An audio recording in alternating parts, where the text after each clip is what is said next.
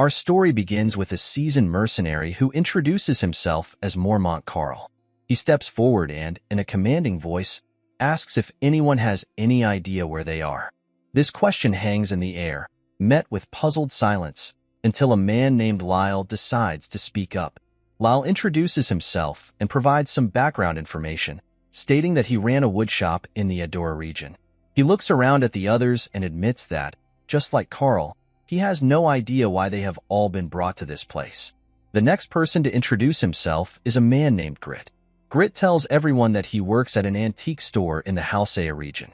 His voice carries a hint of confusion as he explains that he is equally clueless about the reason for their presence in this mysterious location.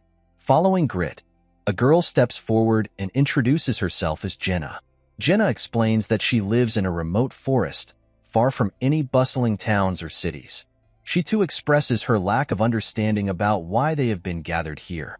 Lastly, our protagonist steps forward to introduce himself. He is a humble farmer named Han Islet. With Han's introduction, it becomes clear that there are a total of 11 people present in this unknown place. As they all exchange glances, it becomes evident that none of them know why they are here or how they got here. Some of the group members begin to wonder aloud if this situation could be a dream or an illusion. The speculation continues until someone nervously suggests that they might have been dragged here by some powerful magician or sorcerer. Carl, ever the pragmatic mercenary, dismisses this idea and tells the group to stop talking nonsense. He tries to ground the conversation in reality, urging everyone to focus on the facts. Lyle, trying to bring some clarity to the situation, points out that the only thing they can be certain of is that everyone present is from the same region, Taenir. They might be able to figure out an important clue if they continue to converse with one another. The group exchanges glances, each person trying to think of something useful to share. Then, suddenly, a fairy steps forward, her appearance dazzling and unexpected. She asks everyone what they're talking about in a voice that commands attention. Before anyone can respond, the fairy informs them that her master is about to open a space-time rift. She tells them that they should all get ready to fight, causing a ripple of shock and confusion among the group. People are taken aback, their eyes widening in surprise as they take in the sight of the fairy. She introduces herself as Isel, and she explains that she is the fairy who manages this place. Isel goes on to tell everyone present that they should stay in line if they don't want to get hurt. Her words carry an undeniable authority that silences any murmurs of dissent. Carl, ever the bold mercenary, steps forward and asks Isel if she is the one who brought them here. His voice is firm, demanding answers. Isel, with a calm yet mysterious demeanor, asks Carl why he wants to know this. Carl, growing impatient, tells Isel to stop talking nonsense and insists that she answer his question directly. Isel, unfazed by Carl's demeanor, warns him that if he doesn't want to be taken down, he should stop right now. Her tone is stern, a clear warning that Carl chooses to ignore. Angered by her response, Carl starts to emit his aura, a visible manifestation of his power and intent. He tells Isel that he will teach her a lesson, his voice filled with determination and anger. As Carl charges to attack Isel, the fairy responds with lightning speed. In an instant, Isel takes Carl down with a single, precise strike. The speed and efficiency of her move leave everyone in stunned silence. Then, Isel, with a serious expression, tells everyone that anyone who tries to hurt her will be taken down as an act of self-defense. Her stern tone leaves no room for argument. The group can't believe what's going on, their minds reeling from the sudden and dramatic turn of events. Murmurs of confusion ripple through the crowd as they try to process what Isel has just said. Desperate for clarity, someone steps forward and asks Isel what she wants. Isel, maintaining her serious demeanor, replies that her only desire is for everyone to listen to her orders, fight well, and win. That's all she wants from them. Suddenly, a glowing window appears in front of them, displaying a message that a party has been formed. The names Lyle, Lanto, Marlin, Kelkud, and Jackson appear, indicating that they have joined Party 1. This unexpected development causes a mix of surprise and curiosity among the group. Seeing this, Isel thinks to herself that her master has finally started operating. Isol then turns her attention to the newly formed Party 1 and tells them to get ready, as the space-time rift is opening now. The anticipation builds as a door to the space rift slowly materializes in front of them. The members of Party 1 exchange nervous glances, their surprise evident as they gaze at the mysterious doorway.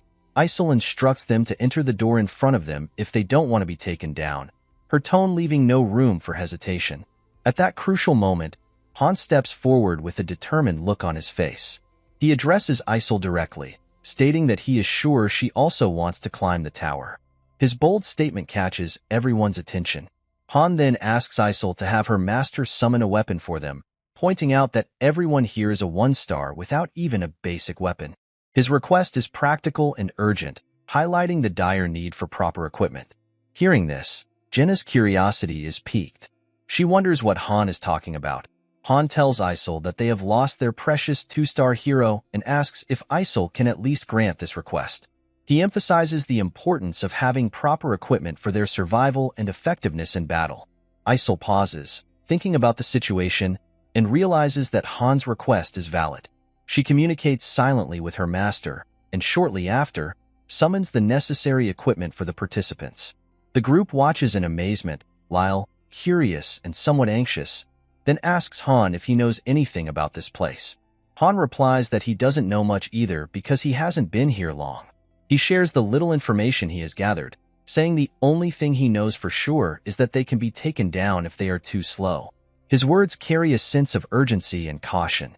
Hearing this, Jenna starts to think that Han might know more about this place than he is letting on. She wonders if he has some insight or experience that could help them understand their situation better. Han then advises everyone to go and grab a weapon from the assortment that Isol has summoned. He warns them that something is going to start soon, and they need to be prepared. People, confused but driven by a need for self-preservation, ask Han what he means by that. Han, already moving towards the room with the weapons, tells everyone that he is talking about the battle. The gravity of his statement sinks in, and a wave of realization washes over the group. As Han reaches the room, everyone else quickly follows, rushing to pick a weapon, and they each choose the weapon that suits them best. Party 1 members, now armed, look more confident and ready to face whatever challenges lie ahead. Isol then addresses Party 1 directly, instructing them to enter the rift. Her voice is firm and commanding, leaving no room for hesitation. Lyle, still adjusting to the rapid succession of events, is surprised to see the portal that has appeared before them. Its swirling, mystical energy is both fascinating and intimidating. Isol, noticing the delay and growing increasingly frustrated, tells Party 1 to stop wasting time and just enter the rift. Her impatience is evident, and she emphasizes the urgency of their mission. On the other hand, we see that Han has picked up a shield. As Jenna observes Han, she wonders why he is examining a shield in the midst of all this chaos. She thinks to herself that she should have taken that shield for herself, especially since she brought a bow and arrow, which might not be as effective in close combat. The shield seems to offer a sense of security and defense that she now wishes she had. Jenna, feeling a mix of curiosity and frustration, approaches Han and asks him if he knows what's going to happen next. She also wants to know why they need weapons, where they are, and what's the deal with the ferry. Han, somewhat exasperated by the barrage of questions, tells Jenna that she sure does have a lot of questions. He explains that their immediate task is to go to the battlefield and take down all the enemies. He tells her that as for the rest, she will have to figure it out herself. His answer, though not entirely satisfying, hints at the urgency and danger of their situation. Suddenly, a notification appears, stating that Party 1 has been taken down by the enemies. This news shocks both Han and Jenna. Jenna, now even more anxious, asks Han what is going on. Han, trying to maintain focus, tells her to keep quiet. In his mind, Han is troubled by the fact that one party has already been defeated. He understands the gravity of their predicament and the high stakes of their mission. Meanwhile, Isol, who has been monitoring the situation, becomes increasingly frustrated upon hearing that Party 1 has been taken down. Her disappointment is palpable, and she knows that they cannot afford more failures. Then, another notification appears, stating that Han, Gale, Grit, Dazzle, and Jenna have now joined Party 1. Then, Isol, with a commanding tone, instructs everyone remaining to prepare themselves for what lies ahead. Hearing this, Han, with a sense of determination, declares that their turn is next. Amidst the anticipation, an old man steps forward as he voices his inability to keep up due to his physical limitations. Despite his plea, Isol remains unmoved, emphasizing the urgency of the mission above individual concerns. With Jenna's help, the party readies themselves to enter the space rift, with Han leading the way. As they step into the rift, a whirlwind of energy envelopes them, transporting them to a new and unfamiliar location. The sudden change in surroundings prompts a collective gasp of surprise from the group. They find themselves standing in what appears to be a vast temple, its ancient walls adorned with cryptic symbols and writings. As they take in their surroundings, a window materializes before them, stating their purpose. It declares that they have entered the first floor of the main dungeon and that their mission is to ascend the tower to save the world. Sensing the impending challenge, Han rallies the party, urging them to prepare for what lies ahead. In a sudden flash of light, they find themselves transported to Dungeon Level 1, disoriented but determined. Surveying their new surroundings, the party is met with a daunting sight. A horde of Level 3 goblins advancing towards them. Han wastes no time in addressing the imminent threat, reminding the party that they stand on the battlefield. He emphasizes the importance of fighting back, warning them that failure to do so will result in being overrun by the goblins. But as Han turns, he sees that 3 of his party members start to run away, their panicked footsteps echoing through the chamber. Jenna, noticing their retreat, attempts to halt her fleeing comrades, but her efforts are in vain.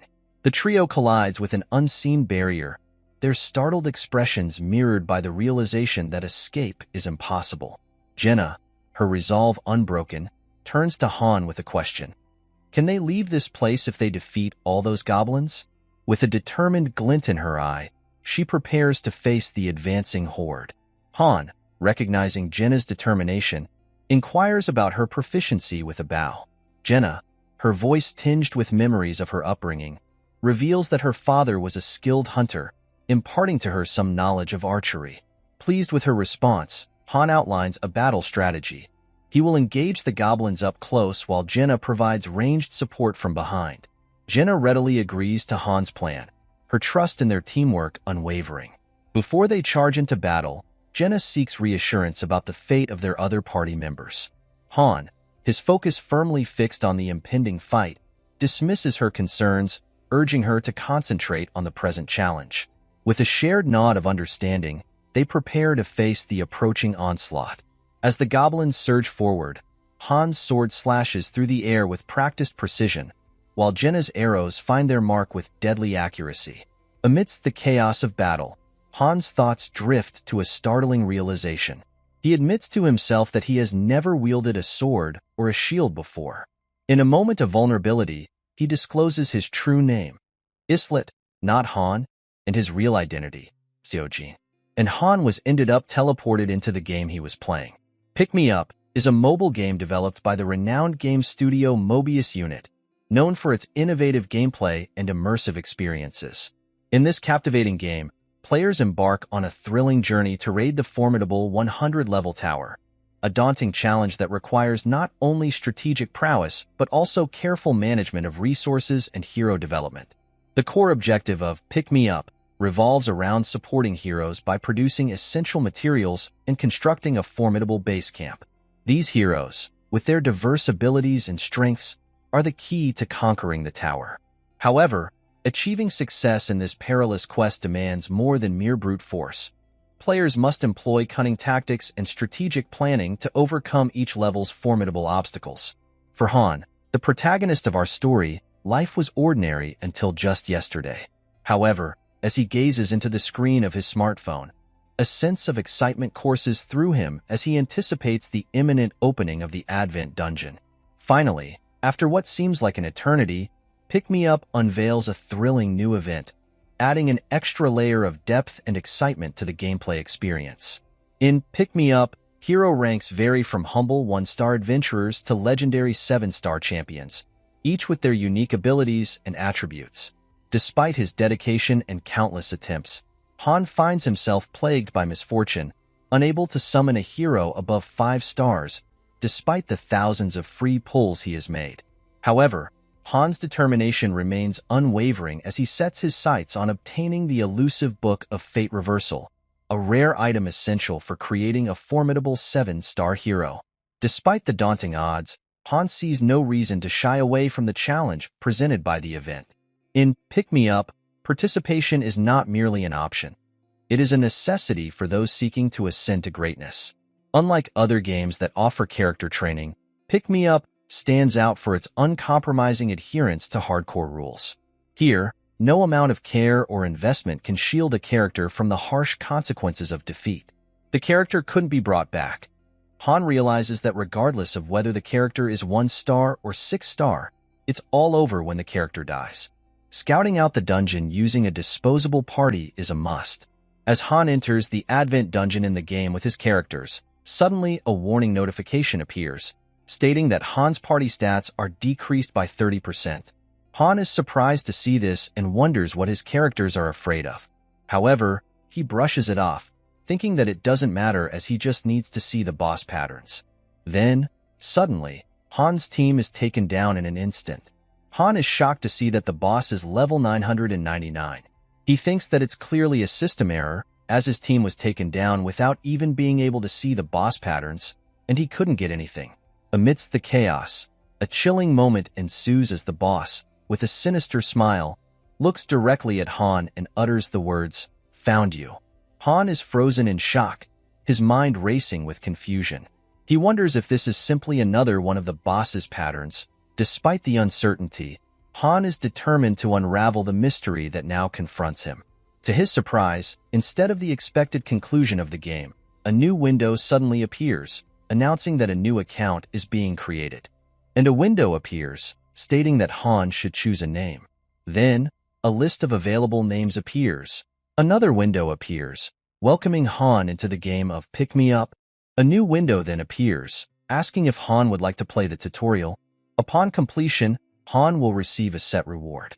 Suddenly, Han wakes up in the middle of a territory. A system window appears, stating that he is in a small village in the Hyam territory. In this place resides a boy named Han Islet. The land is known for its harmony between humans and non-humans, known as Taenir. However, an unknown enemy has invaded this continent of peace. If Han wishes to save the world, he must climb the tower, accompanied by other heroes. Han receives a tutorial quest to defeat the goblins that have invaded the village. As he looks back, he sees a goblin. Shocked and surprised, Han wonders if this is a real place. It doesn't take long for him to realize that this is indeed reality. The goblin strikes at Han with full force, but Han blocks the attack using a sword. But Han was able to push back the goblin and take it down with a single strike. Then, a window appears, stating that Han has cleared the stage. Additionally, Han has leveled up and received rewards. On the other hand, Han doesn't understand what is going on here. Suddenly, he is stunned to see the familiar scenery of the game. Pick Me Up. Then, another window appears, instructing Han to make an ally before continuing to the next stage. Han receives a first-time special service of a premium summon, but he has no idea what is happening. Suddenly, a girl in armor is summoned in front of Han. This summon is super rare. Han wonders if he was also summoned like this, as a summoner hero for a user of Pick Me Up. The girl introduces herself as Shay Radisteri, a 4-star summon. Shay asks Han if he is the one who summoned her and inquires about his identity. Han introduces himself, and in response, Shay introduces herself as well, revealing that she is a knight. As the window appears, announcing Han and Shay's newly formed party, their master, Whatever, wastes no time and promptly dispatches them back into the dungeon to face the looming threat of monsters once more. Amidst the chaos of battle, Shay turns to Han with a curious inquiry, wondering if he's a novice in the realm of combat. Han's admission that it's his first time embarking on such an adventure contrasts sharply with Shay's seasoned expertise. While Han grapples with the unfamiliar weight of a sword, Shay effortlessly dispatches 5 goblins in the blink of an eye, showcasing her prowess as a 4-star hero.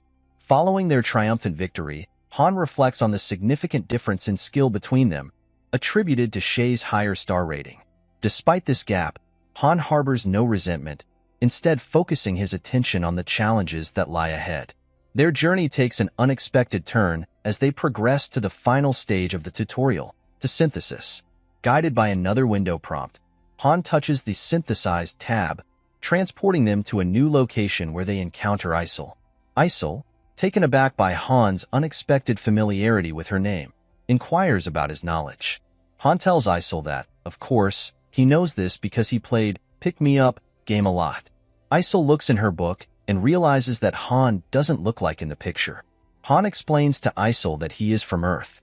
Frustrated by this revelation, Isol sends him to another place, where Han meets Shay again. Then, the synthesis process begins, startling Han as he witnesses it starting. Synthesis strengthens by combining two heroes together, with one of them being sacrificed to enhance the other's stats. During this procedure, one of the heroes is guaranteed to be sacrificed. The issue arises as Han is only a 1-star hero, while Shay is a 4-star knight. A normal player would have no reason to choose Han. Closing his eyes, Han resigns himself to what he believes is the end. However, to his surprise, after the synthesis completes, he finds that he has survived. It is Shay who disappears. Confused, Han asks Shay why she is disappearing, arguing that it doesn't make sense as she is a 4-star and he is only a 1-star. Shay explains to Han that she wasn't chosen, and that's all there is to it. With a serene smile, Shay entrusts Han with the situation before gracefully vanishing, leaving Han in a state of bewildered astonishment. As the scene shifts back to the present, Grit falls victim to the relentless strikes of the goblins. While Jenna and Han valiantly engage in combat with the ferocious creatures, their allies opting for retreat. In the midst of the chaos, Han reflects on his survival and ponders the mechanics of hero synthesis, recognizing his stroke of luck and attributing Shay's sacrifice to a potential error by their master. Despite the turmoil, Han queries Jenna about the status of the remaining goblins, to which she reports her successful dispatch of one. Suddenly, an unexpected blow strikes Han from behind as a goblin lunges at him, testing his resolve. With determination etched on his face, Han swiftly retaliates, dispatching the assailant with precision. Frustration gnaws at him as he contemplates his mysterious summoning into the game, linking it to the ominous laughter of the level 999 monster. Concerned for Han's well-being, Jenna approaches him, inquiring about his injured arm.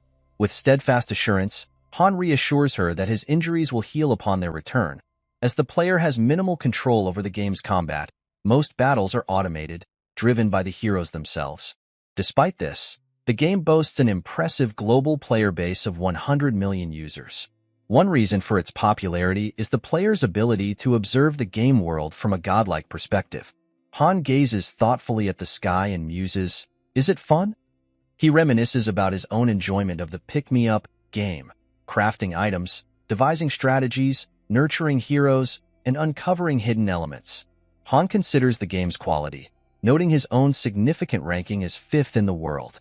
He acknowledges the watchful eye of Loki, the master of masters, as he navigates through the challenges until the end. Following their success, the stage-clear window appears, indicating Jenna's level up. Meanwhile, Han earns the MVP title for this stage, underscoring his skill and contribution. Remarkably, only Jenna and Han emerge victorious from this stage. Then, the scene transitions to the training center, where Han diligently engages in his training regimen. Amidst the exertion, Han grapples with the stark reality confronting him. He exists within the confines of the pick-me-up game, reborn and summoned as a lowly 1-star hero. Contemplating his predicament, Han discerns two perilous paths to demise for heroes: falling in combat or succumbing to combination. As Han reflects on his status as a 1-star hero, he realizes the inherent shortcomings of his classification. In pick-me-up, 1-star heroes are deemed virtually inconsequential, burdened by abysmal statistics and negligible growth prospects. Han's thoughts are consumed by the looming threat of being rendered obsolete through combination, a fate he must strive to avoid at all costs. Despite these daunting challenges, Han finds solace in his gradual progress. Having ascended to level 5, Han's attributes, including intelligence and strength, have also seen marked improvement. Yet, Han remains acutely aware of the arduous journey ahead. Survival, vengeance, and liberation hinge on his ability to fortify himself, both physically and mentally. Navigating the uncertain landscape of the game, Han harbors a deep-seated conviction that adaptation is key to staving off defeat. Beyond physical prowess, Han recognizes the indispensable role of mental resilience. In the face of adversity, succumbing to nervousness could prove fatal. Thus, Han resolves to cultivate not only his physical strength, but also the unwavering fortitude of his mind, ensuring his endurance in the trials to come.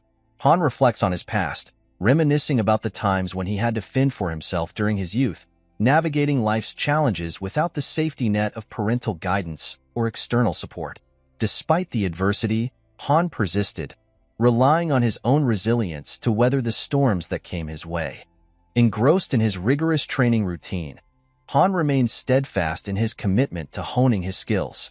It's a solitary pursuit, driven by his inner determination and a desire to overcome the obstacles presented by the game.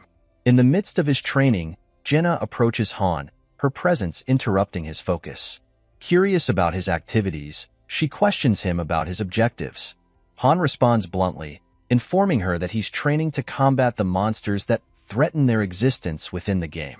Jenna, taken aback by Han's curt demeanor, expresses her frustration, explaining that she went out of her way to find him. Despite her initial annoyance, she shifts the conversation to a more serious tone, contemplating their situation. She acknowledges the harsh reality that they cannot simply leave the confines of the game, realizing that they must confront the challenges it presents head-on. Drawing from her own background as the daughter of a hunter, Jenna shares her pastime of archery, a skill she's honed over the years. She reassures Han that she won't be a hindrance to his efforts and emphasizes the importance of taking proactive steps rather than succumbing to despair. Inquisitive about Han's experience and expertise, Jenna probes him about his knowledge of survival strategies within the game. Han reciprocates her curiosity, asking about her combat experience. Jenna admits that yesterday marked her first real encounter with combat, having spent most of her time indoors. Despite her lack of experience, she remains determined to adapt and learn. Continuing, Han reflects on Jenna's recent progress. Noting her advancement to level 4 and her beginner-level archery skill, he muses over the possibility of her stats increasing by 4 since yesterday. This prompts him to speculate about the relatively low growth value of Jenna's attributes. Despite this, he acknowledges Jenna's possession of a prerequisite skill, a noteworthy trait for a 1-star hero. Despite her initial clumsiness in combat, Jenna's ability to shoot down a goblin stands as a testament to her potential. What impresses Han even more is Jenna's resilience. Rather than being shaken by the encounter with death, she remains resolute and focused on her goals.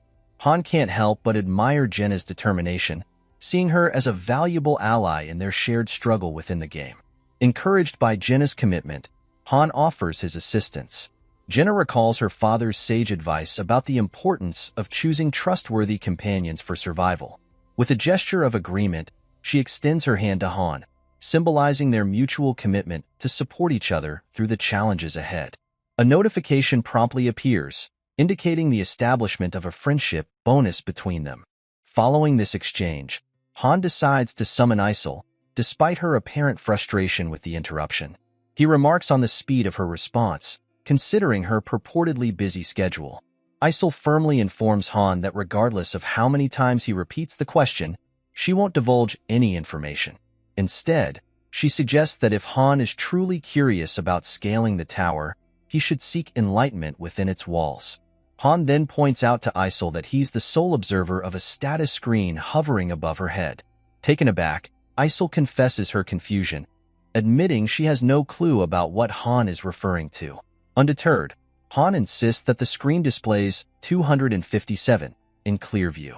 This revelation prompts Han to surmise that he alone possesses the ability to perceive game messages, including those from the elusive master. Inquisitive, Han presses Isol about her contingency plans in the event of the master's departure from the game. Isol's response is a resigned admission that she can only hope for the master's continued presence.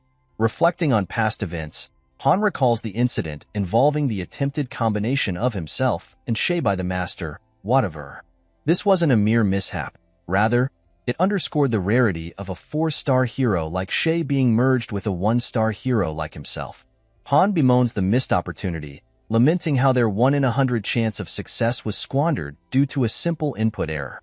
Han reflects on the intricacies of Pick Me Up, realizing that it's intricately linked to the phone, making it immune to simple resets by the master. Since they began playing, an entire week has elapsed, prompting Han's curiosity about the passage of time in this digital realm compared to Earth. However, Isol remains tight-lipped, refusing to provide any answers to Han's inquiries, frustrating him. Despite her silence, Han deduces that time might indeed flow differently here, drawing on Isol's reluctance as a clue. He expresses his gratitude to Isol for inadvertently shedding light on this mystery, further exacerbating her frustration. In the midst of this revelation, Han also ponders the limits of Isol's influence, realizing that she can only intervene in specific circumstances, either in self-defense or when a hero refuses the master's commands. Understanding the importance of adapting to these rules, Han acknowledges that failure to do so could result in defeat, highlighting it as the fundamental law of this unfamiliar world. Meanwhile, Jenna, intrigued by Han's interaction with Isol, seeks clarification. Han elucidates their mission: to conquer a towering structure spanning 100 floors. He explains the role of the master, who issues directives through Isol, guiding them through their missions and quests. Once they reach the 100th floor, they should be able to get released. Jenna asks Han if that means they'll have to continuously fight monsters. Han tells Jenna that's why they have to train to become stronger. Jenna then questions whether it's possible with just the two of them. Han responds by explaining that the master can use money to summon people like them, and they are going to summon a lot of people. He emphasizes that their choices from this point on will decide their lives, but ultimately, their lives depend on the master's choices. After training for a whole day, Han discovers a fascinating rule in this world. The necessities and food are refilled the next day. Furthermore, if Han thinks about the things he wants, they appear the next day in a drawer or in the closet. However, weapons don't appear, and there are different rules when it comes to getting results from training. Han reflects on how things he didn't understand when he used to play Pick Me Up now make sense, particularly regarding the differing combat abilities of heroes of the same rank. There was a notable commonality among them: a dedication to training. They weren't complacent when it came to honing their skills. Although training didn't directly augment their stats or levels, it played a crucial role in developing their abilities and refining their techniques. A discerning master would swiftly categorize their main heroes into 3 distinct groups. Firstly, mental fortitude. Heroes prone to panic wouldn't garner the master's attention. Secondly, skills. While high-rank heroes arrived with pre-existing skills, the majority of low-rank heroes concealed their talents, awaiting discovery by the master. Thirdly, physique. This was presently Han's focal point. As he diligently pursued his training regimen, 3 days had elapsed since he commenced. Suddenly, a notification popped up, signaling the master's connection to the game. Han realized he had acquired 2 new skills through his rigorous training. Promptly, he alerted Jenna to prepare, as the master's presence indicated a new hero summoning session. Given the fixed party size of 5, the master would pull 3 times. Then, a window appeared, illuminating the screen with the announcement that Master Whatever had acquired 3 new heroes: Aaron, Toby, and Yelson. Confusion and surprise clouded the expressions of these freshly summoned individuals. Jenna stepped forward, offering reassurance to the bewildered trio, assuring them that she and Han would guide them through this unfamiliar terrain safely. Amidst the uncertainty, Yelson interjected, alerting everyone to the opening of the Space Rift Gate. Despite their induction into Party 1, Aaron, Toby, and Yelson remained perplexed by their sudden arrival. Han swiftly directed Jenna to retrieve her weapon, emphasizing the urgency of their impending battle preparations. In the wake of this preparation, a window materialized on the screen, outlining the protocol for equipping heroes. It indicated that those without designated equipment would enter battle armed with old swords, while any weapons deposited in the armory would be allocated accordingly. Han deduced the necessity for this policy shift, recalling how their previous defeat had stemmed from their reliance on weaponry. Amidst the ensuing chaos, Aaron and Toby clamored for Yeltsin to facilitate their return, prompting Jenna to intervene in an effort to diffuse the tension.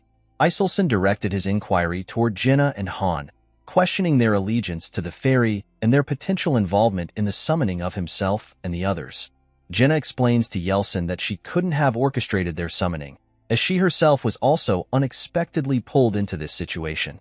Han echoes Jenna's sentiment, cautioning Yeltsin against creating unnecessary commotion, assuring him that the truth would soon come to light. However, despite their attempts at reasoning, Aaron, Toby, and Yeltsin persist in their futile argument with Isel. Concerned, Jenna queries Han about potential repercussions from Isel's frustration. In a surprising turn of events, Isel decides to swiftly resolve the dispute by flinging the trio into the space rift, bidding them an ambiguous farewell. As they materialize on the second floor of the tower, tasked with confronting a new wave of adversaries, Iselson and his companions find themselves in a state of shock. Meanwhile, Han and Jenna brace themselves for the impending battle, albeit with the added challenge of facing level 4 wolves alongside the goblins. Jenna's apprehension is palpable, evidenced by the 30% reduction in her stats. Sensing her unease, Han inquires about her well-being, inadvertently startling her in the process, prompting Jenna to express her frustration. Han reassures Jenna, assigning tasks for their impending confrontation. He'll confront the wolves while Jenna tackles the two goblins. A notification then pops up, signaling Jenna's newfound composure. Witnessing this change in Jenna's demeanor, Han experiences a sense of relief. It seems apparent to Han that the newcomers won't offer much assistance, as he had anticipated. As the monsters advance towards them, Han springs into action, confronting the wolf head-on. With a swift and decisive strike, Han successfully vanquishes the menacing creature. Then the second wolf comes from behind and strikes at Han, but he skillfully blocks the wolf's attack using his shield. As Han attempts to counterattack, the wolf retreats upon seeing his bold move. Without hesitation, Han charges forward and swiftly takes down the wolf. Afterward, he scans the area for the goblins and discovers that Jenna has already dispatched them. With the stage cleared, Han and Jenna both receive level advancements, with Han earning the prestigious MVP title. Additionally, they are rewarded for their efforts before being teleported back. Suddenly, a sense of pressure envelopes them. Han reassures Jenna that it's a normal sensation, similar to what they experienced when ascending to the second floor. They realize they're being transported to the third floor. Han reflects that if they had an impulsive master, they might have been thrust directly into the third floor, which could have been perilous at their current level. However, to their relief, the master logs out, alleviating the tension. Upon Isel mentioning her fatigue, Han questions why she feels tired when they are the ones engaged in battle on the battlefield. Han ponders whether each floor represents one day, and if time in the pick-me-up game moves 3 times slower than in the waiting room, then the master should log in again in 3 days. Observing his stats, he notices that his intelligence has decreased by 1 point, but his strength has increased by 2. Despite this, his overall stat growth remains at 4 points, suggesting that his leveling efficiency has improved, possibly indicating that his physical condition is getting better. Han concludes that the master isn't progressing hastily either. Had he remained at his initial state on the first floor, it would have posed a danger to everyone. Yeltsin and Toby express frustration, questioning Jenna about their whereabouts and the nature of the monsters they encountered. Han reflects that 1-stars are essentially ordinary individuals who have led lives far removed from battlefields. Now, he understands why 1-stars are derogatorily labeled as trash. Reflecting on the 2-star Mormont's declaration of being a mercenary, Han wonders if professions geared towards combat garner higher star levels. After all, high-ranking mercenaries remain composed even in the face of danger. He muses on the consequences of throwing freshly summoned 1-star mercenaries into battle, and they will go into a fear or panic status 100% of the time. But that's not the case with 3 stars and up. They will jump straight into battle. Were they summoned with prior knowledge, or do they know their objective and why they need to fight? Han thinks that Shay knew. Considering her attitude, Han is sure of it. Jenna tells Han that he can't help her out a little. Han tells Jenna that why would they bother with them? Jenna tells Han that they should coax them forward and make them their teammates, as it's better than nothing. Han tells Jenna that they will disappear soon, and it's not that they will be taken down in battle. Rather, if they stay like that, they will disappear. Han tells Jenna that Jenna and Han will be fighting together again in the next battle, and they should forget about these guys. Then Eren steps forward and tells Han there is something Eren wants to ask Han. Han tells Eren to keep it to himself. Angered, Eren grabs Han by his shirt, but then Han punches Eren, and Eren falls to the ground. Now, Han feels conflicted about the situation. Han, feeling the weight of responsibility, turns to Eren, explaining how he and the others had positioned themselves at the rear while he and Jenna bravely confronted the monsters head-on. Reflecting on the previous day's events, Han reassures Jenna that he acted in accordance with her wishes. The following morning heralded the continuation of their rigorous training regimen. Following the completion of basic exercises, Han and Jenna delved into the intricacies of weapons training. Amidst the flurry of activity, Han focused on honing his swordsmanship skills, while Jenna unleashed volleys of arrows with precision from her bow. Notably, Han's proficiency with the sword and shield surged to level 2, a testament to his dedication. Meanwhile, the absence of the three others from the training grounds did not escape notice. Instead, they embarked on a futile quest to locate an exit, expressing their desire to depart from their current predicament. Despite their efforts, the elusive exit remained elusive, leaving them resigned to their circumstances. In a subsequent scene, tension mounts as Jenna takes aim at Han with her arrows, prompting him to summon all his skill to deflect them. Unfortunately, one arrow finds its mark, piercing Han's leg. Concerned, Jenna rushes to his side, inquiring about his well-being. Han, displaying stoic resolve, reassures her, urging her to understand the fundamental differences in natural laws in their current environment, where wounds heal rapidly. Moreover, he reveals a newfound ability named pain resistance. As Han persisted in his training, he found solace in the discomfort it brought, recognizing pain as a vital indicator of his existence. With Jenna as his steadfast training partner, they navigated the challenges together. When the master finally made an appearance, Isil's call to assemble in the main hall stirred excitement among the group. Jenna, in particular, welcomed the break from the routine, eager for the opportunity it presented. Noticing Jenna's apparent knack for adaptation, Han couldn't help but marvel at her resilience, prompting a discussion between them about their differing paces of growth. Jenna attributed her ability to endure to her inherent toughness, a quality that seemed to serve her well in their current predicament. Meanwhile, the persistent pleas of the other three members of their party to return home grated on Isil's patience, ultimately resulting in a stern lesson administered by her. Following the resolution of the conflict, Party 1 ascended to the 3rd floor, where their encounter with goblins awaited. Han observed the goblins' enhanced gear and tactics with a discerning eye, yet remained confident in their ability to prevail, a confidence born out of their dedicated training. Together, he and Jenna dispatched the goblins with ease, their synchronized efforts a testament to their growing prowess.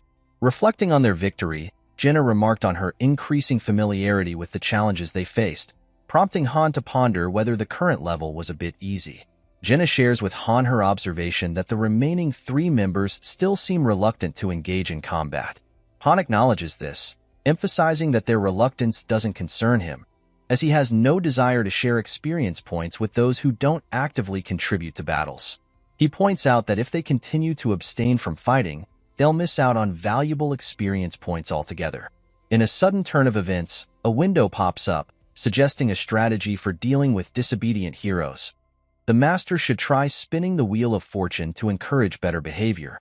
Without delay, the master decides to challenge the 1st floor once again.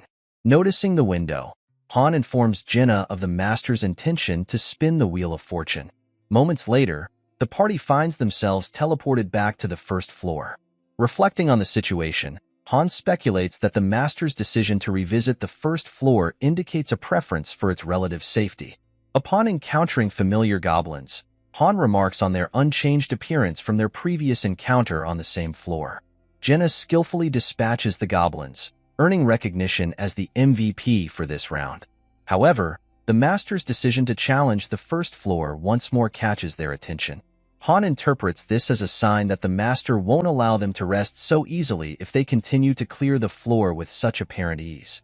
Following Jenna's decisive handling of the first stage goblins, Han took charge against the formidable third-floor monsters.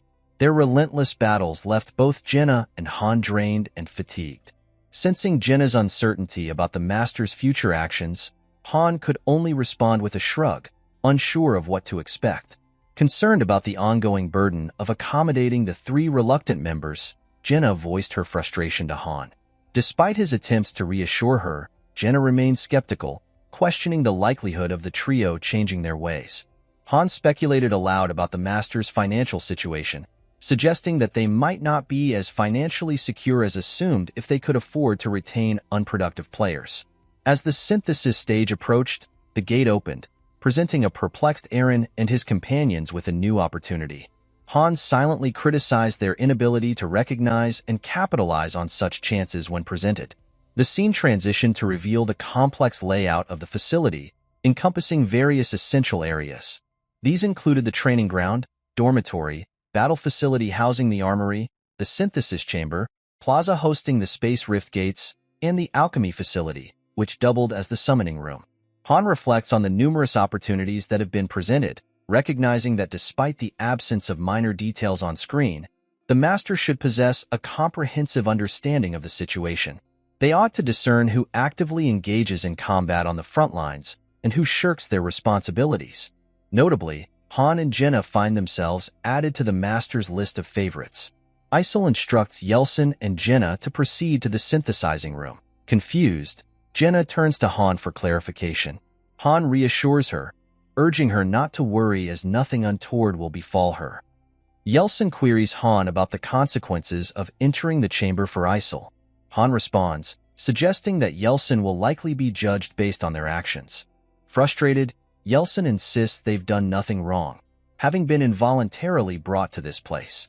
In a surprising moment of agreement, Isol acknowledges their shared perspective as they both enter the synthesis chamber. Subsequently, Jenna experiences a level up and acquires a new skill, Hawkeye.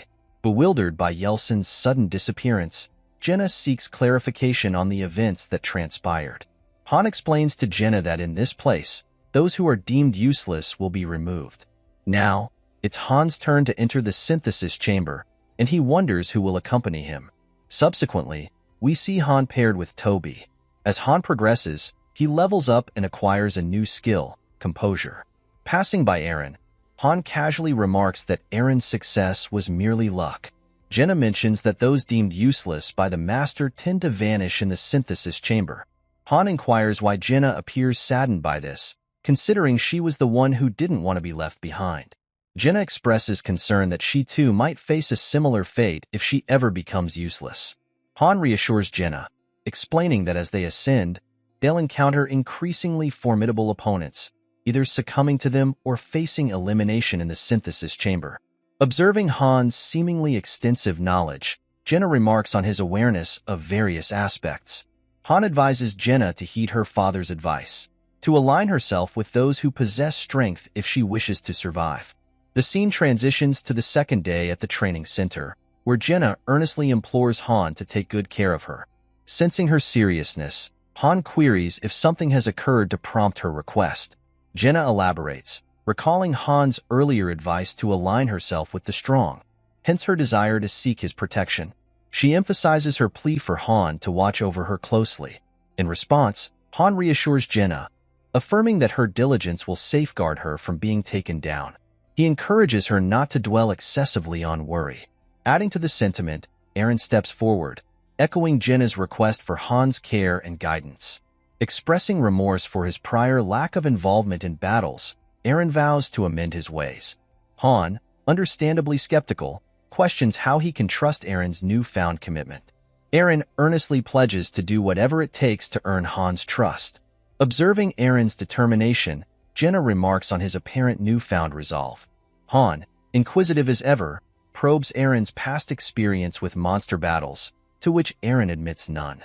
Han shares his own journey, disclosing that he, too, had no prior experience before arriving at this place. As a gesture of trust, he tosses a weapon to Eren.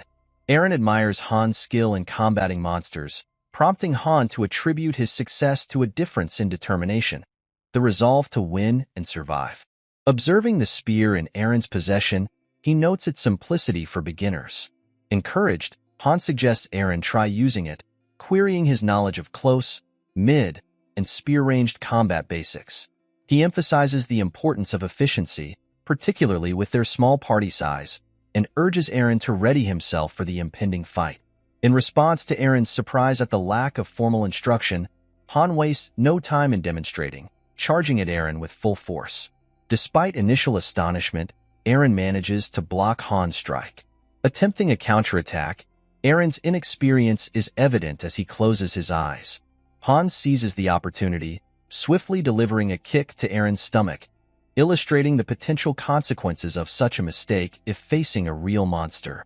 Jenna, observing the exchange, questions Han's severity towards Aaron, especially considering it's Aaron's first time attempting combat. Han expresses to Jenna his reluctance to take on the responsibility of caring for someone else, preferring to leave behind those who cannot keep up with him. Then, he turns his attention to Aaron, inquiring about Aaron's family. Aaron reveals that he has a younger sister. Han reflects on Aaron's fortune to have family, contrasting it with his own solitude. Pointing his sword at Aaron, Han poses a hypothetical scenario, questioning how Aaron would cope if he couldn't return home, highlighting the agony of defeat by a monster, a pain more profound than that of synthesis. He advises Aaron to consider giving up if he finds himself unable to continue. In response, Aaron meets Han's gaze with a serious expression, prompting Han to smile at the newfound determination reflected in Aaron's eyes. Suddenly, a window appears, indicating that a forge has been selected, the annex of the armory. Han realizes that he has unlocked free roam, and that the forge is now open. He calls for Isol, who responds with frustration, questioning Han's entitlement to summon her whenever he pleases. Han expresses his growing frustration to Isol, stating that he's becoming bored with the repetitive tips she provides. Sensing his irritation, Isol reacts with anger, her frustration evident. Han points out that she's the one responsible for sending tips to their master, suggesting she explore the internet for fresh insights. He proposes that if she can access the internet and manipulate the system, her tips might carry more significance. Acknowledging her ability to influence the system, Isol admits to her hobby of browsing the web. Han deduces that the tips she sends are likely inspired by her online discoveries. He elaborates that after summoning equipment 10 times, one unlocks level 1 of the training facility, followed by access to the forge. Taken aback, Isol questions how Han acquired this information. Han casually mentions it's a popular post on the Pick Me Up site, particularly one authored by Loki. Isol is intrigued and asks if Han knows Loki, to which Han confirms, revealing that he's also an active user of Pick Me Up. Isol enlightens Han about Loki's legendary status as the god of Pick Me Up, suggesting he would reign supreme if he achieved a 7-star rating. Intrigued by Isol's admiration for Loki, Han delves deeper into the discussion. He learns that Loki is revered for accomplishing the seemingly impossible, earning admiration for his remarkable achievements. Isol expresses her surprise that Han, despite being a Pick Me Up user, was unaware of Loki's profound influence. Han apologizes for the oversight but stuns Isol by revealing his true identity. He is Loki. Isol's reaction is one of surprise upon hearing this revelation. Han proceeds to provide Isol with his account number, which is 46631913.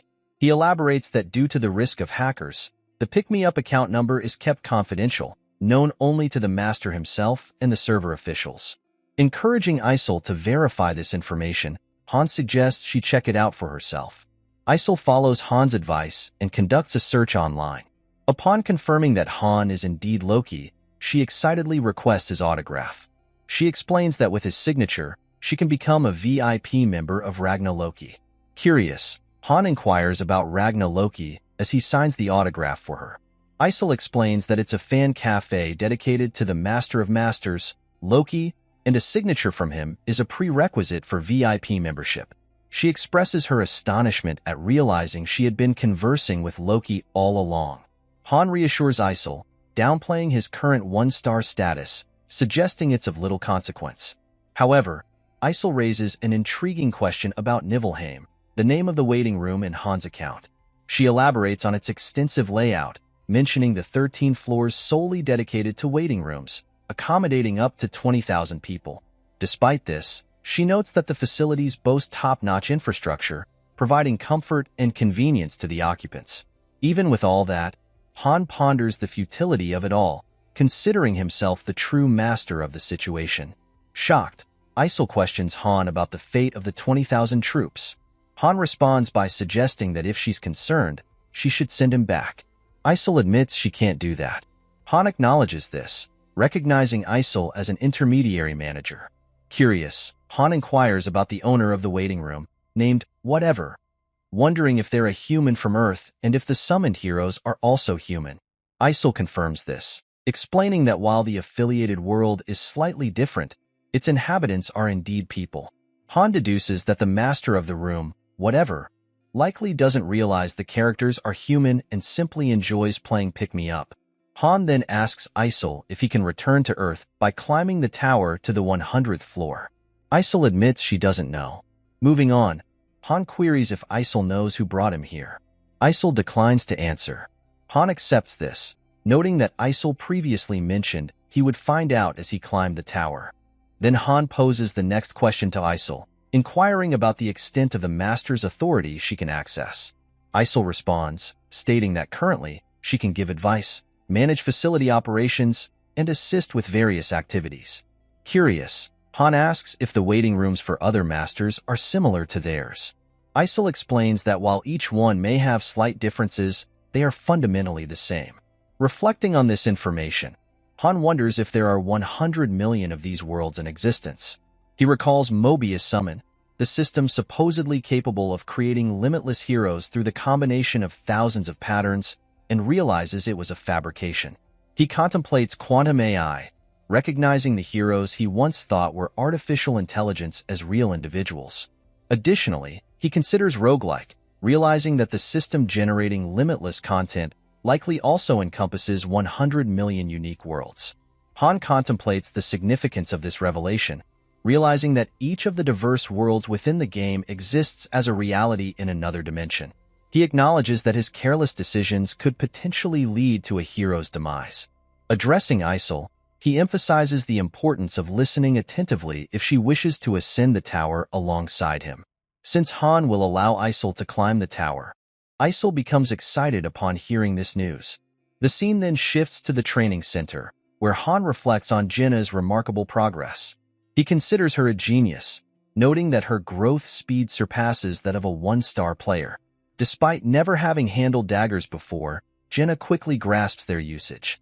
In contrast, Aaron's progress is sluggish, leading Han to worry that Aaron will eventually be defeated. After training, Jenna approaches Han and reveals that she faced Aaron while holding back, yet Aaron still couldn't defeat her. Han admonishes Jenna for her arrogance and instructs her to follow his lead.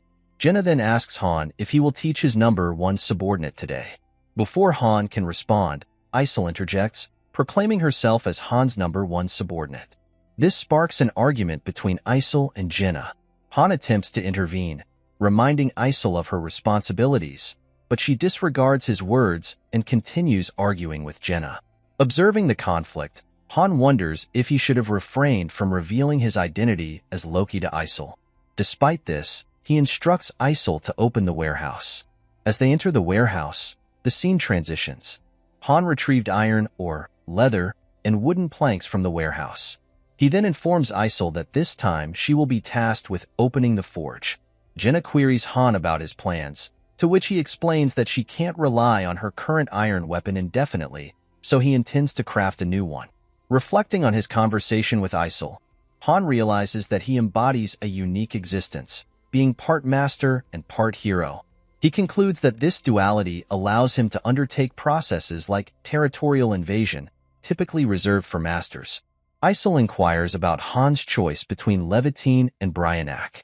Han responds by stating that in a place like this, at this point, a window pops up, indicating insufficient facilities and penalties for various deficiencies, such as the absence of an artisan or blueprints. Despite these challenges, a synthesis window opens, and Han opts for manual production. Another window prompts him to select a puzzle difficulty, with greater difficulty promising greater rewards. Han chooses the ultra difficulty setting. Isol, surprised, informs Han that completing the puzzle on ultra difficulty will be impossible, especially with the triple penalty. Han dismisses her concerns, asserting that she should just watch, as this minigame is a favorite among masters despite its rarity. He explains that while most masters don't engage in it, the rewards are worthwhile. With a 3-minute time limit, Han tackles the puzzle confidently. Isol, struggling to comprehend the puzzle, expresses her confusion. However, Han remains unperturbed, reassuring her that it's not a problem. Isol is delighted by his confidence, anticipating witnessing the legendary Thousand Hands technique in action. With incredible speed, Han swiftly solves the puzzle and successfully forges a C-rank longsword. Isol is impressed by the sword's appearance as it materializes before Han. A window then appears, stating that the sword is remarkably strong, lightweight, and sharp. Despite the crude materials used, the craftsmanship compensates with exceptional skill. Han diligently worked on solving the puzzle and managed to create 3 C-rank weapons: a sharp long spear, a solid steel shield, and a balanced short bow. Despite their C-rank status, Han noted that the limitations were due to the materials available. Isol then inquired whether Han would make more weapons, to which Han replied that producing any more would attract too much attention. Han didn't want the master to develop any unnecessary misunderstandings. The scene then shifts outside, where Jenna is testing the bow that Han had crafted for her. As she tries it out, Jenna is impressed by the weapon's quality. The trio has now advanced to the 4th floor. Jenna remarks to Han that the bow's elasticity is exceptional, predicting that others who come later might attempt to steal it. Han reassures Jenna that using the personal weapon option will prevent such thefts. He also comments that the master is being overly demanding by having them face these monsters with just 3 people. Han ordered Jenna to take care of the harpy while Eren was tasked with protecting her. Han himself would handle the other monsters.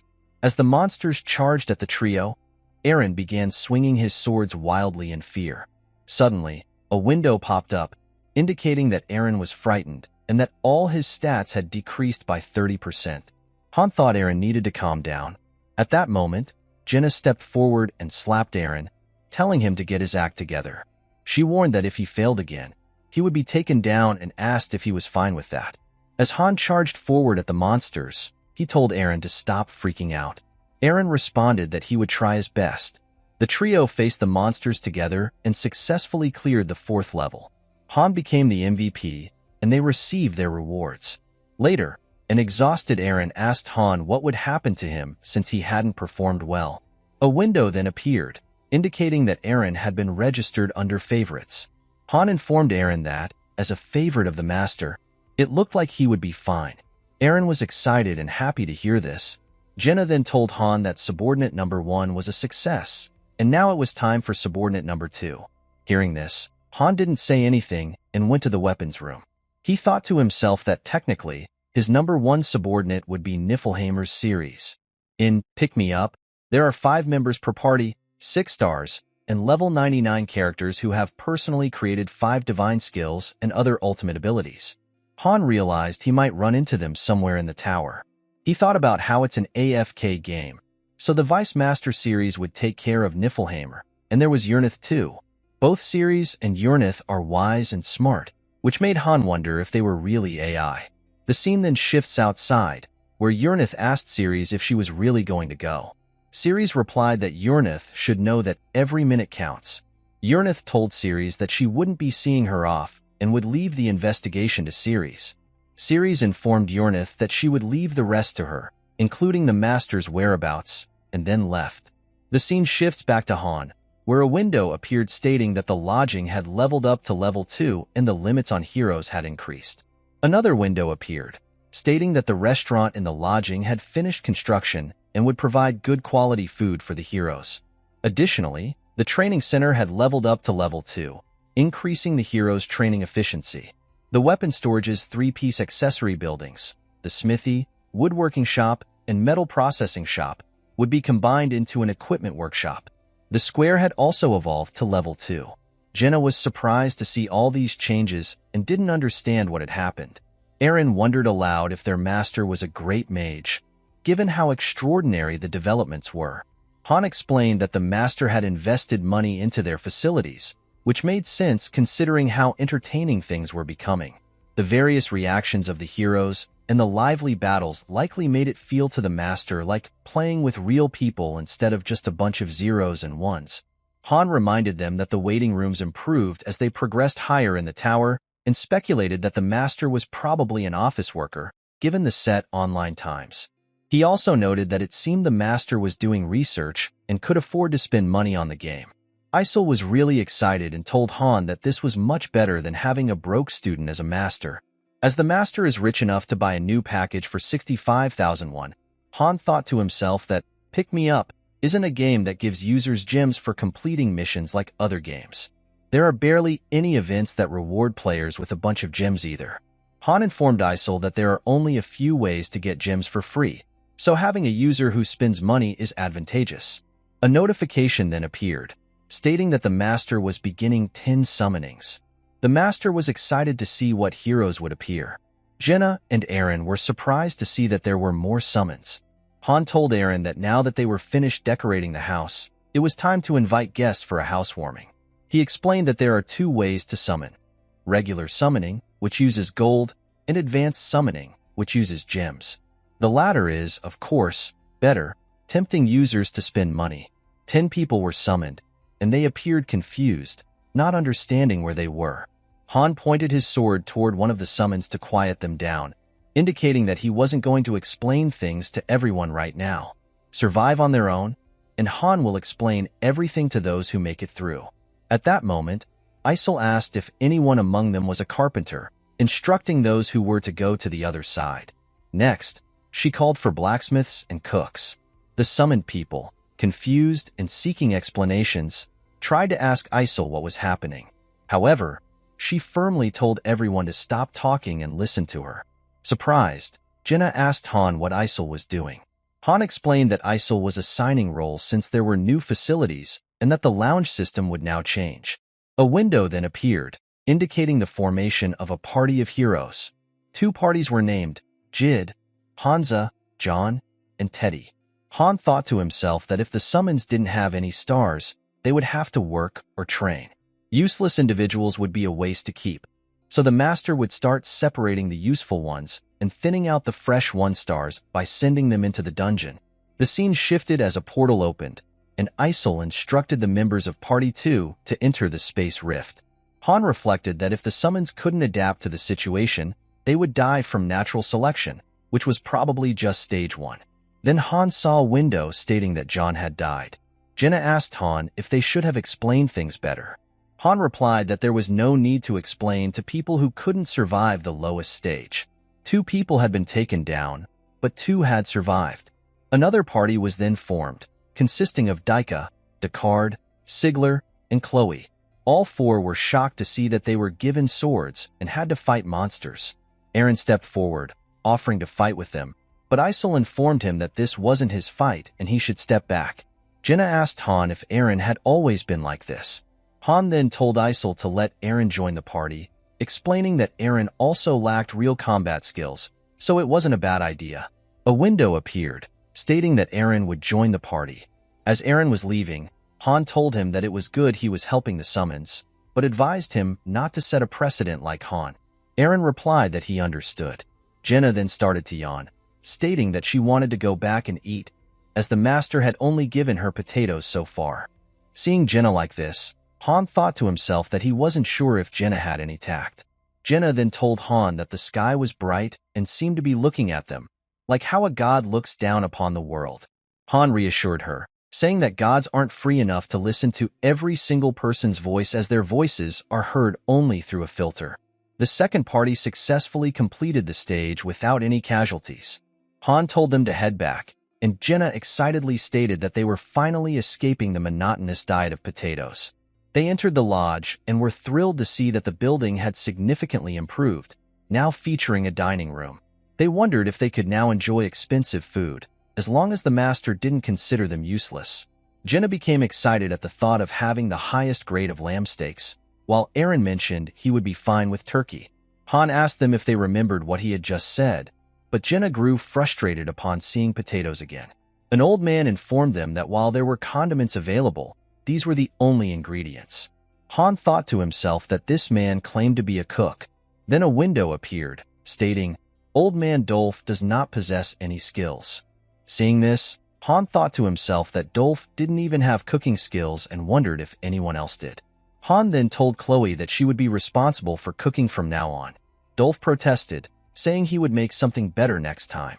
Han informed Dolph that while he appreciated him reading the situation, lying about his skills was unacceptable. Han warned Dolph that this was the last time he would overlook such behavior. Dolph had no choice but to comply. Chloe then prepared numerous delicious-looking dishes. Jenna, surprised, remarked on how many different ways potatoes could be cooked.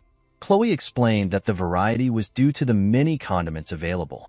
Han told everyone to eat while they listened, emphasizing that he wouldn't repeat himself and that the same information should be relayed to any new arrivals if they wanted to avoid dying.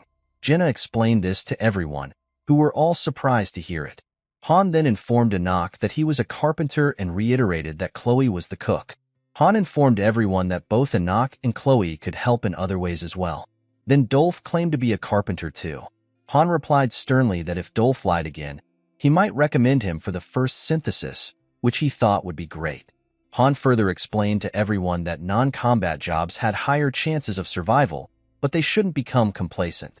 Spots are limited, so if a better skilled person is summoned, they might end up with a combat job instead. From the second day onward, their simple life began to change. Jide, Hansen, and Daika expressed a desire to join the training. Seeing this, Jenna remarked that it seemed everyone else was scared and looking for a place to hide. Han agreed, saying he was getting bored of sparring with Eren and was ready to change things up a bit. Han thought that Eren had been a bad influence since the others had started calling him Young Nim. He noted the significant stat difference between the newcomers and himself, likening it to the gap between a child and an adult. He reflected that such rapid growth wouldn't have been possible on Earth. Jenna's low-rank archery skill had already reached level 5, and her low-rank dagger skill had also reached level 2. On the other hand, Eren's spear skill had reached level 2 but had not progressed further. Despite being the first to arrive for training and the last to leave, Eren had yet to acquire a useful skill. The three new trainees all had level 1 swordsmanship, possibly due to their similar age and harmonious spirits, yet they still outperformed others who chose to hide away. A few days later, the free 10 pull event occurred again, and this time, Eren and the other three handled it without Han's intervention. Only one person died during the thinning process. Jenna observed that more people were arriving, to which Han responded that there would only be more. Jenna then asked Han why the master was not advancing to the 5th stage, considering it had been a long time since Han had cleared the 4th stage. Han thought to himself that, of course, the master wasn't advancing because the 5th stage was on a completely different level. Han told Jenna that the members of Party 1 hadn't been selected yet. He explained that every 5 stages, the difficulty spikes, akin to facing a boss floor. There was even a chance that Han himself might not survive. The master was aware of how many would perish despite culling and training, but Han saw no reason to reveal to Jenna just how devilish the difficulty would become later on. The combatants included Jenna, Han, Eren, Zid, Hansen, and Daika, with Anak and Chloe in supporting roles. The scene shifted to the 4th level, where Hansen, Zid, and the others were about to face the monsters. Han instructed the newcomers that they didn't need to attack unnecessarily, as the sword and bow were right behind them. As they faced the monsters together, Han instructed them from behind, emphasizing that the weak have their own way of fighting through formation, using the strength of the group rather than individual prowess. Han thought to himself that he didn't join the battle because he could clear this stage by himself, but by abstaining, others could practice their formations.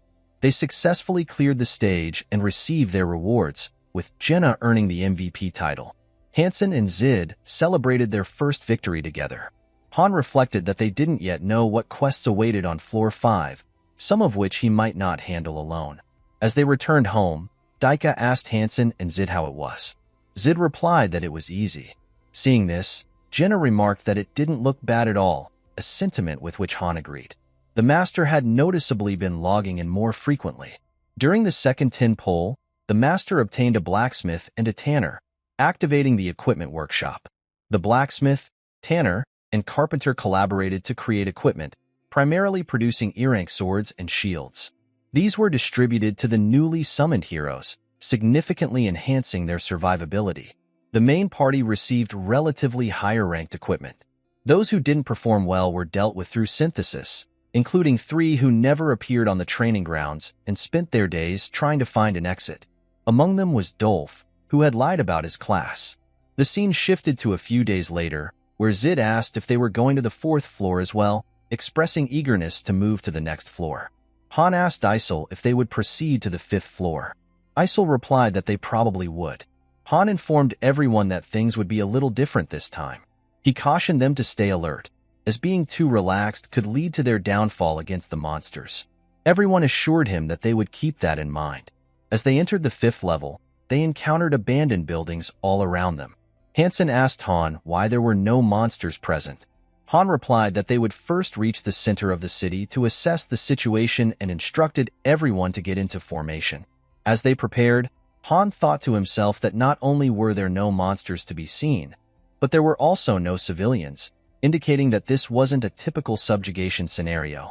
Zid was shocked to discover a skeleton and called out to Han. Eren, equally startled, wondered aloud about the eerie emptiness of the place with its buildings, but no people. Jenna commented that this level was completely different from any quests they had encountered before. Han explained that the earlier levels had merely been warm-ups. Han then directed Jenna to climb a bell tower. As Jenna ascended, Han asked her what she could see. After a moment, Jenna reported back to Han, surprised by what she had found. Eren eagerly asked Jenna what she had seen, and she asked for a moment to collect her thoughts. When Jenna informed Han that there were a bunch of goblins outside the city and they seemed to be approaching, Han immediately inquired about the number of goblins they were facing. Jenna informed Han that there were thousands of goblins present. It became evident that Floor 5 was a survival quest, requiring the heroes to endure against these overwhelming odds. Shocked by this revelation, Eren asked Jenna if she was certain about what she had seen. Jenna assured him that she was reporting exactly what she had observed. Han instructed Jenna to descend from the bell tower, and Eren voiced his concern that something might be wrong. Han reassured Eren not to be afraid, explaining that their mission this time wasn't about subjugation but survival. They needed to endure the goblin onslaught for a set amount of time. Attempting to enter a nearby building, Han found that they were barred from entry. He directed everyone to keep moving for the time being. Eren asked Han how long they needed to survive. Han replied that they just needed to hold out for 10 minutes after engaging the enemy, which seemed feasible. However, to their surprise, they learned they had to survive for 30 minutes. Han reflected that the chances of a party surviving a survival quest on lower floors were only 9%, making such quests notorious as hero grinders, although they were less daunting on higher floors. Han instructed everyone to move off the main road, leading them into an alleyway. Zid asked if there might be a better location, to which Han replied that all the buildings showed signs of damage, providing openings they could exploit, and they didn't have time to search further. They decided to make their stand there. Han reasoned that since the alley was narrow, they could confront the goblins one by one, despite their overwhelming numbers. Zid and Hansen pledged to do their best upon hearing this plan. Han assigned himself to guard the left entrance, while Eren would cover the right. Zid and Hansen were tasked with securing the back entrance. Han emphasized the importance of fighting strategically, avoiding unnecessary risks and taking breaks to recover. Turning to Jenna, Han positioned her at the center of their defensive formation and instructed her to conserve her arrows until he gave the signal. She agreed without hesitation. Han then directed the newcomers to construct barricades before the goblins arrived, cautioning them that if the goblins breached their defenses at any point, it could mean disaster for them all. As Zid began building the barricades, Han assisted, silently contemplating the daunting challenge of surviving for 30 minutes under these dire circumstances. Since this wasn't the waiting room, the time in the stage would be synced with Earth's time, and the timer would only start upon their contact with the goblins. At that moment, a goblin appeared before Han and immediately charged at him, triggering the start of the 30-minute countdown. Han was surprised to see the barricades still unfinished, but managed to swiftly defeat the goblin. However, soon all the other goblins rushed at them simultaneously. As they confronted the goblins, Han systematically took down each one that approached him. From behind, Jenna instructed Han to alert her when he started to tire. Meanwhile, Han strategized to block and counter in a circular pattern against the relentless charge. Eren asked Han if they only needed to endure this for 10 minutes. Han retorted, questioning if he had ever lied before, and noted that 4 minutes had already passed. The goblins continued their relentless strikes without pause. As they continued to fend off the goblins, Han instructed Zid to switch with Hansen. Zid insisted he could still handle more, but Han sharply told him to switch immediately. Han realized he was running low on stamina. Not only were these adversaries low level, but they were also unskilled and prone to exhaustion due to excessive movement. Raising his voice, Han emphasized the importance of efficiency. Each strike must count, using minimal stamina. Block, stab, block again. This was their strategy against the swarm of weak goblins from the first floor, despite their overwhelming numbers. Han then directed Zid to swap positions with Hansen again, considering this the most perilous moment. Turning to Jenna, Han assigned her to assist Zid and instructed her to retrieve her arrows promptly after each shot. Jenna eagerly complied, stating she had been waiting for this moment. Han emphasized that Jenna needed to focus on the goblins approaching their opening. Eren interrupted, recalling Han's earlier statement about holding off the goblins for 10 minutes. Han clarified that only 5 minutes had elapsed. Jenna diligently targeted the goblins at the opening, but Zid soon sustained an injury. Han quickly instructed Hansen to take Zid's place in the defensive formation. Han instructed the newcomers not to hesitate and to switch positions to hold off the goblins. He reassured Zid to stop worrying, noting that he would be healed once they returned. A notification appeared, indicating Zid's fear had reduced his stats by 30%. Despite this setback, Han continued to fend off the approaching goblins. Han urged Zid to regain his composure and then ordered Jenna to attend to Zid's injuries. Stressing the urgency, Han reminded Zid that Hansen's life depended on him switching positions. Just then, a goblin attempted to attack Han from behind, but he swiftly countered and defeated it. More goblins converged on Han's position. Hansen reported to Han that his sword was malfunctioning. Han inquired if Zid could switch with Hansen, to which Zid affirmed his readiness to continue fighting. As they swapped places, Han instructed Hansen to inspect his sword. Reflecting to himself, Han acknowledged it was an improvement from the old F-rank iron sword, though still ordinary. He encouraged Hansen, explaining that even without a sharp blade, he could still strike effectively against the goblins. Hansen's sword malfunctioned, so he opted to use a shield instead. Han then instructed Jenna to switch with Eren, but Eren insisted he could still fight. Jenna urged Eren to rest while he had the chance, advising against stubbornness. Han informed everyone they had 3 minutes left and needed to endure a bit longer. In his thoughts, Han pondered how these 30 minutes felt so prolonged. Han directed Jenna to swap with Eren. Jenna expressed surprise, asserting she could continue fighting. Eren reassured Jenna that even a brief 10-second rest would suffice. Meanwhile, Hansen switched with Zid. Han then directed Jenna to shoot arrows and support Hansen, but Jenna mentioned having only a few arrows left. Han insisted Jenna use the remaining arrows to avoid endangering everyone. Jenna aimed and fired at the goblins, but one resilient goblin managed to evade the arrows and struck at Hansen. Hansen dodged the blow, but it hit Zid instead, causing him to collapse to the ground. Jenna was visibly shocked by the turn of events. Then Han instructed Hansen to switch with him, but Hansen asked about Zid's whereabouts. Han informed Hansen that Zid was resting and urged Hansen to move immediately. As Han continued to fend off goblins from his side, he directed Jenna to step up and assist in taking them down. Using his shield, Han blocked the oncoming goblins. A notification window appeared, indicating a skill awakening for Jenna. Her shortsword skill had increased to level 3. Jenna queried Han about how much longer they had to endure. Han replied that he didn't have time to check the clock. They needed to focus on defeating the goblins. Meanwhile, Han's own skills had also improved. Shield proficiency increased to level 5, pain resistance to level 2, and composure to level 3.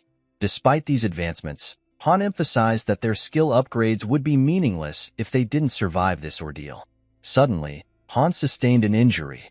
Hansen struggled to keep up with the onslaught of goblins and was eventually overwhelmed. Han swiftly ordered Jenna and Eren to stay close and move with him. Jenna, still concerned about Zid and Hansen, hesitated. Han sternly advised Jenna that if she wanted to mourn their comrades, she should do so after they survived. As they reached another alley, Han ordered Jenna to climb the building behind them. Jenna hesitated, saying she couldn't run away alone. Han dismissed her concerns, insisting he would follow her up. As the goblins closed in, Han instructed Eren and Jenna to focus on taking down one goblin at a time. Jenna reported that she had successfully climbed the building. Han then directed Eren to follow suit, while Jenna urged Eren to hurry and grab her hand. As they were about to reach safety, a goblin struck Eren's leg. Han swiftly dispatched the goblin, but Eren was injured and unable to continue fighting. Han directed Jenna to use Eren's spear to fend off any approaching goblins. Facing the relentless onslaught, Han emphasized the need to prevent the goblins from climbing up. Failure here meant they had nowhere else to escape. In the midst of the struggle, Jenna accidentally dropped the spear and turned to Han for guidance. Han instructed her to kick the goblins away. Concerned about the time remaining, Jenna asked Han how much longer they had. Han reassured her they only needed to endure for another 30 seconds, though Jenna felt as if an hour had passed. Han urged Jenna to trust him and hold on a bit longer, emphasizing they truly had only 30 seconds left. Suddenly, a goblin grabbed Han's dagger. Han attempted to retaliate with his sword, but the goblin struck him first, critically injuring him. On the other hand, Jenna also got injured. Han was shocked, thinking it might be over for him. He wondered if he would die here, on merely the 5th floor. Han found it unfair, not understanding why he was struggling like this. Such a situation would never have happened on Earth. Suddenly, Han entered berserk mode and swiftly took down the goblins in front of him.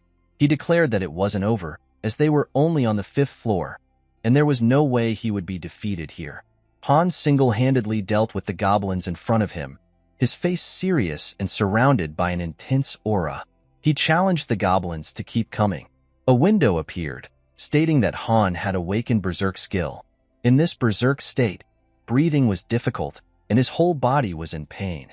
Despite this, Han continued fighting the goblins, determined not to fall until every last one was defeated.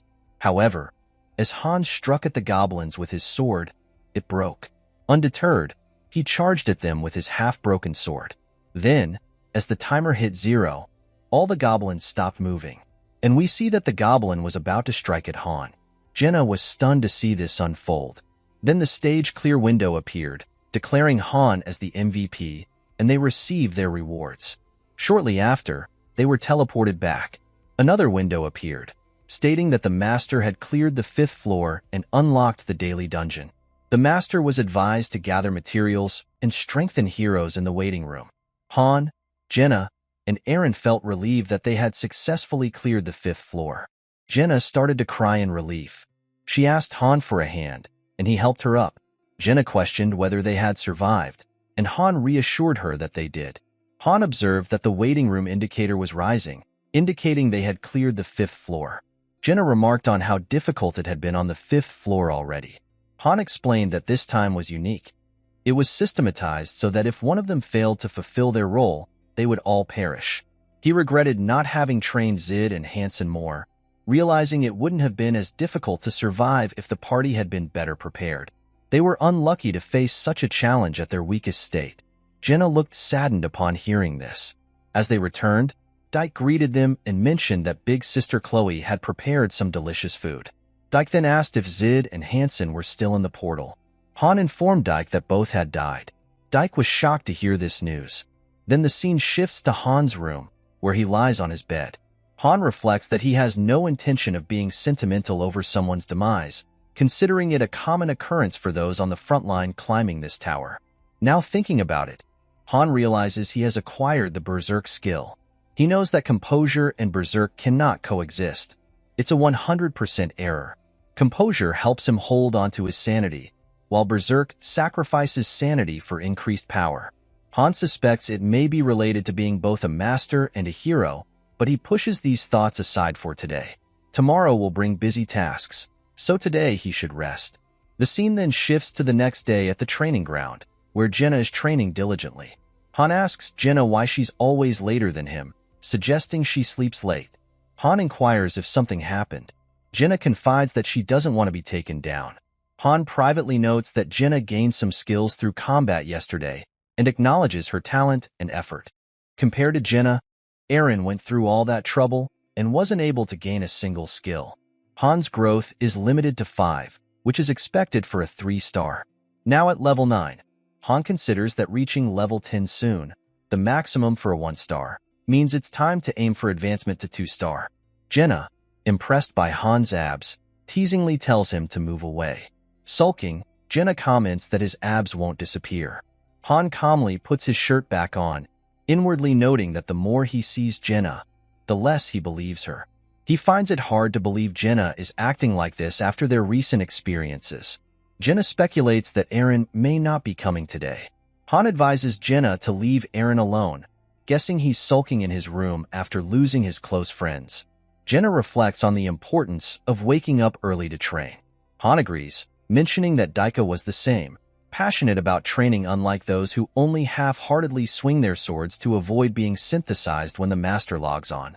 Han tells Jenna that Aide and Hansen also had potential, and they would have been useful if he had helped them train a little more. He reflects that those who train half-heartedly should have been the ones taken down yesterday.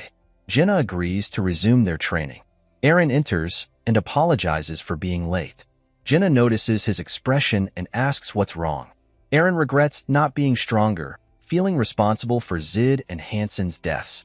Han bluntly tells Eren that their deaths were due to their weakness. End of story. It's been a month since Han arrived in this world, which translates to just over 10 days in Earth time. During this period, Han observed the Master's login patterns.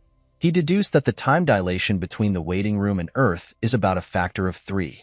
The Master logs in 3 times a day, morning, noon, and afternoon. Han notes that during combat stages, time flows at real-time speed. If the time dilation also applied there, what felt like 30 minutes would actually be an hour and a half. Isol encourages everyone to strive to be as excellent as Han. As expected of the Master of Masters, succeeding in a survival mission on the 5th floor using only low-rank weapons is quite an accomplishment. Jenna asks Han why Isol is acting that way, but Han cryptically tells her it's a trade secret. Isol admonishes the others for lounging around while Isol works hard, threatening not to let anyone go. Han intervenes, telling Isol to let them be, as they respond when called upon. Soon after, a new party is formed consisting of Han, Jenna, Lewis, Jeffrey, and Owen. Isol announces that this party will enter the space-time rift. Jenna expresses uncertainty about the unfamiliar members, but Han reassures her that this time won't be too difficult.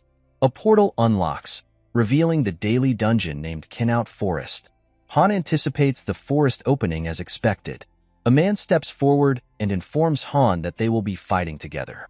Han asks for his name, and the man introduces himself as Owen. Owen expresses doubts about being helpful due to Han's strength, but Han assures him that the newcomers won't be fighting. As they enter the forest, a window appears stating that the party will return after collecting some materials. Jenna asks Han where the enemies are, wondering if it's a special quest like the 5th floor. Han explains to Jenna that this is a daily dungeon, a place specifically for collecting materials. Han picks up a rock and demonstrates his dimension storage to Owen, explaining that it's where they can collect materials like tree branches, which will accumulate in their storehouse. These materials will later be used to craft items. Jenna questions if their task is solely gathering without fighting, and Han replies affirmatively, but adds that Jenna, being different, will hunt with him. Jenna expresses disappointment, thinking she might have an easy time for once. As they proceed, Jenna asks if they can hunt animals like deer and rabbits, excited about the prospect of finally eating meat. They soon encounter a deer. Jenna gets excited upon seeing it, and with a single arrow, she takes down the deer. Han instructs Jenna to gather the materials and put them into the dimensional gate without missing any. Jenna asks Han where he's going, and he replies that he's also going to hunt because he's tired of eating only potatoes. Han ventures deeper into the forest and arrives near a lake, realizing there's only 30 minutes left before everyone is automatically summoned back. He spots the queen of the forest, a rare monster that appears on forest dungeon days, known for its low-grade attribute stone used for advancements. Han charges forward and swiftly takes down other deer nearby. Witnessing this, the queen of the forest becomes enraged and confronts Han. With a determined look, Han challenges the queen to come at him. Additionally, there are 3 daily dungeons: Mines of Israelta from Monday to Tuesday, Kenout Forest from Wednesday to Thursday, and Simral Plateau from Friday to Saturday. On Sundays, all dungeons are open. Then the scene shifts back to the camp, where the rest of the party members are shocked to see a monster. They quickly realize it's Han. Frustrated, Han asks them if they can't recognize him. Jenna, surprised to see a deer so large, exclaims, and Han, exhausted, asks her for help. He then inquires how many animals Jenna has caught. Jenna replies that she has caught 2 deer and a boar, assuring that everyone in the waiting room will be able to eat as much as they want. Jenna then asks why Han brought the deer's head. Han explains that he couldn't cut its horn off. Jenna points out that the deer has horns even though it's a female, noting that they can tell the deer's gender by looking at its head. At that moment, Jenna awakens another skill, Hunter of the Forest. Seeing this, Han thinks that Jenna's advancement will go smoothly. Han has also acquired a low-grade wind attribute stone, rank D, which is filled with the aura of the forest and is used in crafting various items and advancing heroes. The scene then shifts back to the house, where everyone enjoys eating meat. Then Jenna tells Han that everyone seems excited since they already ate 1 deer. Han responds that if she is done eating, she should follow him. He explains that the daily dungeon is a system where the location of the dungeon changes depending on the day of the week. Today, it is the Sinmeral Plateau, a dungeon where Han can acquire other attribute stones. As both Jenna and Han enter the Sinmeral Plateau, Jenna, surprised, asks Han if she can really get stronger by gathering materials. Han replies that if Jenna wants to get stronger, she needs something called an attribute stone, and they are there to gather those stones. As they move forward, Jenna is impressed by the view in front of her and enjoys the pleasant wind. At that moment, Han sees a plant of life. He recalls seeing these plants in a drawing, noting that they are the main ingredients for making recovery potions, and intends to pick them later. As they both proceed, they take down a giant wolf together. Jenna is happy and states that they had no trouble dealing with the wolf. Then Han tells Jenna to hurry up as other wolves might come. We see Han has acquired another low-grade wind attribute stone, rank D. Jenna comments that it is peaceful here and wishes it could always be like this, hunting, gathering plants, and having good food and a place to sleep. She adds that it would be a paradise if the master wasn't there. Surprised, Han reflects that he was a former master as well. Jenna expresses her hope that the master never returns. Hearing this, Han wonders if the guys in Niflheim also thought it would be better if the master didn't come. He then asks Jenna if she doesn't want to fight, reminding her that fighting on the front line isn't everything, and she doesn't need to worry about being synthesized. Jenna then asks if Han is going to give her another place. Han replies that if the situation improves, there is nothing he can't do. Jenna then asks Han why he is not taking on other roles, and hearing this, Han couldn't help but smile. Then the scene shifts to a few days later. The party has reached Floor 6, and the quest type is Exploration. Their objective is to investigate an unknown location, and Daika has also joined Party 1. Daika states that he is looking forward to working with Han and the others. Aaron notes that it seems they are not doing a daily dungeon today. Han explains that it's another quest that rarely appears. Aaron informs Han that he doesn't see any enemies and wonders if it could be the same as the 5th floor.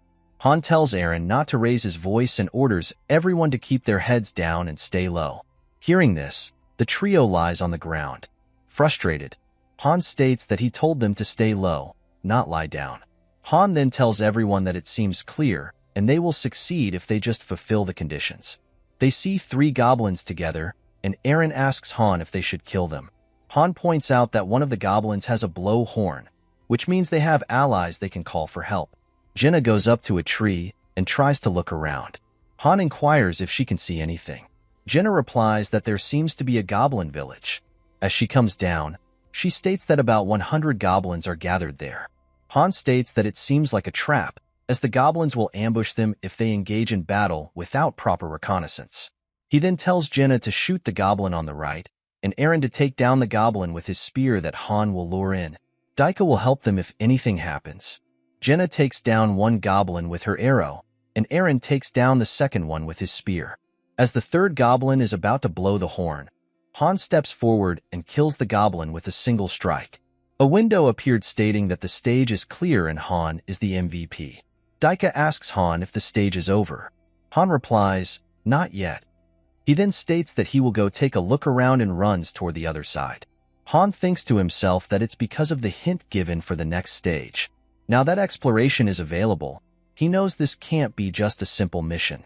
Although this is a random team, it doesn't mean they can't guess what will happen. Han reaches the goblin village and thinks that this goblin habitat is large. Suddenly, one of the goblins notices someone behind a tree, but Han vanishes from there. After they get teleported back, Jenna asks Han why he ran away by himself just now. Han states that he was just taking a look around. He thinks to himself that hints appearing this frequently in the main dungeons means that linked quests, starting with exploration, are known as streams. Analyzing streams depends on how competent the master is. Han wonders if the master saw what he saw, finding this frustrating. Han thinks that this isn't the time for streams to appear. This is happening faster than he expected. Then, Chloe comes running to Han, stating that there is big trouble. Chloe tells Han that some strange people have arrived. Han responds that strange people come all the time. Chloe further explains that these people feel different, they have weapons, and something about them is off. Han realizes they must be high-ranking heroes. A window appears stating that the pulverizing wolves mercenaries have arrived, and a strong link can be sensed between the 5 summons. Han asks Isol if the master used money. Isol happily replies yes. The master bought the newbie potent package, which costs 50,000 won. Han thinks that the master must have gotten 2,500 gems and 50,000 gold. He reflects that if he were the master, he would have summoned the high ranks and put them into the party before challenging the 5th floor. Han tells Chloe to go back to the residence, assuring her that the high-ranking summons won't do anything to her. They're just a little special. Han states that the party will be dismissed here and that nothing changes just because some unique newbies are here. The scene shifts to a house where a woman with black hair is standing alone. Jenna approaches her and says hello. Jenna introduces herself and asks the black-haired girl for her name. She responds that her name is Adis Callan. Jenna then introduces Han, mentioning that while he might appear indifferent, he is warm-hearted. Han tells Jenna to stop talking nonsense. Han sees Adis's status window, which shows that Adis is a 3-star, and her class is Thief. Noting her stats, Han thinks that, as expected of a 3-star, Adis already has a class. She has typical Thief attributes, low strength and HP but high agility, and she is more suited to daggers than bows. Han tells Adis that he would like to talk with her if she has time. As they sit together, Adis asks Han if he knows about this place. Han replies that there are things he knows and things he doesn't. He asks Adis how much she knows and if she remembers how she ended up here. Adis replies that she doesn't know how she ended up here, only that she has been summoned to fight. Her head starts to hurt whenever she tries to remember more. Han inquires if Adis knows about synthesis. Adis responds that synthesis is about becoming stronger by taking down others. Han thinks to himself that there is indeed a gap in the information they know, depending on their summon rank. He comments that judging by Adis's clothes, she was probably a mercenary before. Adis confirms that she was part of the pulverizing wolves mercenaries. Jenna remarks that the name sounds pretty cool. Adis states that she remembers working as a mercenary in Halcyon but woke up here. Han thinks that Adis is not just a 3-star summon. She also seems to be highly skilled among the mercenaries, more so than Malmont, who was a 2-star. Then Isol calls for Avant, Jaken, Wave, Benign, and Adis, as the master has summoned them. Han tells Adis that the plaza is calling for her and her friends. One of Adis's team members, a yellow-haired guy, comes out, asking who called for him. Adis informs the guy that it seems the master called for them and that they need to go to the plaza. The yellow-haired guy grabs some meat and goes outside. Seeing this, Chloe comments that the guy took a whole drumstick and that if she and the others had used it for cooking, they could have fed 5 people with it. Frustrated, Jenna tells Han to ask the guy to give it back, but Han tells Jenna that they should head to the plaza instead. Party 5, named Pulverizing Wolves, is formed with members Avant, Jaken, Wave, Bane, and Adis, all 3 stars. Avant is chosen as the team leader. One guy mentions that something about the new members seems strange since they already have weapons. Han replies that he has a weapon too, and adds that those people don't seem like good people. The guy agrees, and Han thinks to himself that although these guys don't seem like good people, they are strong. Isol then tells Party 5 to go into the space rift as the Master is waiting. Han asks Jenna what she thinks about the new group. Jenna replies that Adis seems kind, but she is uncertain about the rest. Han then asks the guy what he wants Han to do, specifically if he should protect them. The guy responds that it would be great if Han could do that. Han questions why he should provide protection for free. The guy tells Han that he is strong and capable of protecting them. Han retorts that it was the guy himself who slacked off during training. So why is he asking for help now? He notes that none of these people are even close to Daika's level. All they did was act like they were training and eat the meat that Jenna hunted, even though they could have used their free time to learn skills from Chloe or the artisans. With a serious expression, Han tells the guy to leave before he gets angry. The scene then shifts to the Pulverizing Wolves party members: Avant, the leader, Jaken, the yellow-haired guy, Adis, and the last 2, Wave and Bane. As the others leave, Han notices Aaron's expression and informs him that while Aaron was injured and on the front lines, these others were slacking and sleeping. Thus, Aaron shouldn't pity them. Han then sees that Daika's face is injured and asks if he had just fought. Daika inquires how Han knew, to which Han replies that it's obvious given the cuts and bruises on Daika's face. Aaron adds that it was just a simple duel, as there was a request for it. Hearing this, Han tells both Daika and Aaron to go and rest. Han then asks Jenna why she isn't going in. Meanwhile, Party 5 has cleared the stage. Jaken confidently states that the monsters were just weaklings, and Wave comments that he can't believe it was only goblins, which wasn't even enough to excite him. As they move forward, Avant, with a serious expression, asks about Han's identity. Han responds that it is none of Avant's business. Angered, Jaken asks who Han thinks he is to speak so arrogantly. Jenna replies that it was Party 5 who first spoke casually to them. Avant then introduces himself as the captain of Party 5. Han introduces himself as well. Avant remarks that Han has a weapon too, and asks if he is a mercenary. Han replies that he is not. He is a farmer. Avant then inquires if the people gathered here are everyone present. Han confirms that they are. At that moment, a window appears stating that the Master has started 10 consecutive summons. Han wonders about the sudden influx of 10 summons. We see that the Master has begun synthesizing. Han reflects that there must be a reason for the summons. As new people enter the plaza, Isol expresses frustration that the Master has summoned more useless individuals. Isol then states that the Master has ordered Jaken, Diamond, and Lexigil to go into the synthesis center. The new arrivals are confused and don't understand what is happening. Jaken grabs the 2 others and takes them to the synthesis center with him. Seeing this, Jenna tells Han that it's wrong. At the very least, the new people should be given a chance. Han thinks to himself that the Master is making a significant mistake. While some one-star heroes may be talented, most are generally useless. However, the Master is using 1-star heroes for synthesis without any form of examination. Jaken then emerges from the synthesis process, having leveled up. Other people are also being synthesized with Party 5 members. Avant orders his team to prevent anyone from escaping and asks Adis why she isn't moving, as she is also a member of Party 5. At that moment, Han tells Isol to send a tip to the Master, stating that the Master won't know which 1-star heroes are useful without evaluating them beforehand. Isol sends this tip to the Master. Han reflects on the many experiences he has had since entering the game, noting that so much has happened that it could change people. Frustrated, Jaken demands to know who Han is to interfere. Han replies that he was merely giving advice to the Master. He then asks Jaken why he is unhappy. Jaken attempts to strike Han, but Jenna shoots an arrow that narrowly misses Jaken. Jenna claims she missed on purpose. Seeing this, Avant questions whether they have raised their weapons against Party 5. Adis tells Avant that they should stop for today, as it is already late. Avant does not listen and points his sword at Han, asking if Han knows who they are. Han replies that he does know. They are trash. Enraged, Avant hears a window appear, stating that Party 4 members, except Adis, have shown hostility towards Han. Party 5 takes note of the relationships between heroes. Isol steps forward and tells them to stop, as it is forbidden for heroes to fight among each other, or they risk punishment from the master. Han then tells Isol that he does not think it is actually forbidden. Isol acknowledges that it is true, but adds that they should adhere to the rules.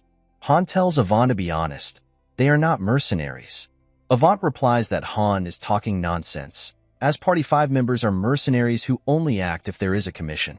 With a serious expression, Han tells Avant to stop talking nonsense, as they are a thief troop. Angered, Avant states that he is being nice, yet Han is crossing the line. Han informs Isol that members like those in Party 5 will get in their way, and notes that sometimes heroes with poor personalities are summoned regardless of their rank. Han asserts that Party 5 members will be the culprits of causing chaos in the waiting room and reducing efficiency, which means they are trash that needs to be removed. Isol is shocked to hear this. Han then calls for an open duel. A window appears, stating that Han is requesting a duel with Avant. Avant responds that Han must be crazy and questions what Party 5 members did to Han. Han tells Avant that Avant thinks this is crazy because he knows how Party 5 members behave. Han suspects that Avant asked if everyone in the plaza was present to assess them, as it would be troublesome if someone strong were among them. Han explains that Party 5 decided no one here was strong enough, and even if they synthesized with a new 1-star, it wouldn't be sufficient. Avant then asks if Han is suggesting that everyone here will be synthesized. Shocked, Jenna asks Han what he is saying. Han replies that if he wins, he will synthesize with Avant, and if Avant wins, he will synthesize with Han. Avant agrees to the duel and the condition for synthesizing, and he draws his sword, stating that this is interesting. Han orders Jenna to take the others and go to the residence. Jenna asks if Han will be okay alone. Han replies, questioning whether Jenna thinks he will lose. Jenna smiles and agrees that Han is right. Before the duel begins, Han informs Avant that the duel will end when one of them surrenders. Avant agrees with this condition. Han then instructs Isol to conceal their presence so that the other members of Party 5 do not interfere. Isol, worried, asks Han if he will really be all right. Meanwhile, Avant wastes no time and charges at Han with full force. Han reflects that focusing on Avant might not have been a bad idea, considering Avant's stats, level 2, with strength close to 20, and beginner swordsmanship already at its 3rd stage. At that moment, Han enters berserk mode, causing all his stats to increase. As Avant swings his sword, Han dodges and grabs Avant's hand, driving him into the ground. Han then draws his sword and declares that it is perfect for someone who doesn't know their place. He strikes Avant with his sword and demands that Avant surrender. Han cannot hear Avant clearly and tells him to speak properly. Wave steps forward and tells Han to release Avant, as Han has already won. Han questions Wave, asking if they were planning to let people go after synthesizing them. Wave responds that it has nothing to do with this situation. Han insists that if he says it's relevant, then it is. He argues that since it is a duel agreed upon by both parties, Wave should not interfere. The duel ends when the loser admits defeat, and Han asserts that Avant is his prey. Han instructs Wave not to worry about whether Avant live or die, and tells him to go get some sleep. Bainin questions whether Han thinks he will be fine after this, and whether he knows who Party 5 members are. Han replies that their party was known as the Wolf Mercenaries. He then asks Adis if she is sure they are still the Wolf Mercenaries. Adis confirms that was their name in the past, but acknowledges that now, Han refers to them as a bunch of bandits. Han then asks Adis why she is associating with these individuals. Adis replies that she was honoring her father's request. Han informs Adis to think carefully about whether she will stay with these individuals or join his side. Adis is shocked by the question. Jaken, angered, warns Adis not to dare betray them. Han encourages Adis to join his side, noting that it would be beneficial for both parties. Jaken shouts that Adis should be aware of the consequences of betrayal. However, Adis makes up her mind and agrees to join Han. Han remarks that Adis must follow the right people, and Adis acknowledges that she has no reason to stay with Party 5. Enraged, the trio attacks Han together. Isol intervenes, reminding them that the duel hasn't ended, so they cannot interfere. Despite Isol's warning, The trio continues their strikes, aiming to take down Han. Han realizes that he has them and bids them farewell. Isol then takes down the trio with a single strike, similar to Malmont's style. Avant, seeing the situation, declares his surrender. At that moment, Han releases his berserk mode and reflects on the severe headache he has, considering it might be a side effect of going berserk.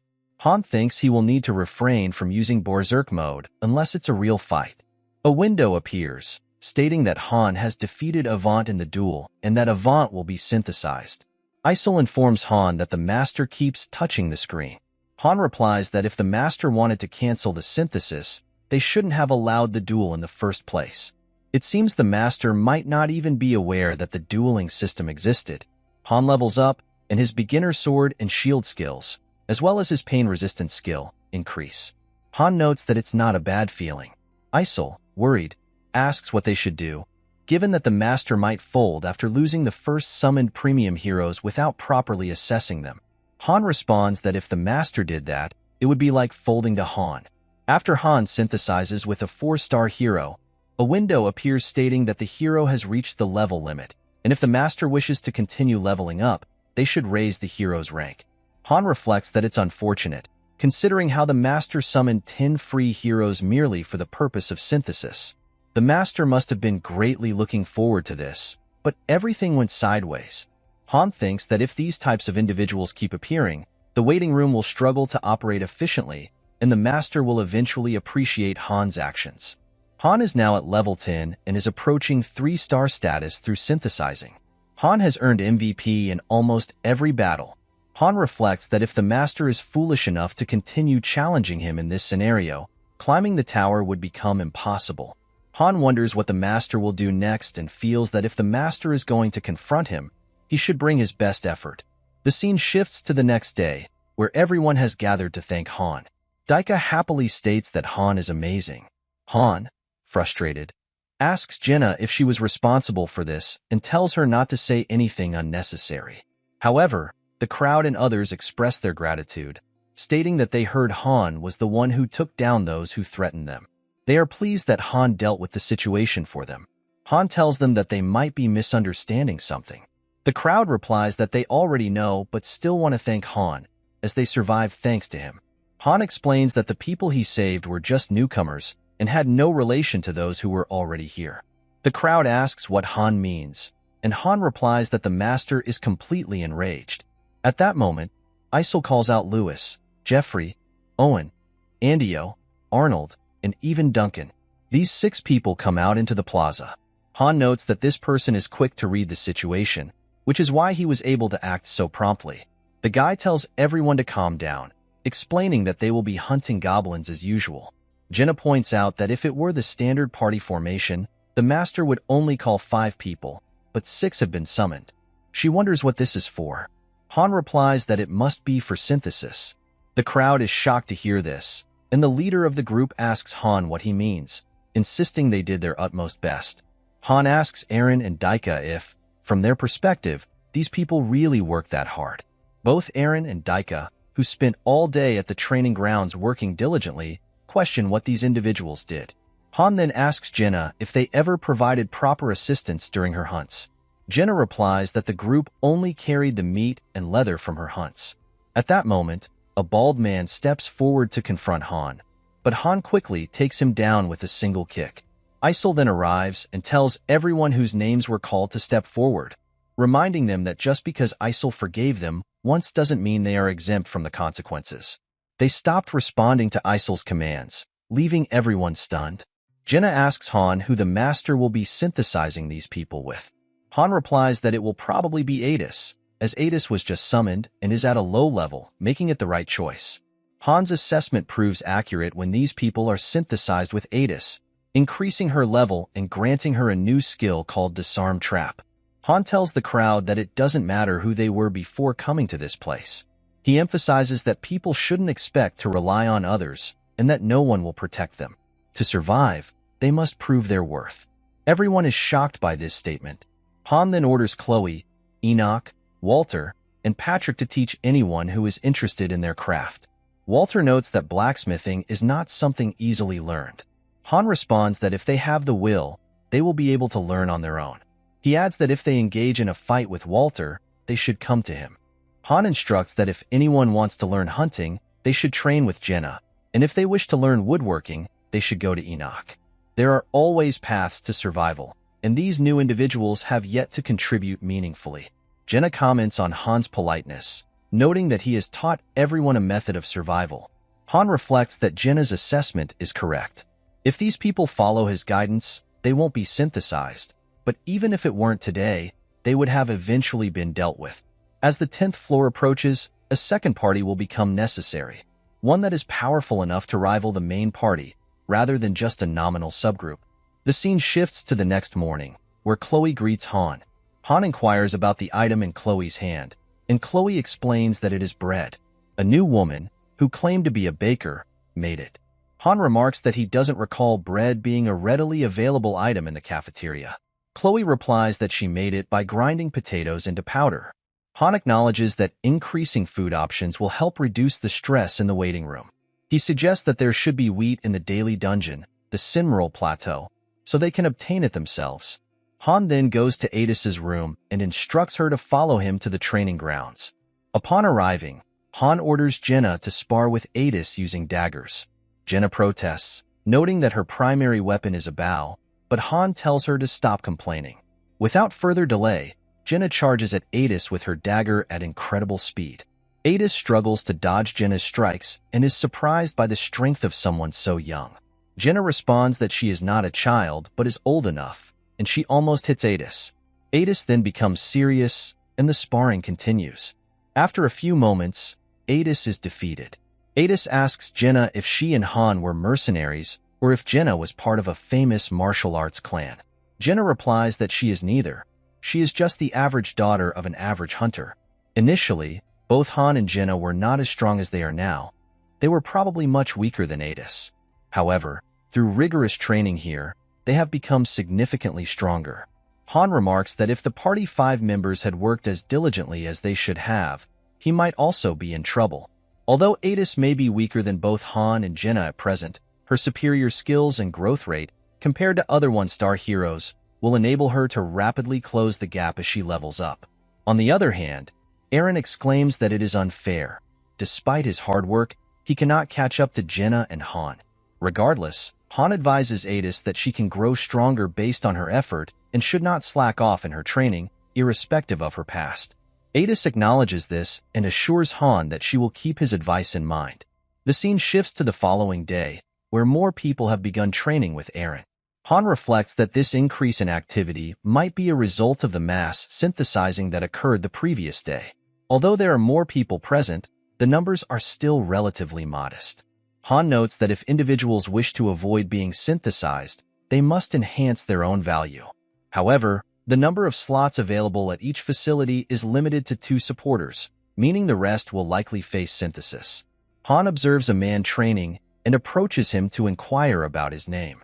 The man introduces himself as Erzher and mentions that he has heard about the Master and the purpose of their summoning.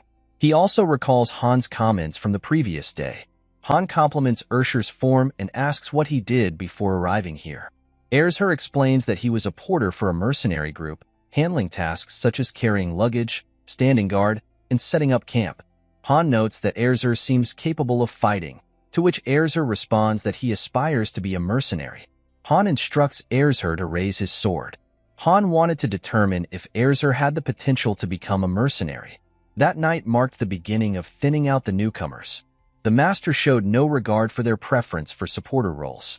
Eren volunteered to participate but was not accepted. Consequently, 2 individuals died, and 2 others were synthesized. Erzher underwent synthesis and advanced to level 3. As usual, the remaining individuals proceeded to the daily dungeon. The mine, where the fire attribute stone could be obtained, remained closed. At dawn the next day, Han summoned everyone to the training grounds. Jenna asked Han why they were called so early, noting that she was still sleepy. Han inquired if anyone knew the reason for the early meeting.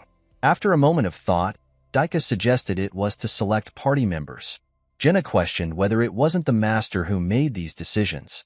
Han replied that while the Master ultimately makes the choices, Han could at least offer suggestions, which even the master would have difficulty refusing. Han announced that they would determine the party composition by drawing lots, as there were 6 of them and thus 2 parties of 3. Daika appeared concerned upon hearing this. Han told Daika to relax, assuring him that it didn't mean he would abandon anyone. He further explained that there would be 2 leaders, himself and Adis. This surprised Adis, who wondered about Jenna's role. Frustrated, Jenna asked why she couldn't be a leader as well, emphasizing her capabilities. Han stated firmly that Jenna would not be a leader. Adis then asked why they needed to divide into 2 parties, noting that it would be risky if one party were defeated or if all the strong members were concentrated in one party. Han explained that the master would handle such concerns.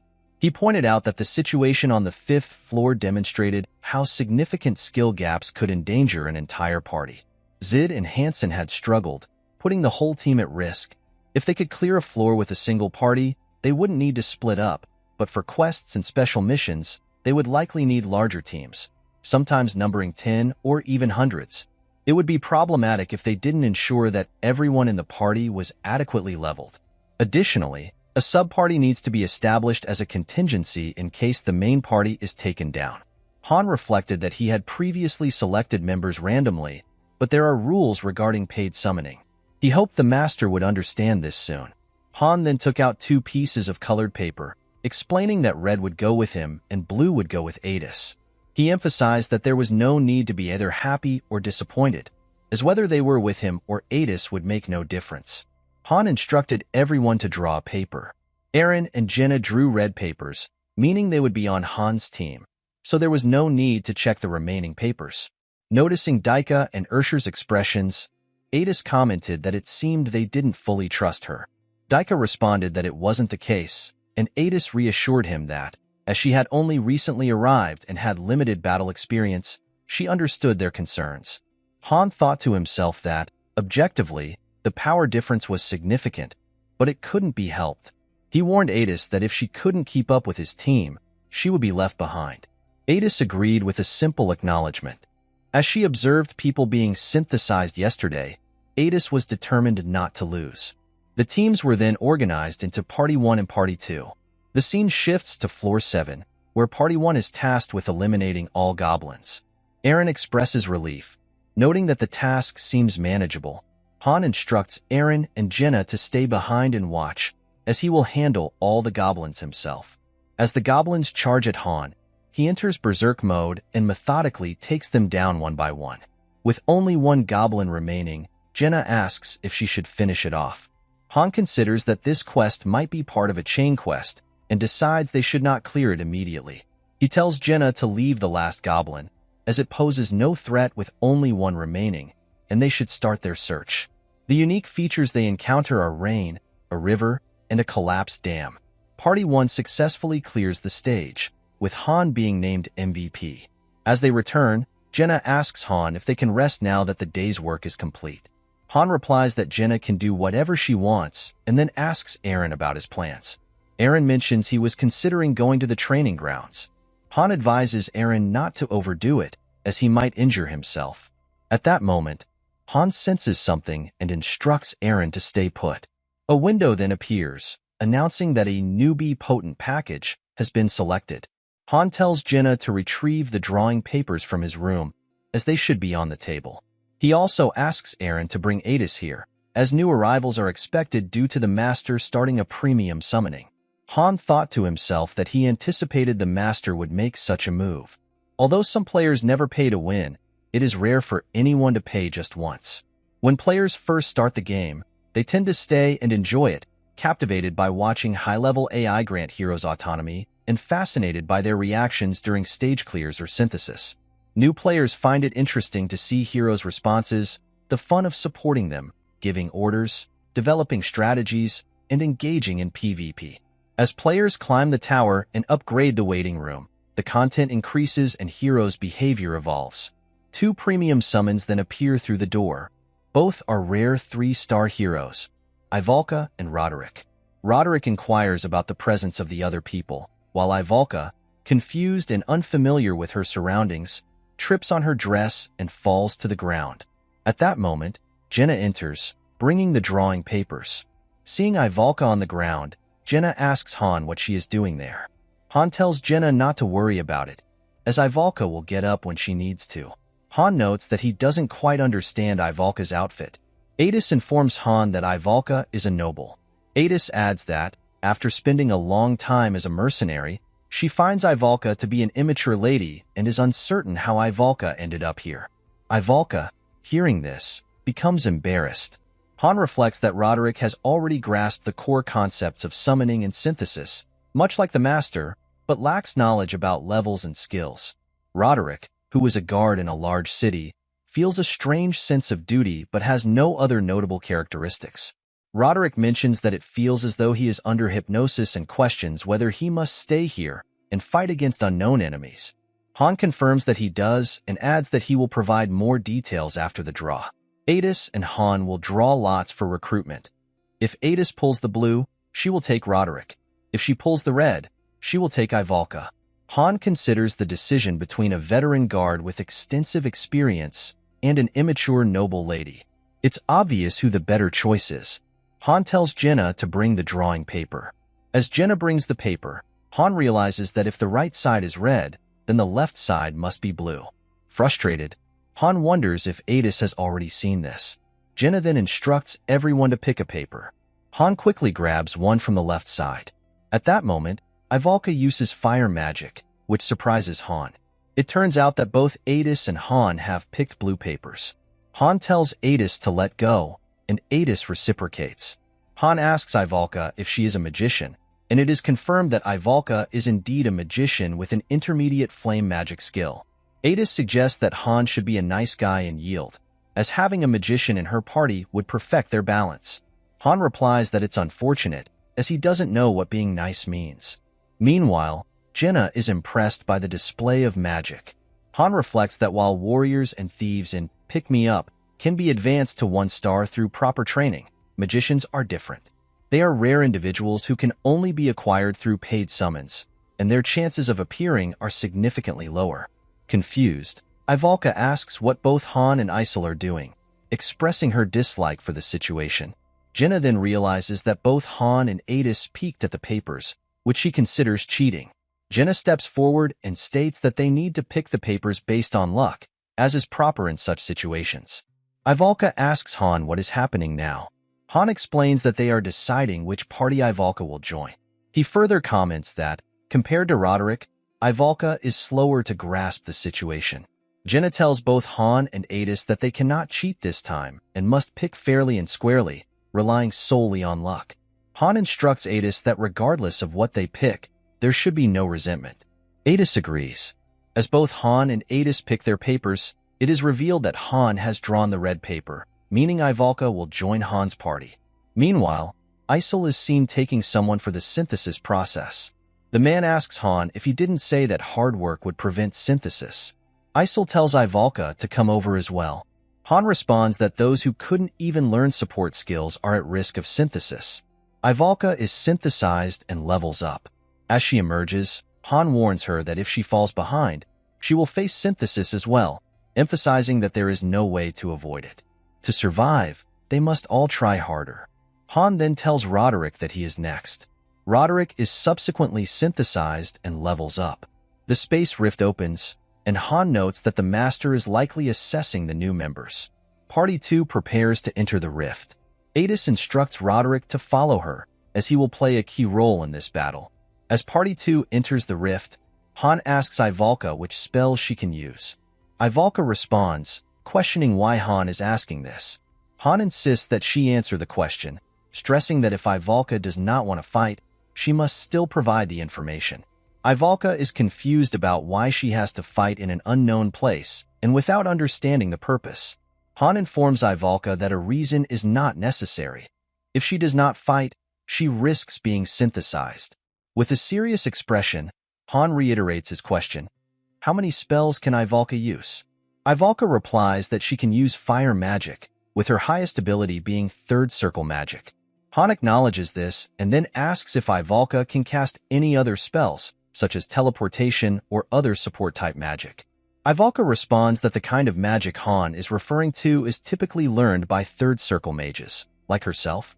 Han then suggests that this implies she can use other types of magic as well. Irritated, Ivalka asks if Han has a complaint. With confidence, she tells Han that he will be surprised by her fire magic to the point where he might even fall over.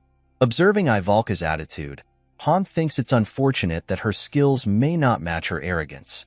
He considers that a defense system is more versatile than an attack system and explains that he asked Ivalka because even though she doesn't have a skill window, there's still a possibility she might awaken new abilities.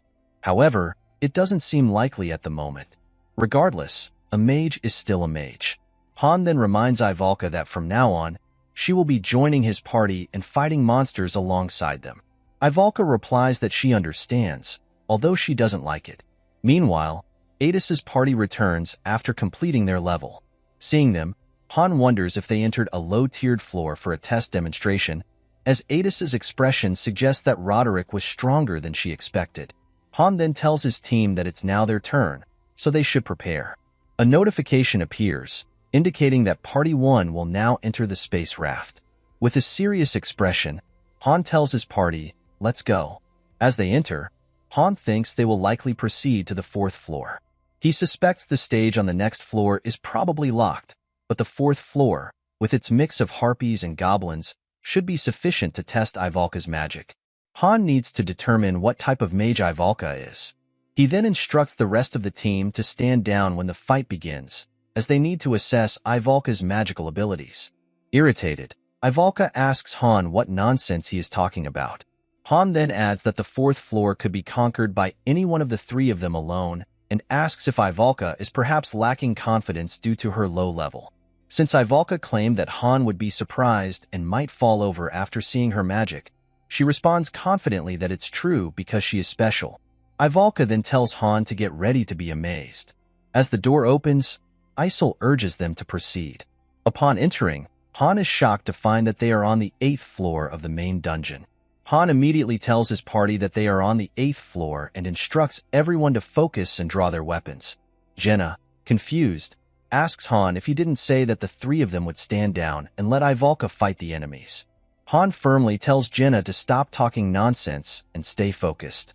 Han then thinks to himself that whatever is controlling the situation must be upset about what happened last time, and that the master might have deliberately put their party in a difficult position. He also considers that the master might find using the 4th floor as a test too boring. Just then, Jenna notices a building and says that she has seen it before. At that moment, Han quickly instructs everyone to dodge. Ivalka doesn't understand what's happening as arrows come straight toward her, but Han saves her just in time. Han is shocked to see nearly 30 goblin raiders, almost the size of a cavalry. He quickly tells Jenna to shoot an arrow and take one of the goblins down. Meanwhile, Han notices that the terrain is uneven and instructs Eren to move to the side and attack when the goblins charge. Eren agrees to do his best. As Han is about to say something to Ivalka, the goblins attack. Han uses his shield to block their strikes, but another goblin approaches from behind and attempts to attack him.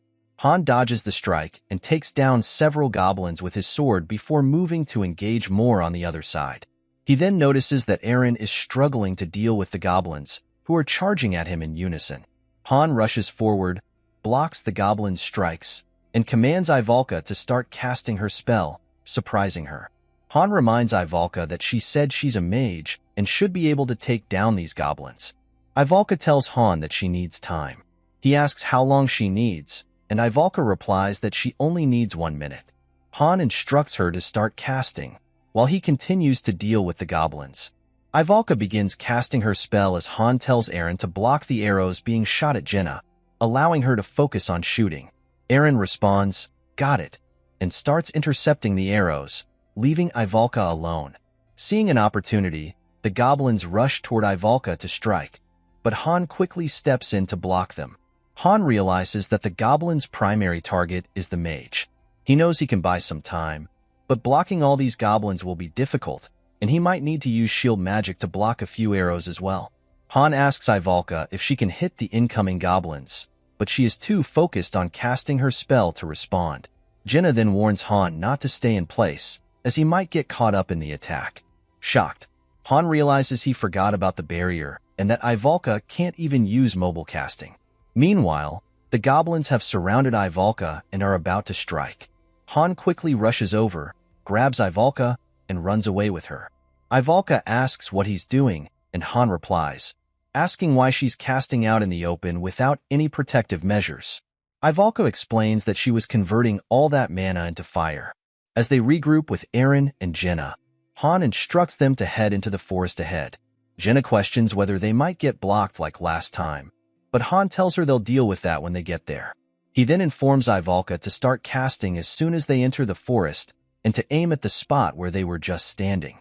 Ivalka acknowledges, saying she understands. Jenna informs Han that they can enter the forest, and Han realizes that this is a connected area between the forest and the plains. He orders Ivalka to go into the forest. Frustrated, Ivalka asks why he's treating her this way, but Han, knowing the urgency of the situation, kicks her into the forest, stating that she can't be treated nicely if she dies here. Eren then urges Han to come quickly, warning that it's dangerous. Han tells them to wait in the forest and assures them he'll join them soon. He then enters Berserk mode, thinking that this is the second time today he's had to use it, even though it's detrimental to his stamina. However, Han knows he needs to buy some time. He charges forward and blocks an incoming goblin strike with his shield. To his surprise, another goblin quickly closes the distance and strikes at him, but Han barely manages to dodge the attack.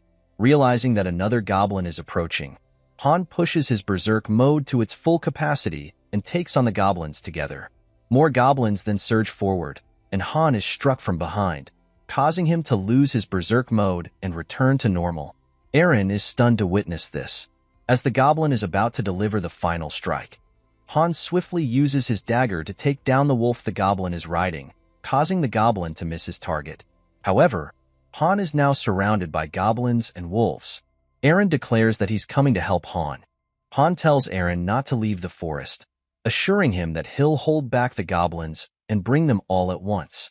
Eren should only fight the ones that cross over to his side. Han then wonders if Ivalka has finished casting her spell. Jenna informs him that Ivalka's casting is complete. With that, Han rushes toward the forest, the goblins in pursuit. He leaps into the air, dodging the goblins' strikes, and uses his full speed to sprint toward the forest. As he approaches, Han lunges downward just as Ivalka releases her spell, Ignite. Ivalka's spell hits the goblins directly, and Han uses his shield to protect himself. He is impressed by the strength of Ivalka's spell, and Eren and Jenna are equally surprised, as it's their first time witnessing magic. Han then points out that some goblins remain and orders Eren and Jenna to assist Ivalka in finishing them off. Both Jenna and Eren reply that they were waiting for his command. As Han faces the goblins' strikes head-on, he feels the weight of their attacks and realizes he's too tired, which is causing him to be pushed back.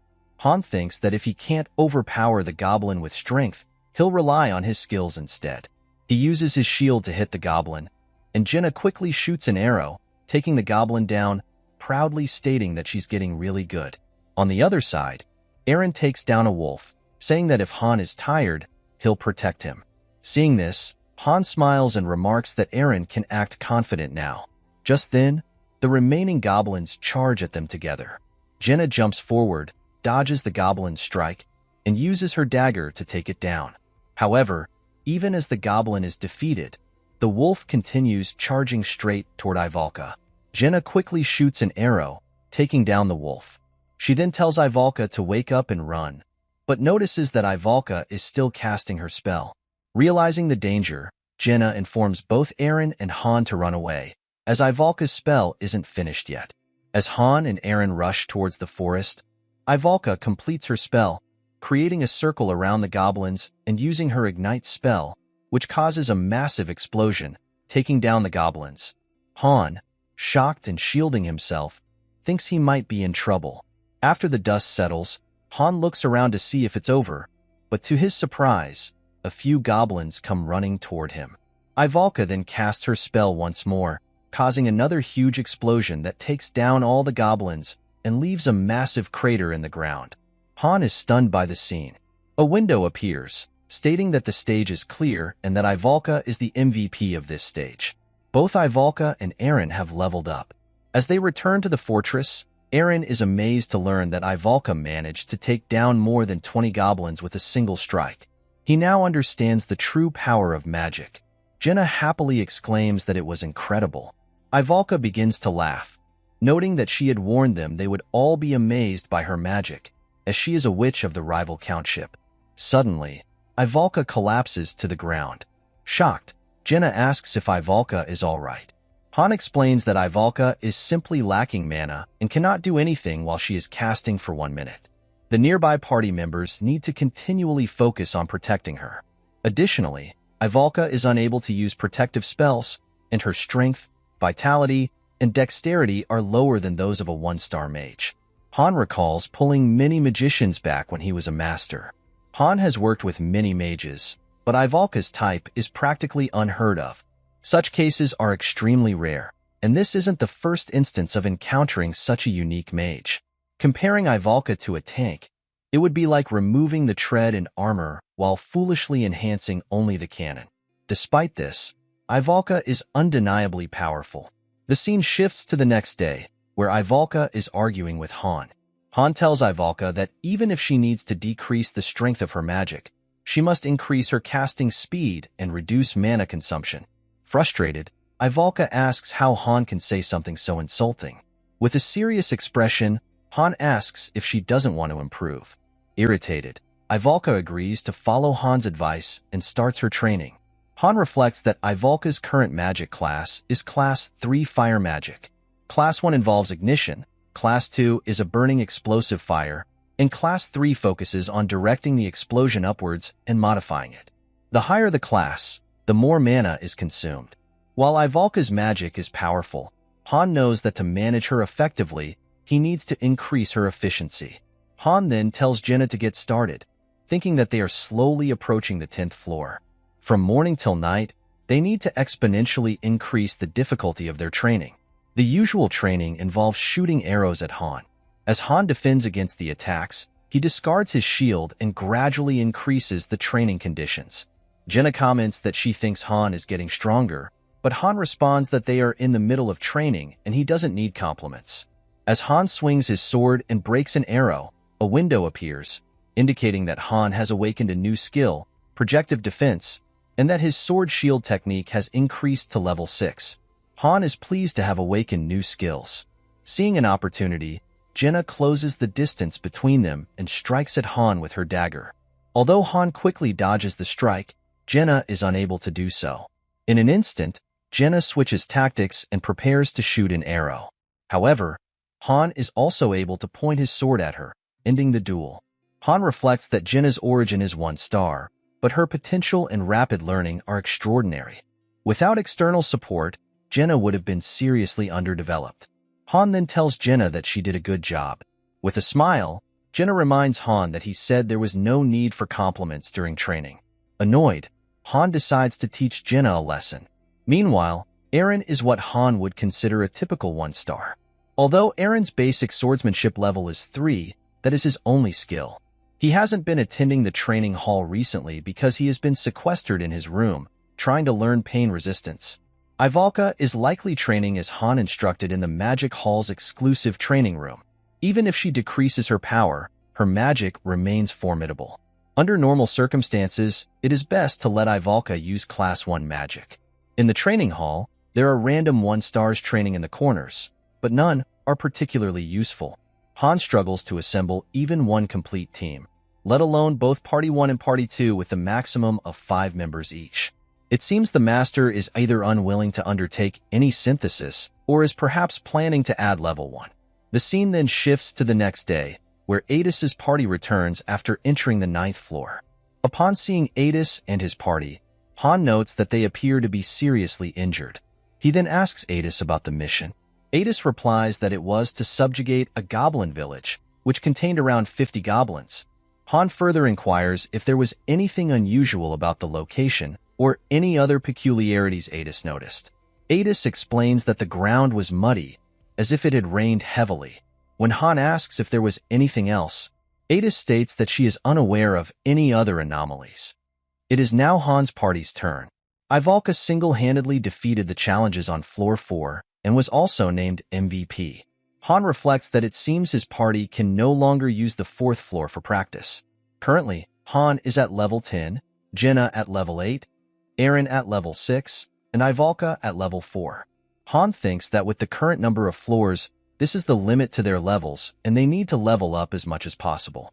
Meanwhile, the equipment factory is operational, so all of the party's equipment has been improved. The E-rank flimsy leather armor has now been upgraded to D-rank iron plating. Additionally, Eren and Han have acquired daggers as support weapons. Shern and Macon, the 2 new members at the training hall, have joined Party 1 and Party 2 respectively. Although these 2 do not match the party's experience points, stats, and skills, there was little else they could do as they soon prepared to enter the 10th floor. Isol asks Han how things are going and if he has been able to predict the next mission or solve any difficult problems. Han responds that if he could do that, he would be a god. He wonders why Isol came to ask such trivial questions. Isol insists that Han is a god, to which Han replies that if he were, he would have already completed the 100th floor a long time ago. As a Master of Masters, Han was indeed the highest-ranking user in Pick Me Up, but it still took him 2 years to climb to the 88th floor. Moreover, dozens of his parties were defeated due to the unpredictable random patterns and traps.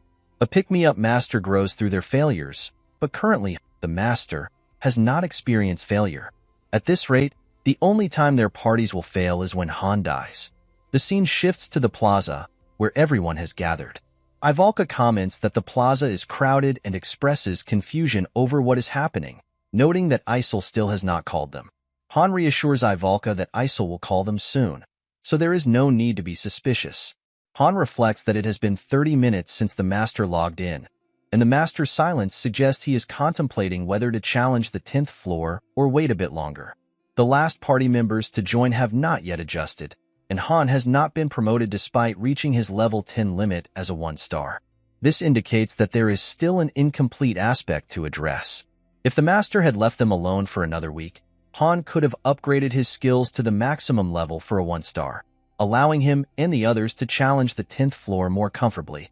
Judging by the Master's actions so far, it seems unlikely he will delay, as he has just opened the gate to the 10th floor.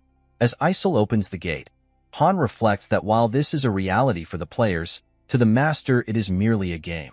If Han and the others are defeated, the Master can simply summon more heroes. Han instructs Shern to find a place to hide when the fighting begins. Shern responds that he is capable of fighting as well. Han thinks to himself that Shern's level 1 basic swordsmanship at level 3 will only hinder him in this situation. Had Shern joined the party a week earlier, he might have been more effective.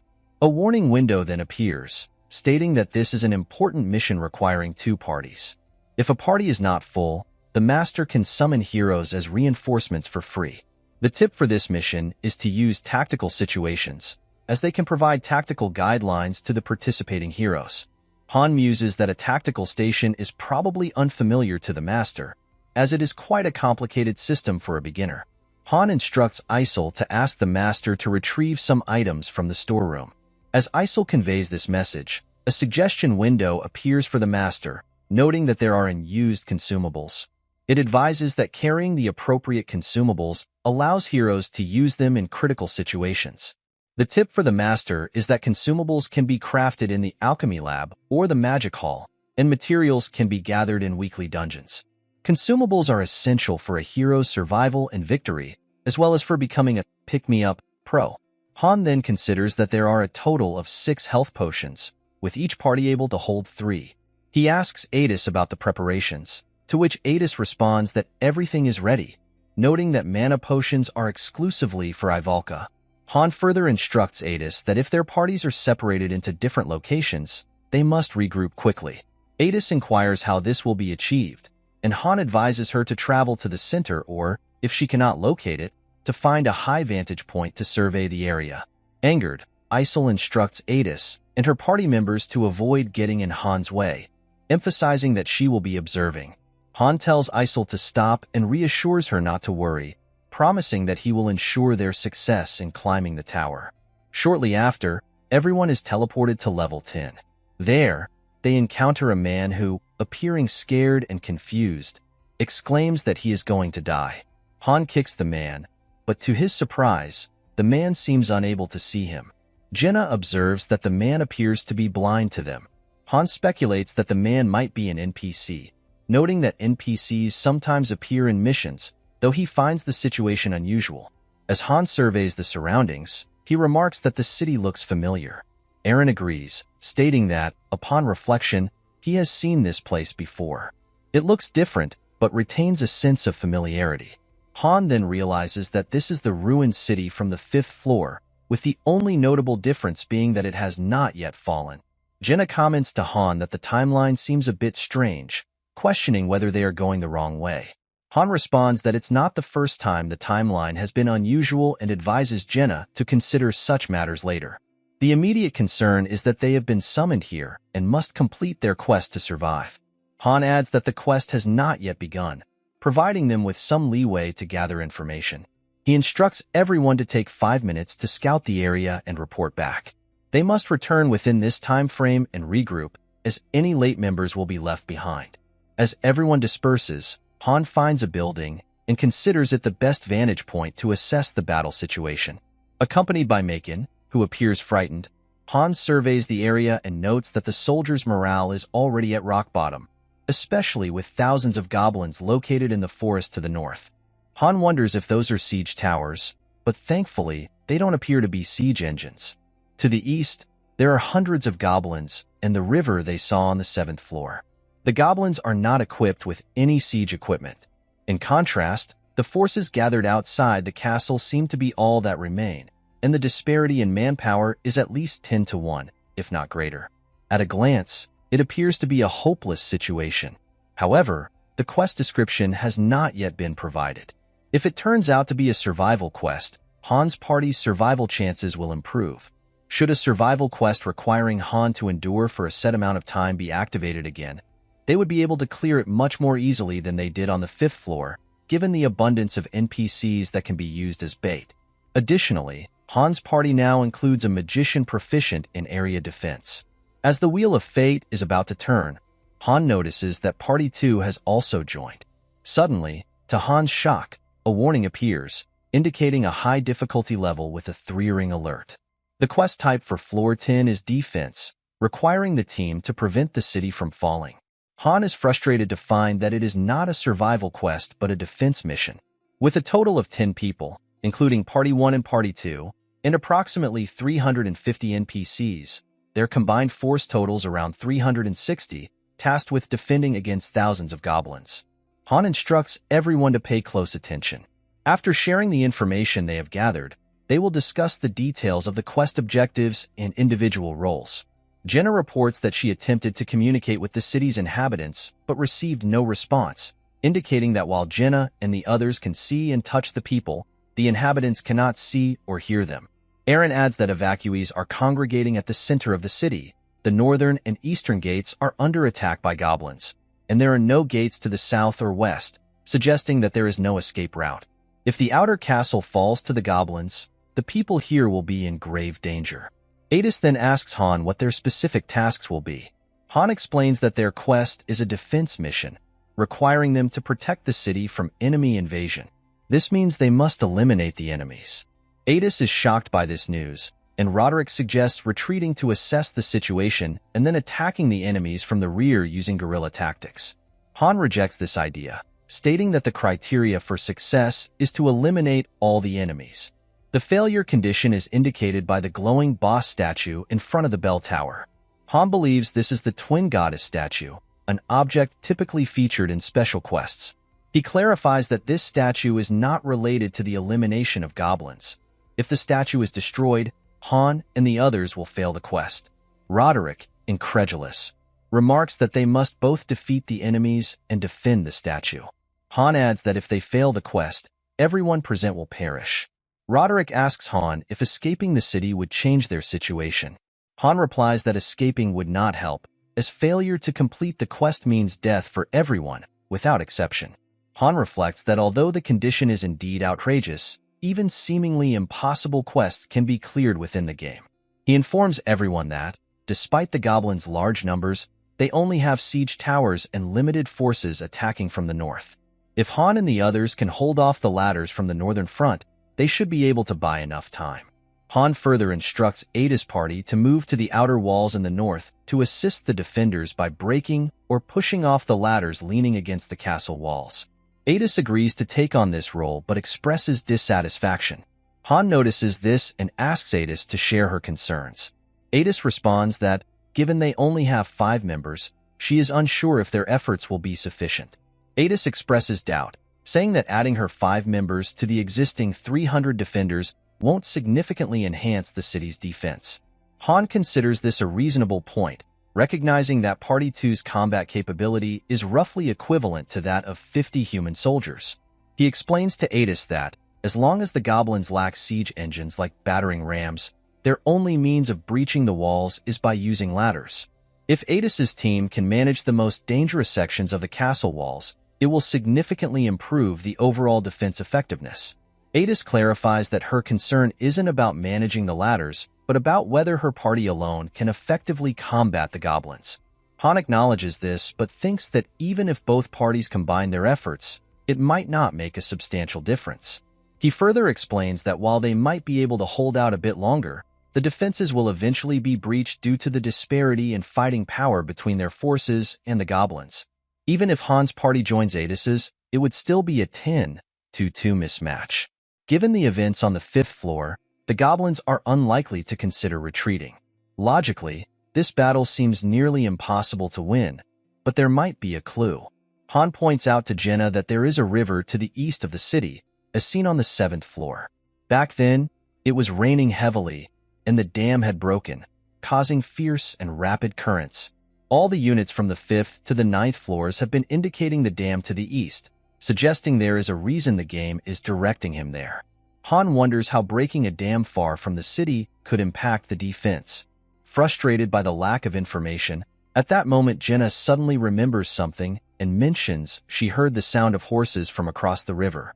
Realizing the significance, Han scolds Jenna for not bringing up this crucial detail sooner. Han instructs Adis to buy as much time as possible. If the outer wall falls, Adis's party should retreat to the inner wall. Adis can use the soldiers and evacuees as bait if necessary, and if the situation becomes dire, she should lock the castle gates and hold on until Han's team returns. Adis responds that she cannot appear weak, as it would make Han's team's situation more difficult, and agrees that her team will hold on as long as possible. Jenna asks Han if that concludes their strategy meeting, expressing concern that it seems too harsh and questioning what they are supposed to do. Han replies that, unlike Jenna, Adis is smart and understood immediately. Han then tells everyone to pack their weapons, as they will be heading to the eastern gate. Eren asks why they are leaving with thousands of goblins outside, stating that it is too dangerous. Han acknowledges the danger but explains that staying would only result in their defeat. Since the dam they saw on the 7th floor has already been destroyed, the sound of horses Jenna heard may signal reinforcements. The reason the city was destroyed on the 5th floor could be that the reinforcements were unable to cross the raging river created by the broken dam. This means that Party 1's objectives are to exit through the eastern gate, break through the goblins, and prevent the dam from being destroyed. Jenna is surprised by this. Han confirms that, yes, Jenna, their mission will be to even the odds. As Party 1 rushes through the inner gate, they encounter numerous NPCs. Han instructs Ivalka to stay focused, reminding her that they have only just made it through the inner wall and that the real challenge lies ahead at the main gate, which leads outside.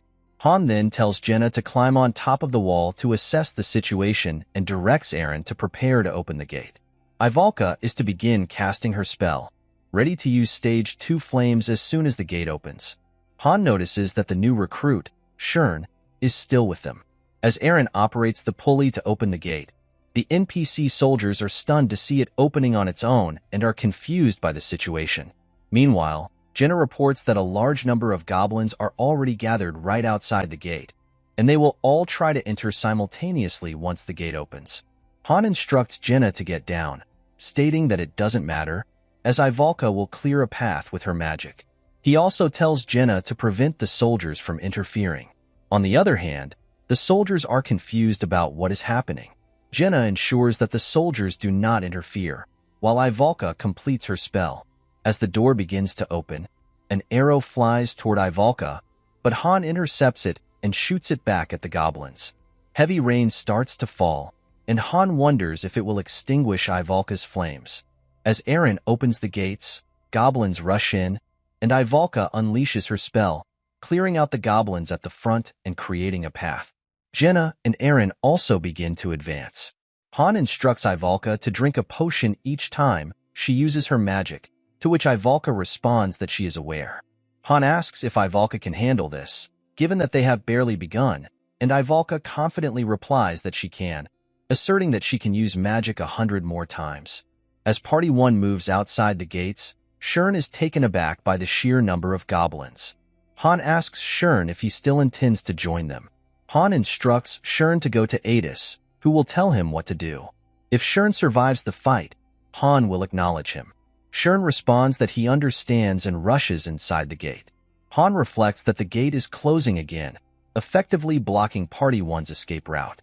The only option now is to press forward, and Han is determined to take down any goblins that come their way.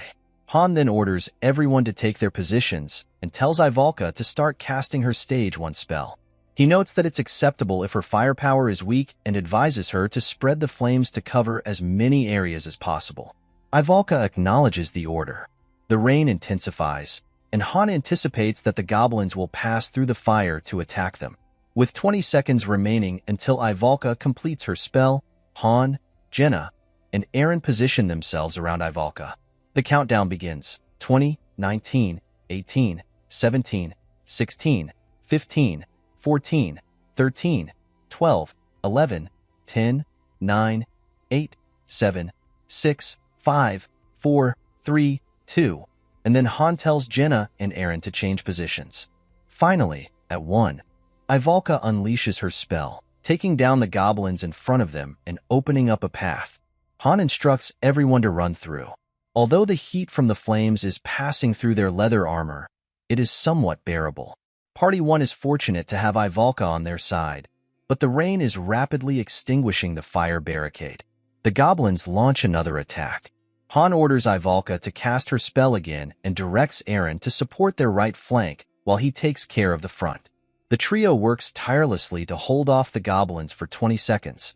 Once more, Ivalka's spell clears the path, and Han commands everyone to advance, using the remaining fire as a shield. They will continue this strategy until they reach the river. Eventually, Party 1 finds themselves surrounded by goblins, including a goblin leader among them. The goblin leader orders the goblins to continue their charge as Ivalka uses her spell to take down the advancing goblins. Despite the fire, the goblins persist in pushing through. Han manages to handle the immediate threat, but realizes that the goblins' attack pattern has abruptly changed. Despite the ongoing fire magic, the goblins are charging forward with increased ferocity. Han observes that the goblins have a leader who is strategically directing their actions. The leader has exploited a delay in Ivalka's casting, causing the goblins to attack relentlessly. It becomes evident that the goblin commander is intelligent and has seen through their strategy. Although Eren and Jenna are holding their own for now, their situation is precarious. They are surrounded by fire and have limited oxygen, and while fire resistance improves their tolerance, it does not grant immunity. As Han continued to fend off the goblins at the front, he instructed everyone to gather around and listen carefully. He emphasized that he would only explain his plan once, as they had no room for failure and only one chance to succeed. Surprised, Eren asked what Han was referring to. Han clarified that the opportunity he spoke of was to take down the goblin commander. While Ivalka began casting her spell again, the commander ordered the goblins to press their attack. As the goblins closed in on Ivalka, Han intervened, blocking their advance. Ivalka completed her casting and unleashed her spell, clearing a path through the goblins. Han considered that one use of magic might not be sufficient, but Ivalka was capable of multiple spells. She then employed her level 2 spell, creating an opening for Party 1 to target the commander. With Eren covering Jenna, she took her shot and struck down the goblin commander with a single arrow. Meanwhile, Ivalka, now exhausted and on the verge of collapsing, was caught by Han. Han told Ivalka to remain silent and rest. He reflected that, while Ivalka's magic was powerful, it alone could not eliminate all the goblins. If the goblins continued to charge Party 1 without giving them time to regroup, they would be overwhelmed. However, the goblins' ultimate goal was not to confront Party 1 but to attack the fortress. Party 2 was merely an obstacle. With their commander defeated, Han wondered whether the goblins would return to their original objective, the fortress, or if they would focus on removing the remaining obstacle.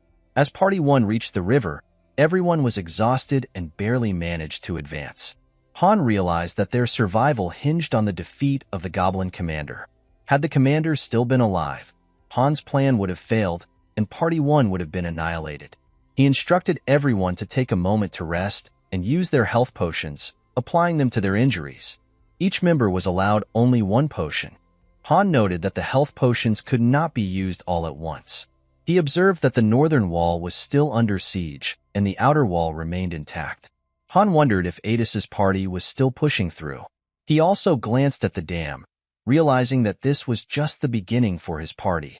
At that moment, a large number of goblins appeared, prompting Han to instruct everyone to prepare for battle. Despite the brief rest, Party 1 was surprised to see that the goblins had a new ally, a level 23 ogre. After dividing the roles, Han orders Ivalka to extend a flame wall to block the goblins, with Eren assigned to protect her. Ivalka expresses concern, noting that while she can block the goblins, the ogre is too large to be stopped by the flame wall. Han instructs Ivalka to focus on dealing with the goblins, assuring her that he will handle the ogre himself. As the ogre strikes at Han with its hammer, Han quickly dodges the blow. Observing the ogre's immense power, Han realizes that a single hit could be fatal and that his shield would be ineffective due to the overwhelming difference in strength. He concludes that his only option is to take his time and wear the ogre down gradually. Meanwhile, Ivalka uses her fire spell to block the goblins, allowing Han to engage the ogre. Jenna then joins the battle, shooting arrows at the ogre from behind. Noticing the effectiveness of Jenna's strikes, Han comments on their impact. Jenna replies that the ogre's large size makes it easier to hit than the goblins, and since it cannot dodge, she can continue damaging the monster this way. To Jenna's surprise, the ogre hadn't slowed down at all. She suggests facing the goblins instead, but Han points out that the ogre isn't dodging because it doesn't need to.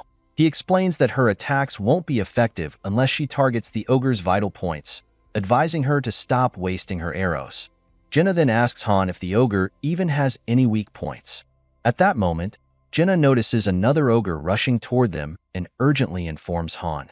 Shocked by this development, Han realizes they are at a disadvantage. Eren's side was already struggling to hold off the goblins, and now a second ogre threatens to tip the balance even further. Determined to take the risk, Han rushes in and blocks the ogre's strike with his shield. He continues to press forward, aiming for the ogre's vital points. Enraged, the ogre swings its hammer at Han, but he swiftly leaps back to avoid the blow. Seizing an opening, Han jumps into the air and strikes at the ogre's head, but the creature withstands the attack. Undeterred, Han uses his shield to push forward and drives his sword into the ogre's vital points. Han successfully takes down one of the ogres and then shifts his focus to the other. Eren informs him that the boss ogre is heading their way and wonders if it's targeting Ivalka. Eren then suggests that Jenna lure the ogre with her arrows. As Jenna strikes the ogre, it continues advancing and nearly hits Eren. To Han's surprise, just as the ogre is about to strike Ivalka, it unexpectedly walks past her. Realizing something, Han recalls a doubt he had earlier about the destroyed dam on the 7th floor. The dam was shattered into pieces, as if something had crushed it, and there were dents in the dirt. The goblins didn't have the strength or tools to break through the castle walls and buildings. Han quickly tells everyone that the ogre's target isn't Ivalka but the dam. In response, Jenna quickly steps forward and strikes the ogre with her arrow. Han then lunges forward and injures the ogre's legs, preventing it from moving toward the dam. The ogre falls into the river, and Han briefly thinks they narrowly avoided disaster. However, to his surprise, the ogre emerges from the river and breaks the dam, causing water to surge downstream. Eren, having dealt with the goblins, asks Han what they should do next. Shocked, Han realizes that their party has failed. If their previous information and assumptions were correct, Reinforcements are expected to arrive through the forest on the other side of the dam. However, with the river's current now stronger due to the broken dam, the reinforcements will be unable to cross. At this rate, the 10 members of Party 1 and Party 2, along with the 360 soldiers currently defending against the siege, will have to face over 3,000 goblins on their own. Stunned, Han struggles to determine their next course of action as Eren continues to press him for guidance. As Han regains his composure, he tells Eren that they should head back to formulate a second plan. In his mind, Han wonders if a second plan even exists. Just then, Ivalka asks Han to wait. Han, curious, asks Ivalka what she has in mind. Ivalka uses the Dresut move spell to lift a massive rock from the ground and pushes it toward the damaged section of the dam, successfully repairing it and blocking the water. Han is shocked by what he sees. Ivalka then explains that telekinesis is one of the most basic spells, and there's no way she wouldn't know it. Angered, Han tells Ivalka that she should have informed him if she could do something like this. Confused, Ivalka asks why Han is upset, pointing out that the mission would have failed without her intervention. Han sternly reprimands Ivalka, stating that he specifically told her to share all the spells she knows.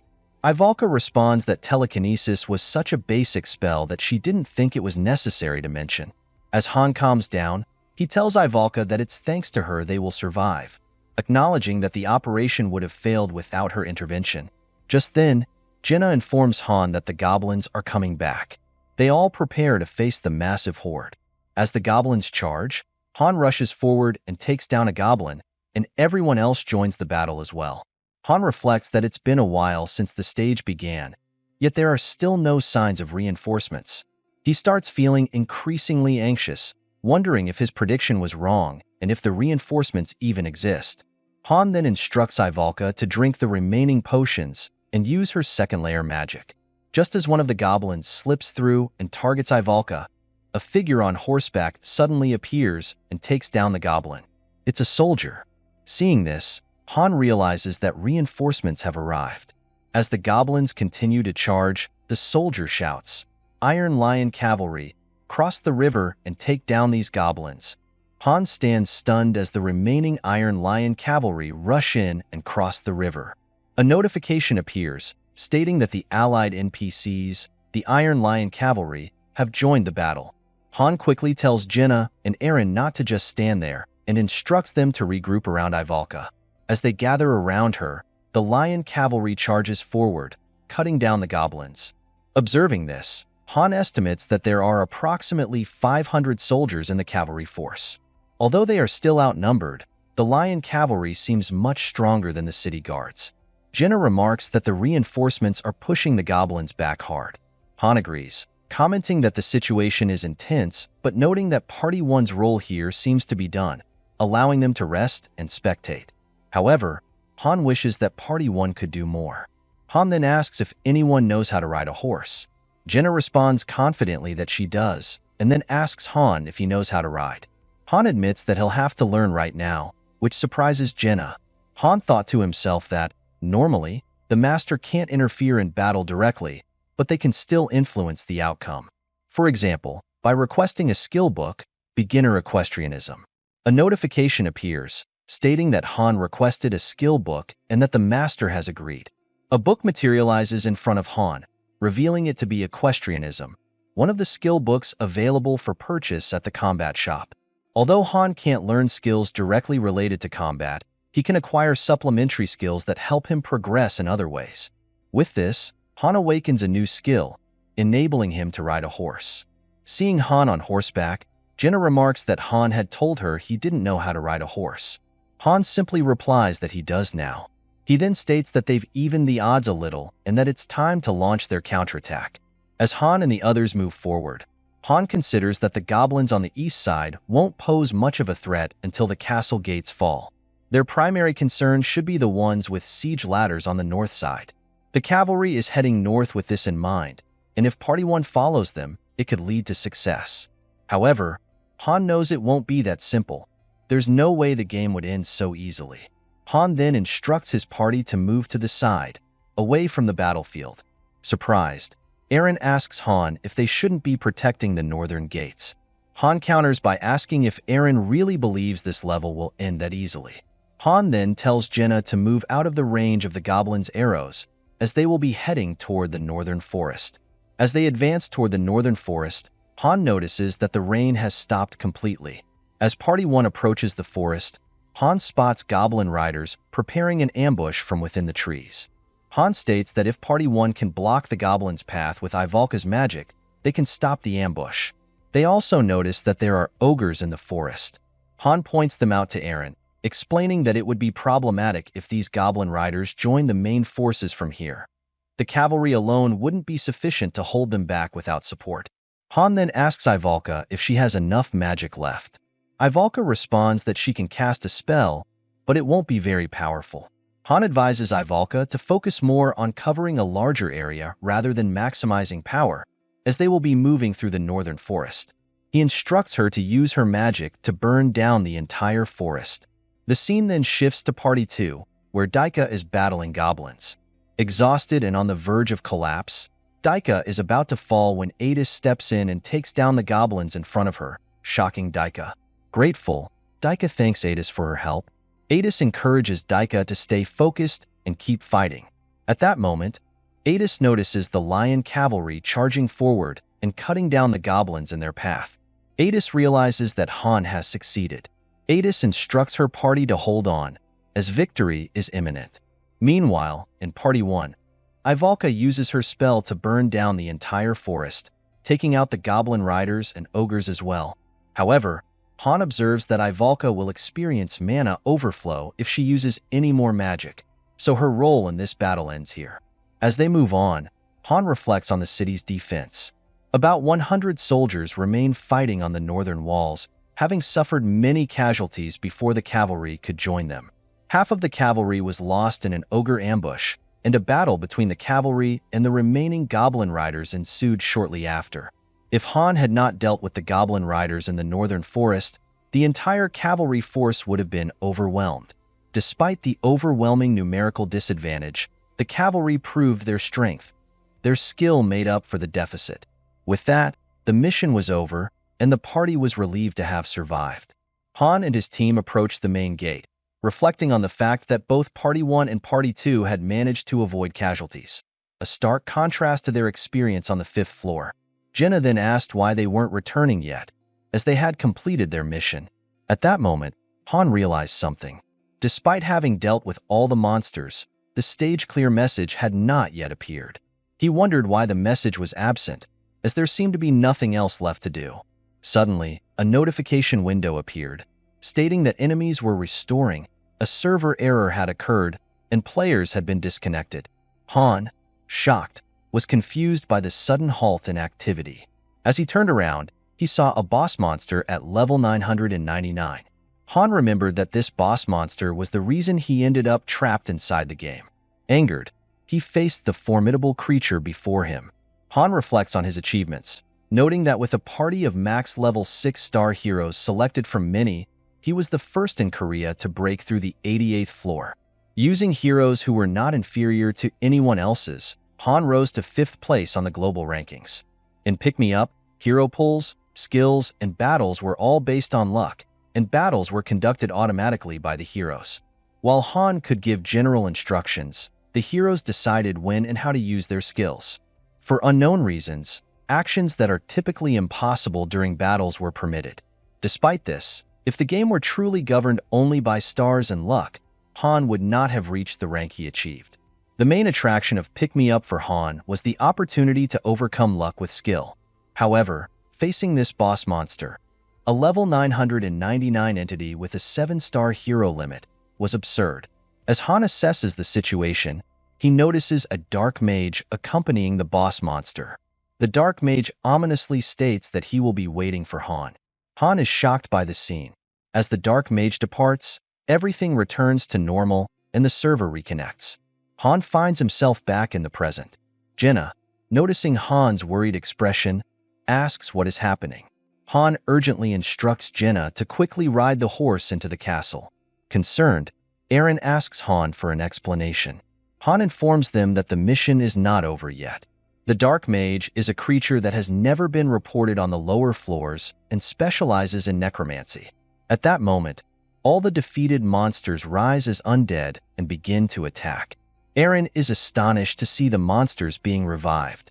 Han directs Eren and Jenna to ignore the undead and return to their original location.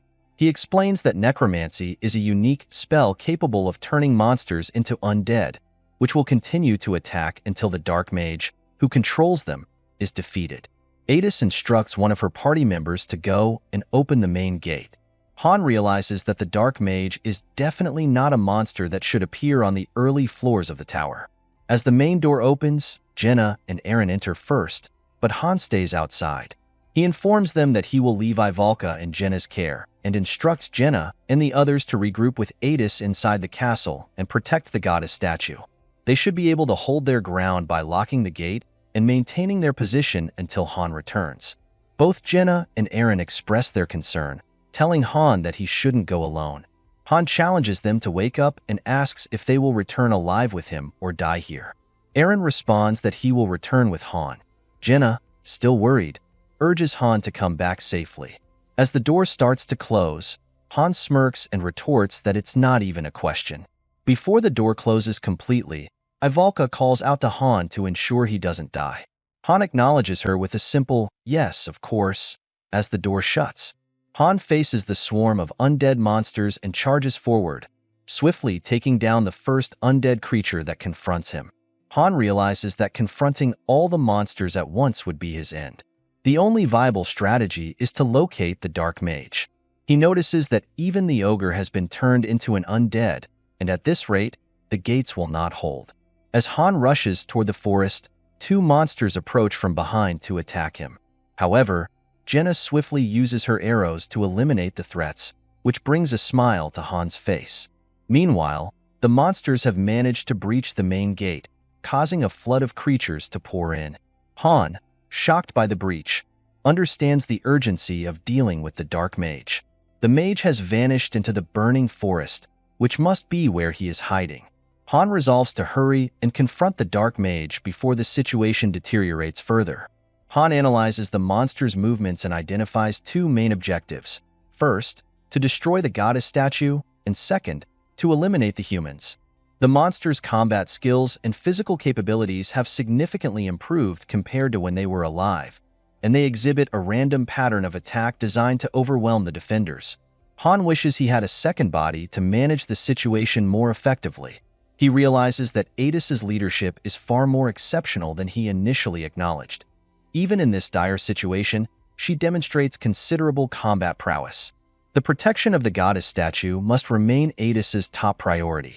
Should the outer walls be breached, parties 1 and 2 will need to immediately fall back to the inner walls and barricade themselves within the castle. With Jenna and Eren's experience from the 5th floor, they will be able to hold their ground for a longer period. Han understands that the critical factor is not how long they can last, but how quickly he can deal with the Dark Mage. As Han enters the forest, he notices that his fire resistance skill has increased. Han looks around but cannot locate the Dark Mage. Reaching the edge of the map, he asserts that he knows the mage is present. A notification appears, indicating that both new party members are frightened and their condition has decreased by 30%. Additional notifications follow, showing that Adis and Daika have been injured. At that moment, the Dark Mage stealthily attacks Han with dark magic. Han manages to block the incoming strike with his shield. Han notes that while the Dark Mage's combat abilities are relatively low, its strength is considerable compared to what one would expect from lower floors. Multiple magic spears then strike at Han simultaneously. He successfully dodges several of the spears and blocks the rest with his sword.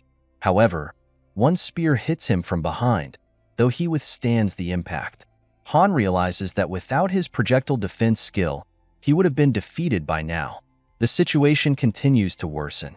As Han inhales the smoke and dust, he realizes he doesn't have much time left before he loses consciousness or his party is overwhelmed. He needs to deal with the Dark Mage quickly. The Dark Mage then speaks, expressing a desire to talk to Han. Han asks what the mage wants, but as he strikes towards the direction of the mage's voice, the mage is no longer there. Han enters berserk mode and charges towards the source of the magic spears. He eventually locates the Dark Mage. As Han attacks, both he and the Dark Mage strike each other simultaneously.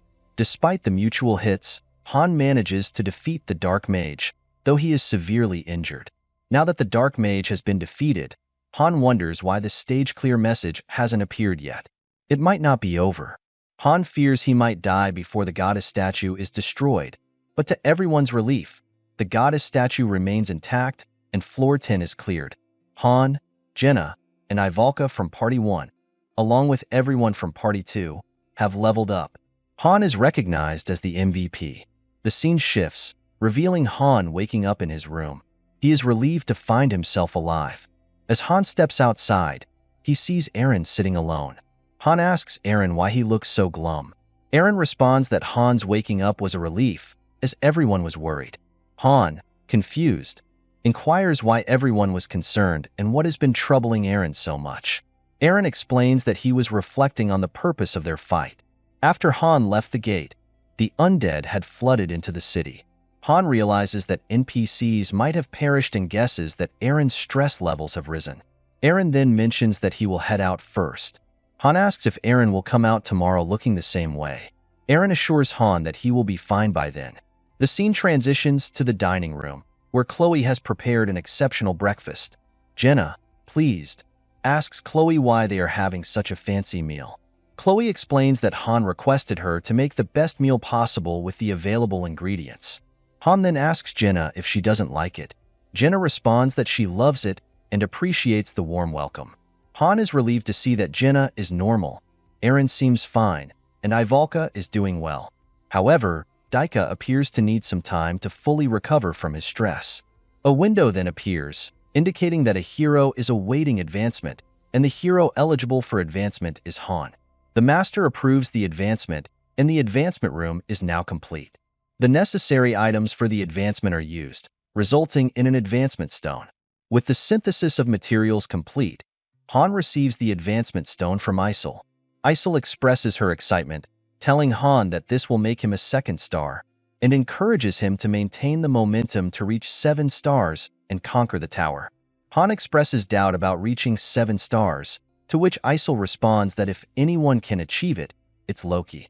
Han reflects that if that were the case, Sirius would have already achieved 7 stars.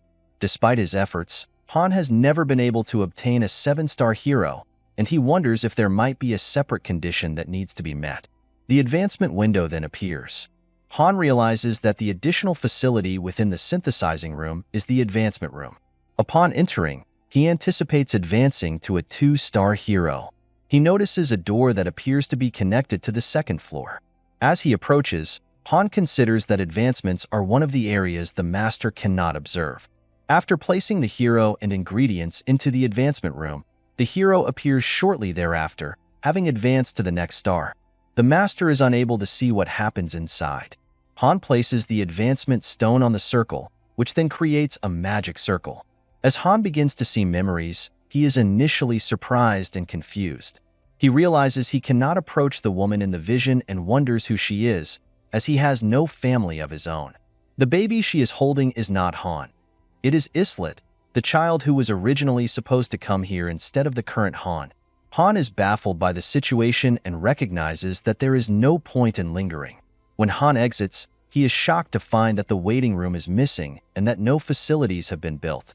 It did not look like the master's waiting room. At that moment, the gate opened and Isol emerged. Han noted that this Isol appeared smaller than before and seemed unable to speak. Isol pointed to another door. Han observed that it was the Advent locked dungeon. To his surprise, the Advent dungeon began to open, and suddenly, warning windows started to appear.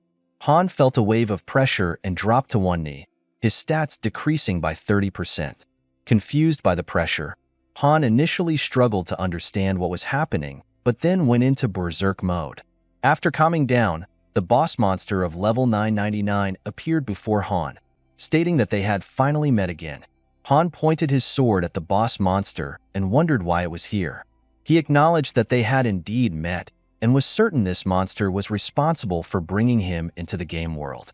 Han wanted to confront and defeat the monster immediately, but knew he had little chance, given that the monster had defeated a high-level 5 and 6-star Diora party in under 10 seconds.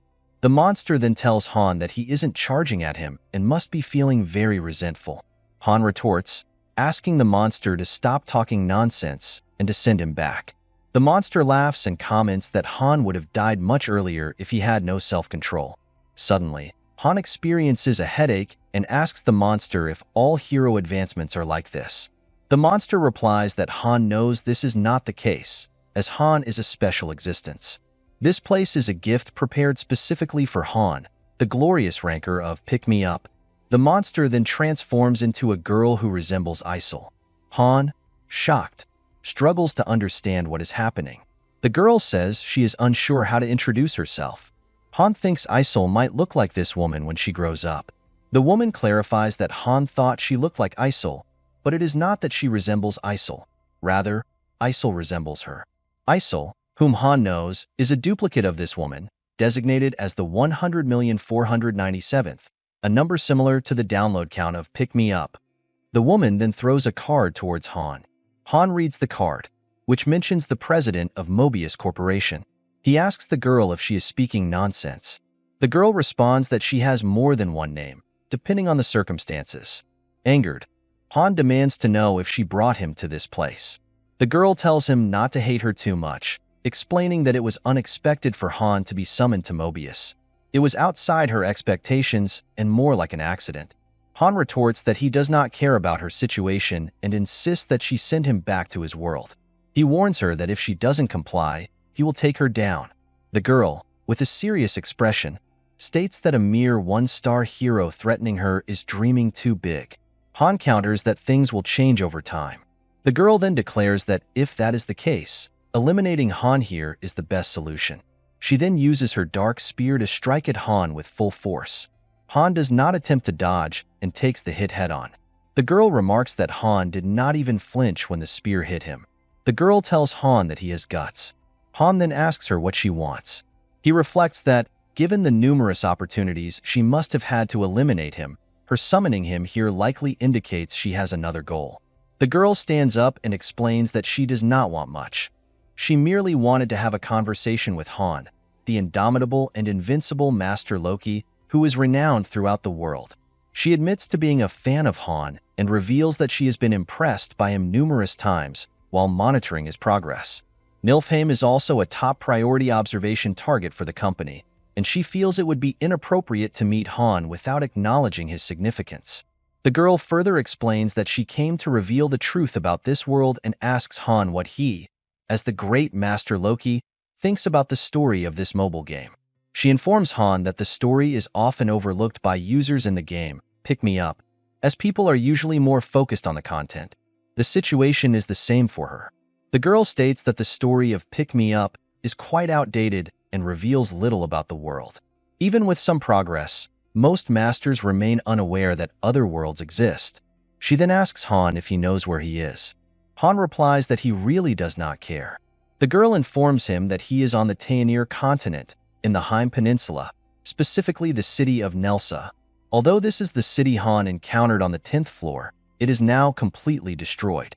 The girl shows Han various locations: Silkia, Kaya, Edora, Peonia, Madian, Acardia, Lilgia, Halsey, Arantia, Cisnea, and even Bardia. These represent the current conditions across all areas of Taenir. She asks Han if he thinks Niflheim is any different, noting that all continents connected to Mobius have suffered similar fates, with over 100 million worlds being destroyed simultaneously. The girl explains that this is a book whose end has already been decided, a tragic ending. All the characters within the book hope for a different conclusion, and what they need to do is quite simple. They need to pull someone from outside the book into it and fix and rewrite the story. Even if the setting and probabilities change, and even if space and time collapse, a higher dimensional being can alter causality through observation. This was the reason for the creation of the Pick Me Up game. Hearing this, Han smiles and remarks that he was curious about the grand story she intended to share. He then asks the girl what the purpose of telling him all this is. The girl requests Han's cooperation to save the world together with her. Han refuses and tells her to stop talking nonsense. The girl urges him to consider her request carefully and decide whether to accept or reject it. Han, with a serious expression, tells the girl to stop talking. He thinks that after being pulled into this game and suffering so much, she now asks for his cooperation. Han doesn't understand what the girl is talking about and tells her he will not cooperate. If she intends to take him down, he will do his best to crush her. The girl responds that Han is being too harsh and that she feels hurt. Han realizes that he has bluffed as much as he can, but he cannot defeat this girl at the moment, given that he is only a one-star hero with stats at level 10. He decides to challenge her once he becomes stronger. Han tells the girl that he does not want to continue the conversation and demands to be sent back. The girl responds that she has expended a great deal of effort to bring him to this place and holds him in high regard compared to other masters in Pick Me Up. She explains that even if a ranker were placed before him, they would appear as insignificant as a firefly compared to the grandeur of the moon. The girl asks Han if he knows why, and then reveals that it is because Han, also known as Loki, has achieved a unique accomplishment unmatched by any other master in the game. A notification window then appears, stating that there is a master trust bond with the heroes. The girl acknowledges that Han understands the significance of this phrase, which appeared after clearing the tutorial. She tells him that among the 100 million masters, only Han, the Loki, truly comprehends its meaning. As she speaks, the surroundings begin to change. The girl informs Han that this is the stage on the 80th floor of Niflheim, a level Han was a master of 6 months ago.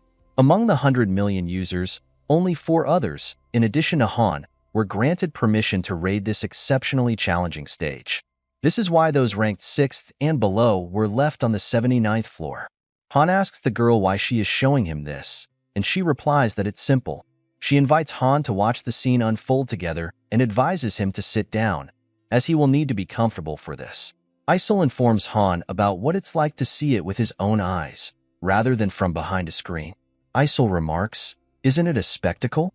The 80th floor is referred to as the first conquest floor, and it doesn't even specify what the goal is.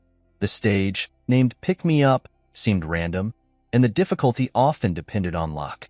However, all the rankers who attempted this floor failed miserably, leading them to nickname it the Wailing Wall. Han, like the others, had heard this before, but he tells Isol that he's not the same. Han then reveals that he already knows how to clear the 80th floor and questions why Isol is showing him the video of his successful raid on it. Isol responds nonchalantly, saying, "There isn't much to it. You can just watch and find out." Han reflects on how, after conquering the 79th floor, he confidently advanced to the 80th. Most of his forces, except for the main party, were wiped out. Han describes the 80th floor as hell, the only way he can characterize such a place. It was a level where the living could not survive, truly a realm of death. Then, a monster called Fragments of Chaos, level 113, appears. Fragments of Despair, level 108, also appeared. Seeing these monsters, Han, frustrated, remarked that these fragments were the reason behind the hellish difficulty of the 80th floor. Isol responded, "That's right," and then asked Han if he knew that Pick Me Up had different difficulty levels depending on the account, and that summoning probabilities were also account-dependent. Isol then questioned Han, also known as Loki, whether he believed it was a coincidence that he was never able to summon a 5-star hero.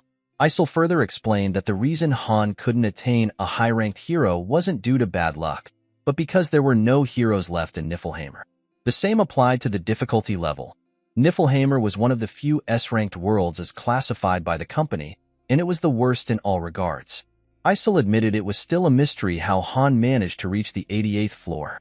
Upon hearing this, Han confidently drank his juice. At that moment, something started to materialize in front of him. Shocked and confused, Han struggled to understand what was happening. Isol then informed him that the heroes considered the strongest in Niflheim, including the top 5, had all gathered. As the heroes arrived on the floor, all the monsters charged at them instantly. A notification appeared, stating that the effects of tactical posts were being applied, and the facility was upgraded to max level. The heroes were now in possession of the stage's map, and the master could record the heroes' actions through drag and drop. Han began implementing his strategy, and the heroes were able to follow the master's instructions on how to defeat the floor. Isol commented that these were the very tactics Han had devised on the 80th floor, which Isol found quite interesting. Han had chosen to seize the supporting objects first before raiding the enemy, a process that was complex, but with a straightforward goal. Han had closely observed the monsters' actions and noted their behaviors. Isol then encouraged Han to reflect on what kind of leader he was to his heroes, stating, "This is why you're the one and only Master Loki." The heroes began discussing their plans, agreeing that Master Loki's orders were, as always, flawless. The squad leader then addressed her team, reminding them that failure was not an option. A window appeared, announcing that the battle would begin soon, and the heroes started introducing themselves. A girl stepped forward, introducing herself as the king's arrow, Nahaku Gastfell. Following her, a man stated he was the king's spear, Muden Nidelk. Then came the king's sword, Ledigian, and the king's eyes, Urnith. Lastly, the king's flames, Ceres Aganthium, introduced herself. As the mission began, the monsters attacked, and Ceres stepped forward with her sword, swiftly cutting down several enemies. Meanwhile, Han and Isol watched. Isol remarked, "Isn't it amazing? These heroes have genuinely sworn their loyalty to you." Isol further explained that all of these heroes were 6 stars, considered the strongest in the entire server. No one could defeat them except the elusive 7 stars. Isol assured Han that he had raised some truly monstrous heroes. Han, unimpressed, asked Isol what the point of it was. Isol responded by explaining that skill wasn't the most important factor. What truly mattered was how heroes perceived their masters. As they climbed higher in the tower and uncovered the truth, many fell into despair. Who would remain loyal to someone who treats them as mere game characters? Isol asked. But Han was different. He was the only one who truly dominated the lobby, known as Loki, the king of Niflheimr. Even now, Niflheimer's heroes are desperately searching for Han, knowing that he has also fallen into the pick-me-up game. Isol tells Han to think about it. What kind of heroes would search every corner of the world for months just because their master disappeared? She asks Han if he thinks the heroes of other lobbies would have done the same. Isol then states that Han's approach is not only unique, but also highly precise. She admits that she could never have devised Han's strategies, as she would never have thought of a master not using synthesis. Hearing this, Han reflects on how, in Pick Me Up, masters typically control their heroes through synthesis. If any heroes are deemed worthless or disobedient, they are eliminated, and the fear of such a fate is how masters maintain control. Even low-ranked heroes with potential often end up as prey for higher-ranked ones. However, Han, who never managed to obtain a 5-star hero and had only Ceres, a 4-star, was often told by others that his account was a failure. People told Han to quit playing, but he didn't listen. He was used to unfairness. Han then tells Isol that it's not that he didn't use synthesis. He simply used it as little as possible. Isol responds, "Other masters used synthesis 3 to 4 times a day, but you didn't. That's basically the same as not using it." She continues, noting that before Han became famous, most masters treated their heroes like game characters, discarding them when they got bored. In contrast, Han believed that even if a hero had a low rank, they shouldn't be abandoned if they showed potential. A lobby controlled by fear is bound to fail, Han reflects. He rewarded heroes who proved their worth and only punished those who were truly useless.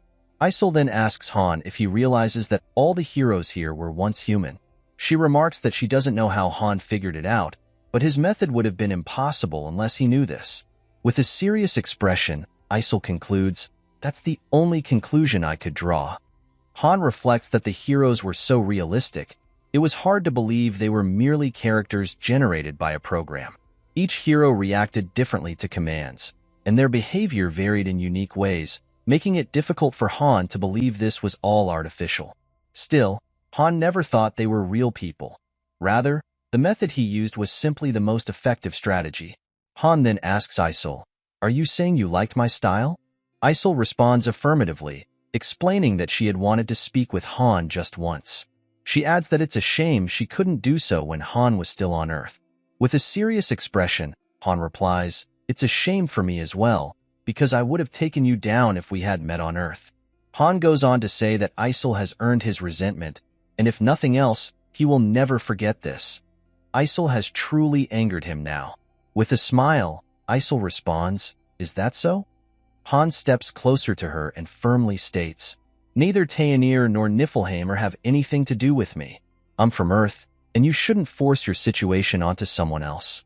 Hearing this, Isol smiles and remarks, "Niflheim would be devastated if they heard you say that." Han replies, "Niflheim can feel devastated all they want." In his mind, Han thinks that if Isol simply wanted him to climb the tower, there would have been no need to summon him here. The Niflheim group had been steadily advancing, and they had suffered no casualties up until the 88th floor, where they encountered the demon wall. The 90th floor was nearly within Niflheim's grasp. Yet, while Han was leading that effort, he had been dragged into this game.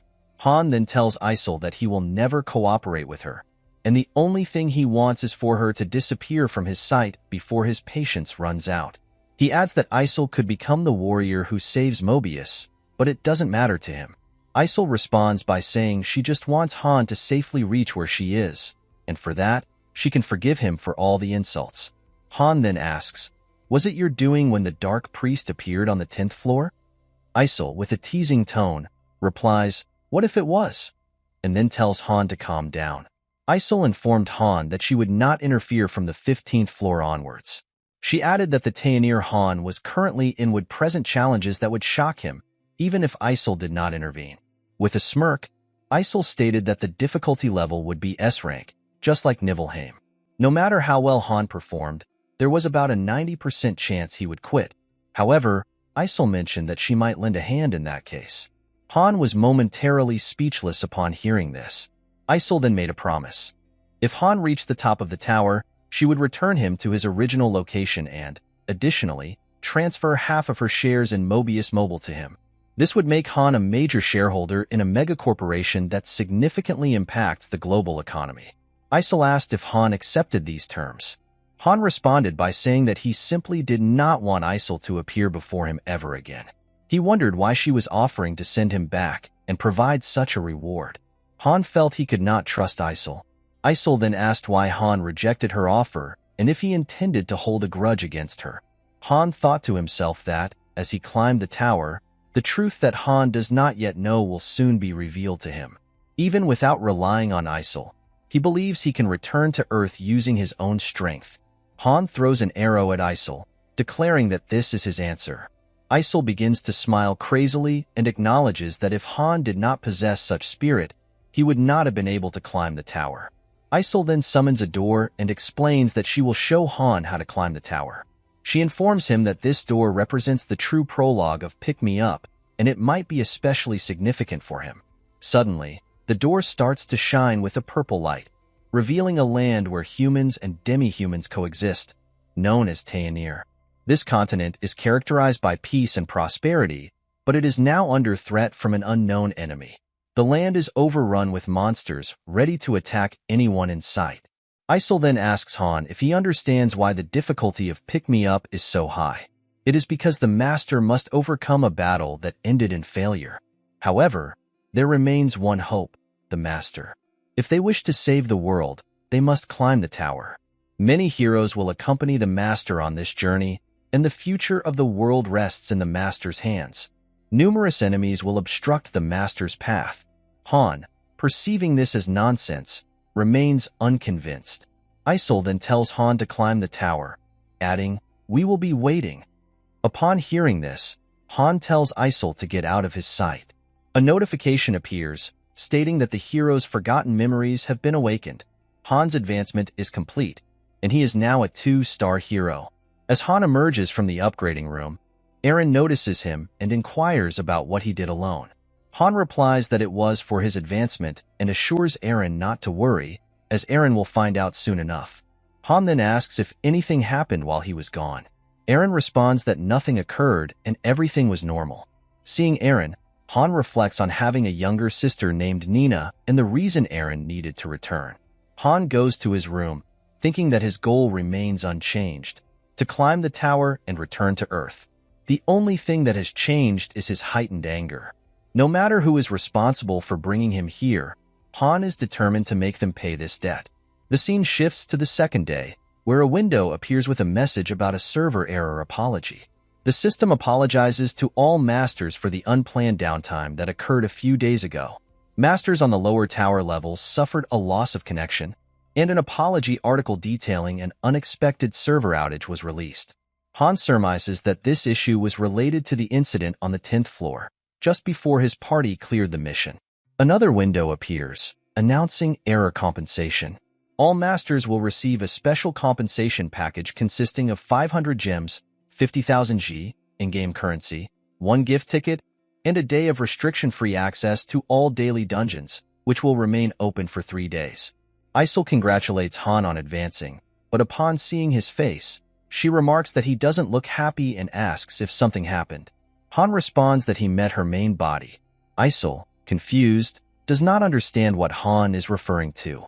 Han then asks Isol if she is the co-CEO of Mobius Corporation. Isol is stunned by this question and asks Han how much he knows. Han tells Isol not to worry, as this does not change his plans. He will continue climbing the tower, and Isol just needs to help him with that. Isol agrees, and then hands Han a golden ticket. This ticket is a gift, allowing Han to obtain anything he desires. Seeing this, Han asks Isol if she is giving it to him. Isol proudly responds that it is from the Master, specifying that even the Master recognizes how incredible Loki is.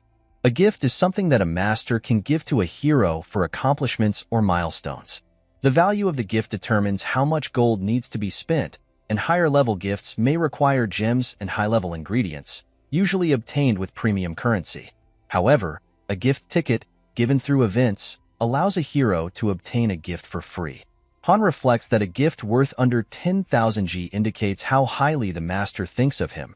He thinks to himself that the Master would be surprised, as he hasn't done anything particularly special, yet the heroes have been diligently climbing the tower for him. Han then tells Isol that he does not need the ticket, and suggests she give it to someone else. Isol is stunned by this response.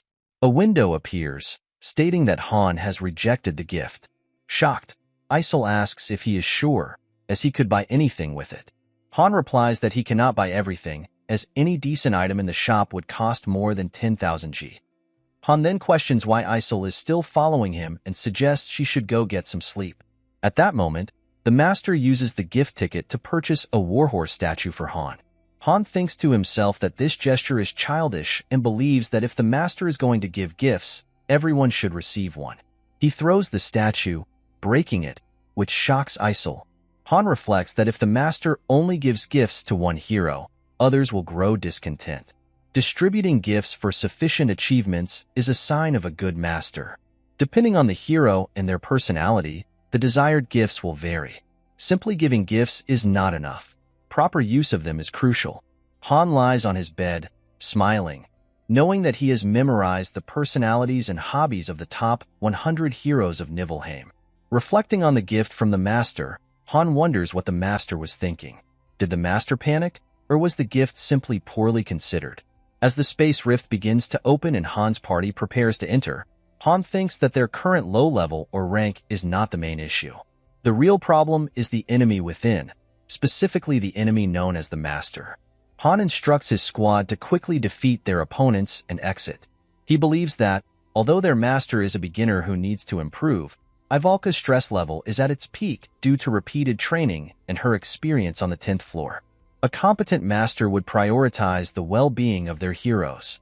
Ivalka asks Han where they are heading next. Han considers that climbing to the 11th floor under the current circumstances seems impossible, so they will likely go to the 8th or 9th floor. Han reflects that the Master still has not grasped the true nature of pick-me-up. They find themselves in the main dungeon of the current highest floor, the 11th. Han wonders if the Master is suffering from overconfidence. A window appears, indicating that the main dungeon is currently on the 11th floor. Han is shocked by this development and instructs his squad to prepare, as they will be proceeding to the 11th floor. Jenna, surprised by this decision, questions why they are moving to the next floor so soon. Han reflects on a term created among users, "I'm so good." This describes a condition where a Master, having shifted all strategic responsibilities to the heroes, mistakenly believes that their own skills alone cleared the floor. Typically, a master should recognize the need to assess their hero's capabilities on lower floors before attempting the 11th floor. By sending the main squad directly to the 11th floor, Han realizes that the master is fundamentally misunderstanding the situation and that he is not a player. Han wonders if he will be able to climb to the 100th floor with such an inadequate master. As the 11th floor window opens, it announces that the quest type is subjugation, and Han, along with his squad, must eliminate all enemies. They find themselves in a graveyard, where skeletons of level 11x14 emerge from the graves with weapons in hand. Han instructs his party heroes to position themselves, planning to deal with the skeletons first. He reflects on why the game Pick Me Up is a trash game, since luck determines the difficulties of earlier stages. Choosing a good hero makes the game easier, while choosing a bad one makes it much harder. While fighting and using his skill Combust, he blasts the skeletons and thinks further about whatever. His 4-star hero was synthesized into him, and all of his 5 characters were destroyed except for one, which means his luck is not good either. He had been active in early levels, developing facilities, training characters, and synthesizing various items. Jenna finds the skeletons annoying, but Han keeps thinking that whatever kept progressing using the same strategy he himself had used. However, things started to change from the 5th floor onwards. Han credited himself for clearing a mission that was supposed to end in failure. After this mission, whatever gradually chose a different path. He used 5 summons without the right conditions, sent his heroes to the 10th floor before the final members were even formed, and made several other mistakes. Among these mistakes was thinking his hero's skills were his own. Masters who depend on their heroes are known as, "I am so good." Itis patience. Han's party clears the stage successfully by defeating all the skeletons.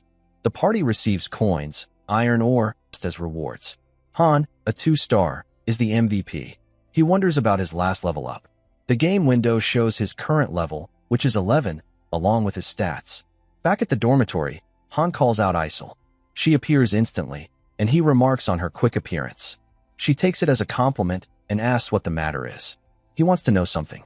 Isel starts to reply, but he cuts her off and completes her response, as he already knows her answers are limited. He admits that he has come to know everything about that girl and demands Isel to give him more details. At first, she hesitates, but eventually shouts and gives in, making an exception.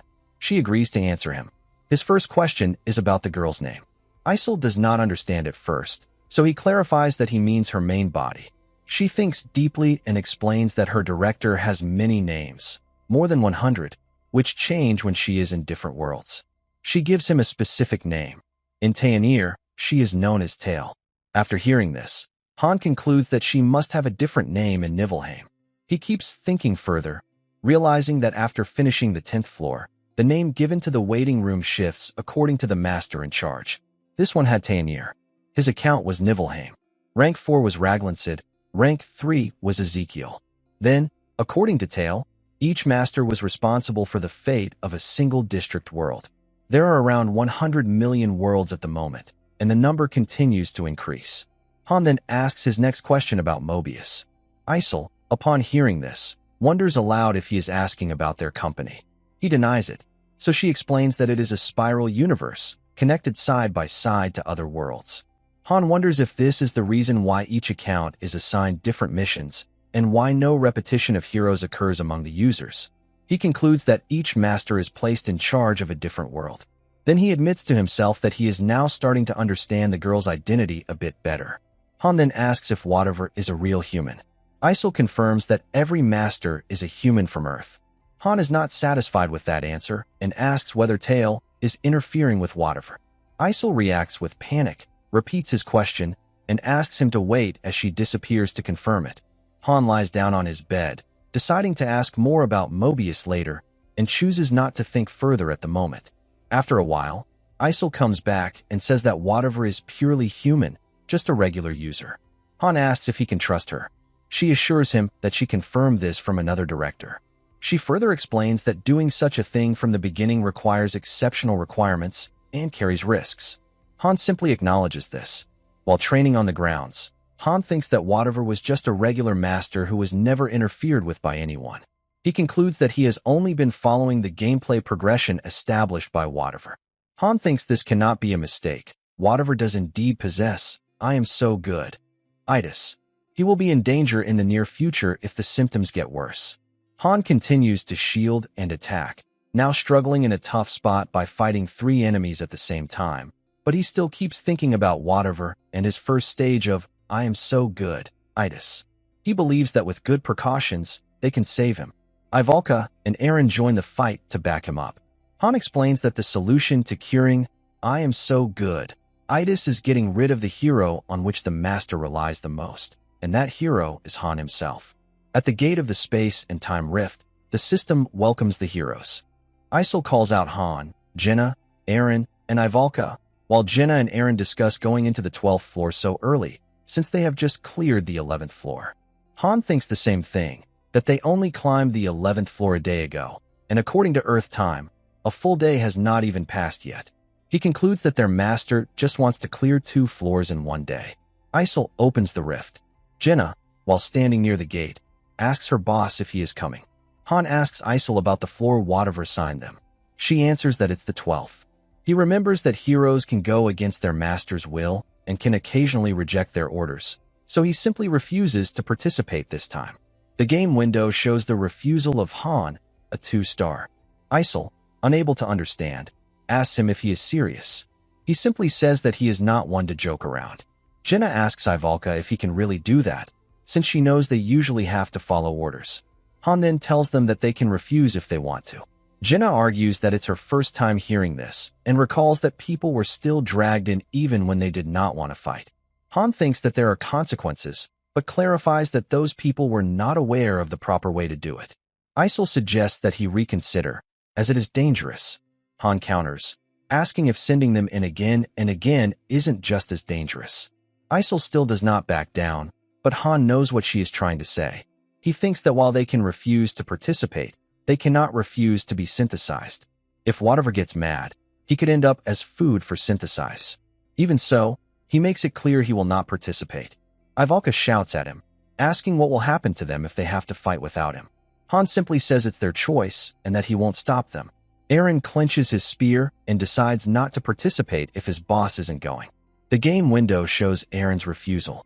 Then Jenna also refuses, saying Han should have told them earlier about this option. With no choice left, Ivalka also refuses to participate. The game window states that Party 1 is out of control. The suggestions are either to listen to their demands or punish the leader of the party. Isol panics and admits she didn't write those tips, while Han smirks after reading about punishing the leader. Jenna asks him about the next move. After thinking, he smirks again and decides to wait and see what their master chooses. The game cards of Party 1's heroes then show that they are on strike. Whatever is quite surprised to see his party going on strike. Han thinks that if Whatever had watched their raids, then he must have expected this to happen, but he didn't, so he was not able to know this would occur. Isol calls out Edith, Roderick, Aershur, and Adis. Upon appearing, the lady wonders why they are being summoned. Han answers that they refuse to go. She is stunned upon hearing this. After a brief moment, she comes to know about the whole situation and remarks that it is dangerous. Han admits this. She adds that if they don't prove their worth to the master, he will, and Han completes her sentence by saying, die. She argues that their master will dislike this idea, but Han asks her if she can die just because the master tells her to. He reminds her that she was fighting to live. She cannot utter a single word in reply and goes back to her team to discuss. Han thinks and admits that no hero here is truly loyal. They only fight to survive. The lady decides to go because they need experience, and she says she doesn't want to be synthesized. Her team enters the rift. Jenna asks Han what will happen next. Han admits he is unaware too. Jenna is not satisfied with his answer. Han suggests she must follow the master's orders if she wants to live. If he gets synthesized and dies, Jenna firmly believes he won't die. Eren acknowledges this, and Ivalka agrees as well. Han smiles and thinks they have grown a lot. The game window shows Adis and Aershur, making them lose health at regular intervals. Then the window shows Adis, frightened, decreasing stats by 30%. Han realizes that the 12th floor must be much more difficult compared to the 11th. Adis's team comes back injured and exhausted. Han asks about the experience. Her expression changes, and she firmly asks about the procedure to reject the order. He remarks that the procedure is easy. In the next moment, the game window shows the refusal of Edith to participate. Party 2 is now out of control. Isol fearfully comments that the situation is getting worse. Han admits it and says that with both parties out of control, including the main dungeon, the master can't send them in daily, leaving the waiting room empty. With that, Han instructs his party to train regularly, since not following the master's orders won't stop them from doing their own activities. He adds that dungeons will be open for 3 days as compensation for the game's error. They will stock up on potions and improve Jenna's and Aaron's equipment. They will enter the dungeons on their own will. Isol bursts out, worrying about their accounts being closed by her master. Han doesn't flinch. He doesn't care about the master's actions. He remarks that if the master were truly that kind of person, then Whatever would not have been able to climb the tower at all. Isol warns him about being synthesized, addressing him as Loki. Han happily admits that it is better to die painlessly than to suffer without a good reason. He then puts forward the solution to restore a strike by synthesizing the heroes who caused the disturbance in order. This would decrease the morale of the heroes, but they would not be able to refuse orders in the future. He mentions that using gifts and rest facilities afterward would raise morale again. Ivalka agrees. Han believes that Whatever is unaware of this, and their party leaves the waiting room. The next day, they enter the daily dungeons, splitting into groups. Han with Ivalka, Jenna with Aaron. They go into different versions and are able to find a low-grade fire attribute stone. After finishing their rounds, Han trains, raising his beginner sword and shield proficiency to level 6. At his current level, basic training is not enough to enhance his skills. He needs to find a veteran of the same level or train using handicaps. He creates a special system for Ivalka to sharpen her skills. She needs to train her telekinetic magic in order to obtain the telekinetic skill. She complains that she only wants to use fire magic. Han taunts her, saying she only eats potatoes. Whatever does not log in, nor the day after. Isol cries, worried that he may not log in again and might stop playing. Han only sips tea, responding flatly.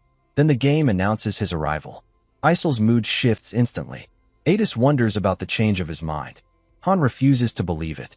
He thinks that if I'm so good, itis were that easy to cure, then it would not be that common. Han knows exactly what Whatever is thinking.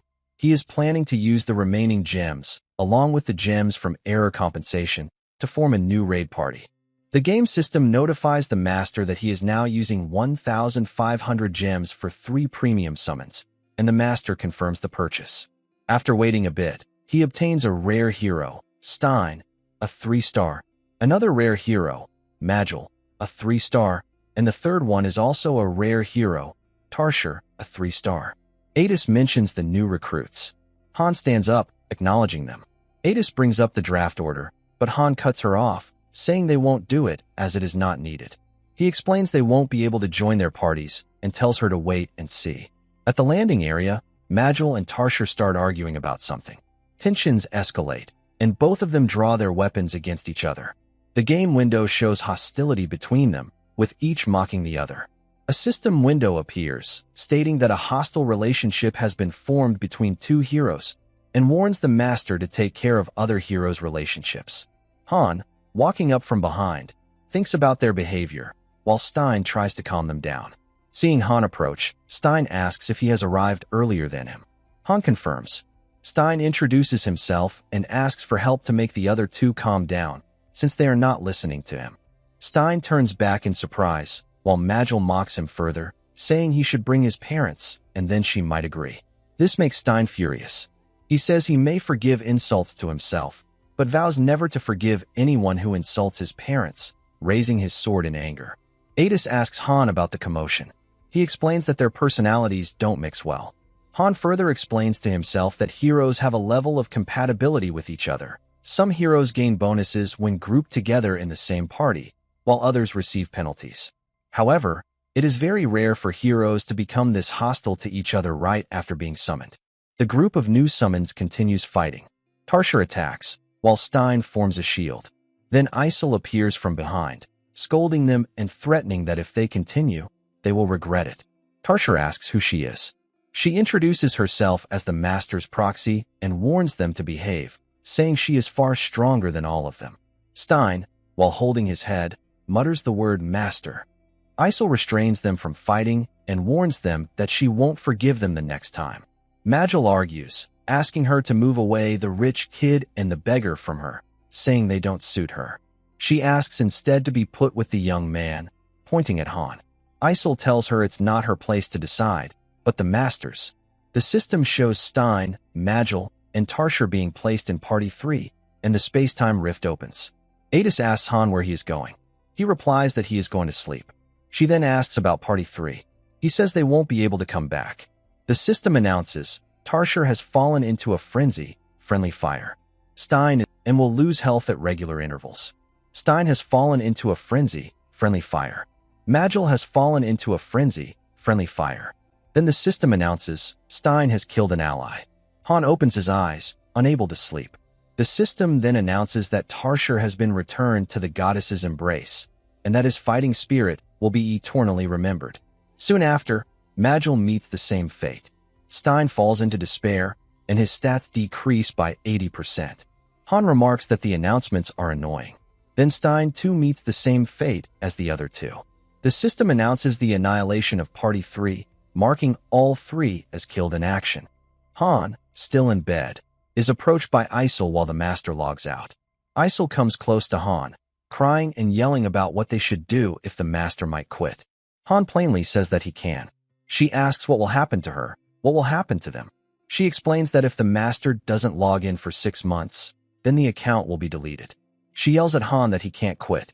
He reassures her that in game time, it would be a year and 6 months. She complains that the lobby will be in a mess without a master.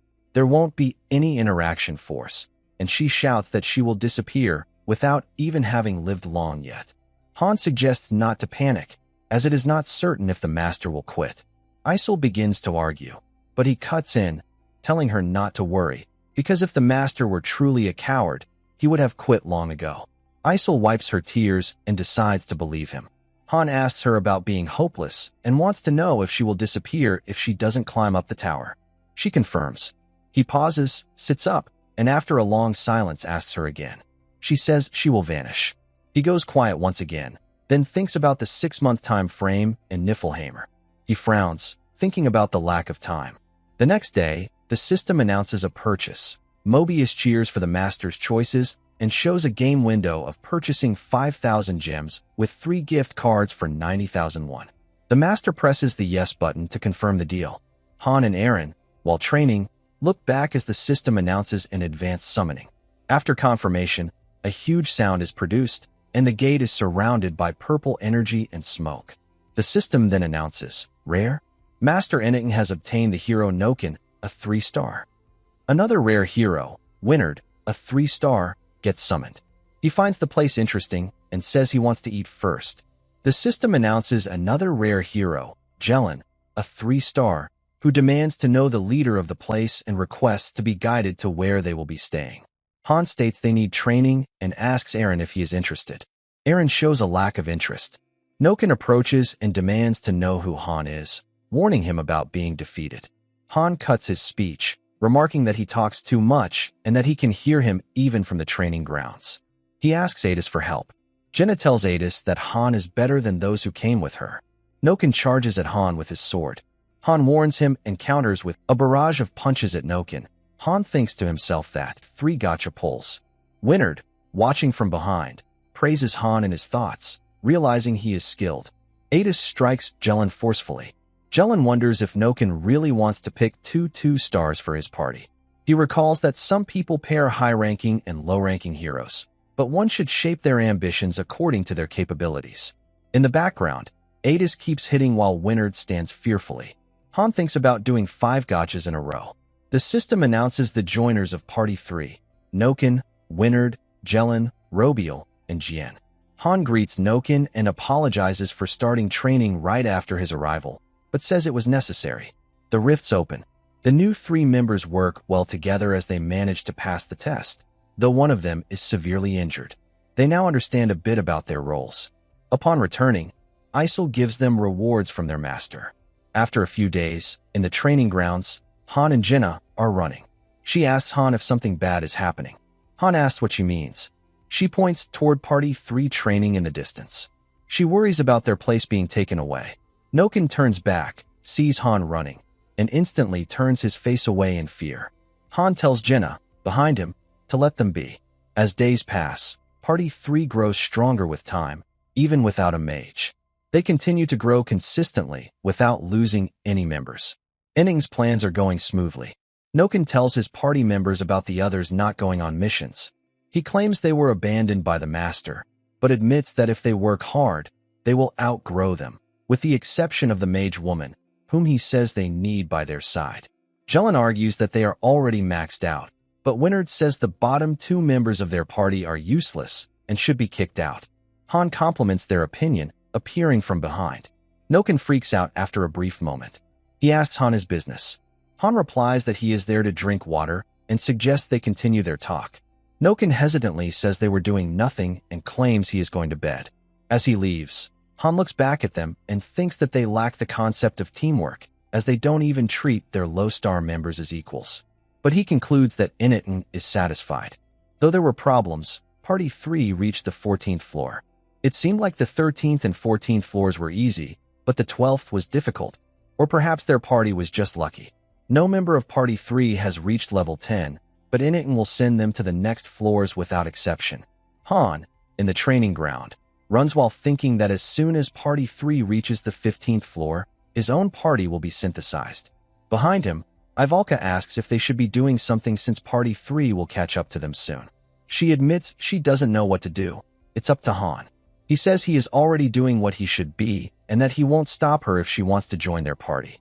She says she doesn't want to join them, as she doesn't like them. He suggests waiting until their opportunity arrives. He asks if she has mastered telekinesis yet. She firmly confirms. She raises her finger and gazes at the objects lying on the ground. As her eyes turn purple, she lifts them up. Han realizes that she can now cast it without any verbal order, which means she has reached beginner level. He praises her, though she seems exhausted after just that attempt. Han thinks their master has not improved at all. The lobby has good facilities, but there are an overwhelming number of heroes. After clearing the 10th floor, new places were added, but no new facilities have been built. Level 3 facilities should already be in place, but the master doesn't seem interested in doing that. His attention is only on Party 3. The 15th floor raid preparations are going smoothly. Party 3 knows they are favored by the master, and that is why they have changed their attitude. For now, it's just small things, like asking Chloe for more meat or stealing a sofa from the lobby. But if they successfully pass the 15th floor, things will get worse. Party 3 is called out to the square. They are confident and eager to enter, holding potions in their hands. The system announces the use of basic HP potions by Noken, Winard, and Jelen. Sitting on a bench, Jenna complains about giving them potions that they worked hard to earn. Han reassures her, saying they can always find more. Adis stands behind the bench. Jenna, still complaining, says that when they cleared the 10th floor, there was no one around. Han replies that it was a good thing. The rift opens, and Party 3 begins to enter. Noken mocks Han, laughing as he says he will ask the master to give Han a hard time when they get back. Han doubts they will survive, while Adis teases him, saying he's popular. Aaron approaches and asks what will happen if that party passes. Han answers that if they succeed, then they will need to obey their master, or else they will die. Han thinks to himself that there are still chances Party May 3rd clear the 15th floor, because there were times when parties were sent only to perish, yet they ended up succeeding. If Party 3 succeeds, then Initen will no longer need them. Han tells his friends that if Party 3 comes back, then they must follow the master's orders at all costs. He thinks that by that time, he may already be synthesized. While Party 3 enters the 15th floor, Han thinks it's a gamble whether they will succeed or fail in clearing it. Noken is stunned upon seeing the 15th floor, as if he recognizes the place. Everyone waits in the waiting room as Party 3 enters the 15th floor. They all look tense, and Han, while sitting on the bench, thinks that it has been 5 minutes since the party went in. He believes they have not met any danger yet since he hasn't seen any status messages. Then he looks up and notices the status message, which states the annihilation of Party 3. They are instantly wiped out, and the quest fails. Han thinks the party only went in for 5 minutes, and concludes that it must have been a special quest. Suddenly, The ground shakes heavily, and everyone staggers, unable to stay still. The master logs out. Isol shouts that the master threw his phone. She pulls on Han's shirt and asks what to do. Han tells her to stop since many people are watching. He suggests going back, as the show has ended. Jenna asks about Party 3, and he says the party has been annihilated. He thinks that as soon as they entered the 15th floor, they were wiped out. They died uselessly, as no one got any clue about the 15th floor. Jenna comments that the party had only gone in for a short time. Han says it shows their true skills. Whatever doesn't log in for a long time. In the training ground, Han trains hard while Isol approaches him, yelling and crying in her pajamas, asking what she should do. He tells her he is training at the moment and asks her to go to sleep. He says they need to live their lives, waking up in the morning, training after breakfast, having lunch, and then training all through the night. Isol shouts that 10 days have passed. She says that one-star heroes other than them have become too carefree. In the absence of the master and synthesis, they are no longer fearful. Hardly anyone except a few goes to the daily dungeons. Han tells her that it has been 10 days there, but only 3 days have passed according to Earth's time. Loading finishes, and the system welcomes the master. Han is surprised upon hearing this. Isol turns around with tears of joy welling up in her eyes. The sky brightens instantly. The system notifies them about a screenshot being taken, which is saved to the gallery. Then, the master logs out instantly. Isol, frustrated, comments about how he logged in after such a long time only to leave without doing anything. She wonders aloud if the account is about to be closed. Han reminds her that the master took a screenshot. She asks why, and he thinks aloud that maybe it was to make a memory photo. He then asks her about her hobby. She tells him she had already said before, it's surfing the web. He smirks, saying she has access to the internet. She confirms, then notices something. With glowing eyes, Han says he needs her help with something. After listening, Isol shouts at him, asking if he really intends to connect to the internet there. He plainly says he doesn't care if she can't. She shouts that she can. He asks why she is hesitating, then. She explains that it isn't easy to access information from another dimension, as there are punishments. She adds that they need to connect the fragments of interactions left behind by the master. 1 hour is possible only for observing, but time will decrease if he wants to send a reply or leave an article. She insists it is not easy. Han plainly agrees. She says she is mad too, as it has been a long time since she visited the Ragnar Loki forum. Han sits up and concludes that he will need to use the internet directly. She asks, directly? He says that way will be better. Isol pauses, slaps her cheeks, and agrees to do it if it's for him, while changing her clothes. She summons her fairy power, and a holographic device appears. She weakly says she can't hold on much longer. Han plainly asks if that pose is really necessary. She says she is concentrating. It's her concentration pose, and asks him to hurry. She continues making noise, but he tells her to stay quiet, as it annoys him. He says he will finish quickly. He searches through the web and opens the Pick Me Up online fan forum. He thinks it has been a long time since he was there. He searches through the sidebar and clicks the progress help thread. He smirks when he finds Whatever's comment asking for help. Whatever had written that he wanted help with something. He said it had been a month since he started, and at first things went smoothly, but now he feels stuck. He thought of following the rating guide, but felt something was wrong. He even attached a screenshot of his waiting room below. Han checks through the character's deck and sees his own sprite looking like an actual game character. He wonders who drew him, maybe AI? Han swipes up to see the replies and notices Whatever being criticized by other users. Some commented about his party becoming hostile to each other. Some said he was not supposed to progress so quickly, and some complained about relying too much on one guy. Isol is hardly able to maintain her posture, as she is near her limit. Han decides to quickly send documents from his cloud to Whatever so that his mode of operation will change. After sending, he adds a comment in the thread, suggesting Whatever check his email. The users instantly start commenting under it. They doubt if it is really Loki, since Loki is famous in the community. Han wonders if he should have commented anonymously. Meanwhile, Isol screams in exhaustion. She asks if it's done. Han confirms. She asks if it went smoothly. He says it depends on Whatever. She says she knows he sent a message but asks what it was. He replies that it was his player record and other related information. Isol's hair returns to normal, and she shouts in excitement about the books of heaven. Han doesn't understand. She explains that the public doesn't fully know about attack methods. They believe that the true raid methods come from Loki. She asks why. If the book contains all of the methods, he sent it to the master. Han asks her to stop. He admits she is somewhat right. The document he shared with the master contains his player record and documents with all the information he analyzed for 2 years, including some theories as well. Isol sheds tears of joy. Han thinks that the documents don't contain every detail about the game, but they do contain everything he knows. He is not sure if Whatever will read the entire document. The document, however, is far too lengthy and wasn't written with the intention of someone else reading it. But if Whatever does read the whole thing, then things will get interesting. There are 2 possibilities: losing interest in the game and never logging in again, or logging in with renewed determination to try. The next day, the system finishes loading and welcomes the master. While Han is training with his weapon, he thinks the master is back.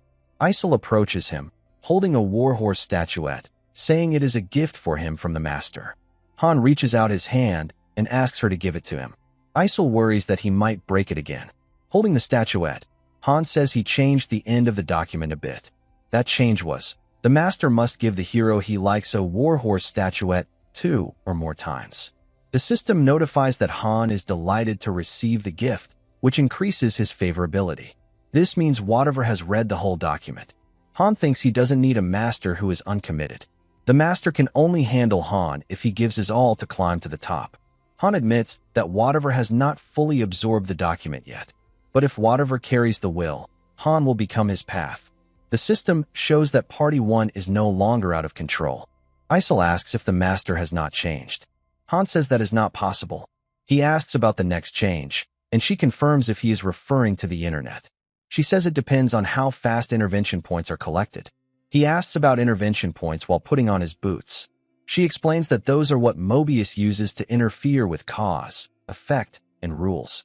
When the master logs in, intervention points are gathered, and they gather faster as the party goes up a floor level. Then she adds that gems are the embodiment of intervention points, containing the power of creation. Han comments that real money truly does hold power. She agrees and says cyber money is good, but cash is better. If cash is brought to headquarters, then a 1% bonus reward is received. Han says the amount is too low, then heads out to reunite with his party members. They are all going out for the first time after taking a long rest. The system notifies that Party 1 is operable. Han announces they are taking back their refusal to fight. The system praises the master for changing the mindset of the heroes. Jenna doesn't care much, but still thinks it's good. Han asks if they weren't hungry to fight. Ivalka denies it. He glares at her, and then she nervously says she is itchy to fight. Aaron asks what will happen if the master changes his mind, as they are already lacking a member. Han assures him not to worry. Isol calls out Adis, instructing her to join Party 1 as per the master's will. She steps forward and asks Han about their refusal and about the master. Han tells her to wait and see. The system notifies that Party 2 is operable, and that Adis has joined Party 1. The rift starts to open. Adis admits she can't stay long. Han assures her he is not expecting that either. After clearing the 15th floor, she can lead Party 2 again. The system announces the current challenge, which is the 8th floor. After 10 seconds, the gate will open.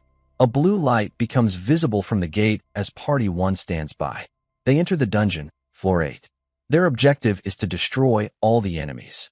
Han instructs his party to show everything they have been training. Enemies begin to approach them. Goblin Riders, level 9 by 27. Ivalka uses her magic, Invert.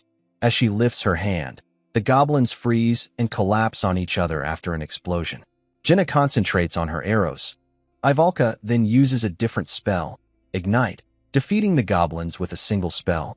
Han acknowledges her progress, noting that before it used to take her 40 seconds, but now only 10 seconds to cast. Then he shouts that it's the last level and takes down the goblins. Ada stands there, still asking why she was called. They clear the stage, receiving coins and leather as rewards. Han thinks he can trust Jenna to cover him, as she is now able to shoot much faster. Jenna asks Adis if she is bored. She answers that she enjoyed watching them. Han believes Adis is clever and will find her role in the party soon. The system labels Ivalka as MVP.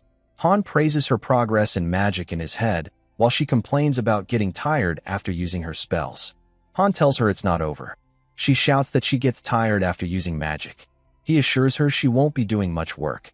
She doubts his words. The system suggests the master start research, as they have found a member for research, which will help in the smooth functioning of the lobby.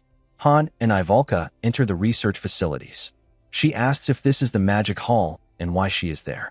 Han replies that she doesn't have to work hard physically. She just needs to research. She frowns. The system shows the stats of research. Current development is overall 0. Research points can be achieved by placing members in the research lab. The lobby can be upgraded according to the points. The system asks for the master's confirmation to make Ivalka the researcher. He taps yes. Isol pops out instantly, frightening Ivalka. Ivalka suggests she not pop out of nowhere, as it scares her.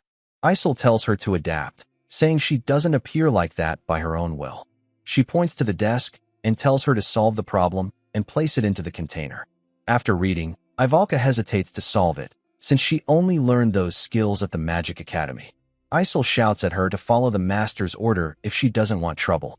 Afterward, Han tries to read a book from the shelf but is unable to, while Ivalka is busy solving the problem. She places the solved problem in the container, which produces 1 research point. The research speed is 10 per hour, which produces 10 gems per hour. Han thinks 10 points per hour is not good. The speed isn't great, but since Ivalka doesn't have any research skill, this result is expected. The system notifies that the researcher should work for 3 hours per day, as the researcher may get irritated if the set time is too long since they have their own lives as well. Isol pops out, telling Ivalka about working for 3 hours per day. She shouts and admits it hurts her head. The system notifies that Ivalka is expressing contempt. She shouts in anger and frustration that even though she is giving her all to solve the problems, she is being treated like a slave. Han admits in his head that she has a tight schedule, and he finds a solution to the problem. He makes a request to the master through Isol. The system notifies Han's request for a fur coat. The master accepts and purchases it with 3,000 gold. The coat appears, and Ivalka holds it tightly. Han tells her to do her work and she will get more. She complains about him changing her mind through gifts, bad-mouthing him. Han holds the coat from one side and says that if she doesn't want it, she can give it back. On the other side, she shouts that she didn't say that and then does the work, while Isol observes them from behind. Enicaps begins to change and starts sending members to the weekly dungeons, developing weapons in the equipment center, and forming a new party 3 made of new heroes. He has surely changed. Han smiles, thinking about it, while sitting in the research lab. Ivalka addresses him while solving the problems. She admits she is good at flame-type magic and theories about different things. She believes he is talented as well and asks him to learn magic if he is interested. He repeats her words. She says it will be hard for her to teach alone, but the books in the lab can help too. Han explains to himself that as a 2-star, he is at beginner class. He will be able to choose his class once he reaches 3-star. At that rate, he can become a warrior, but by completing different positions he may be able to unlock a hidden class. One of those includes the mage swordsman. Still, just because it's a hidden class doesn't necessarily mean it is strong. He directly refuses her, as he is only focusing on one thing. Still, she asks him to let her know if he changes his mind. Han then teases her, saying she made that offer just to receive help in solving the problems. She startles and denies what he said outright. After listening, he believes he was correct. She sighs and after a moment asks him about his life before coming here. He tells her he was a farmer. She doesn't believe him. He reminds her to focus on the problems.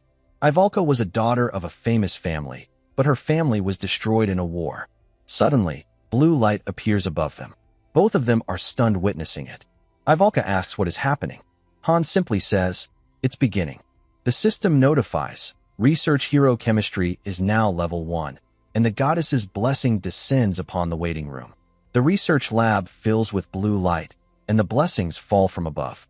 One falls on Ivalka, though she still doesn't understand the situation. There are 3 paths in the research tech tree, and whatever use 30 points to unlock hero chemistry research. Ivalka's head spins, and she sits down, unable to understand anything. Han suggests she check her stats. She repeats the word stat. A stat window appears in front of her, and she shouts in surprise at its sudden appearance.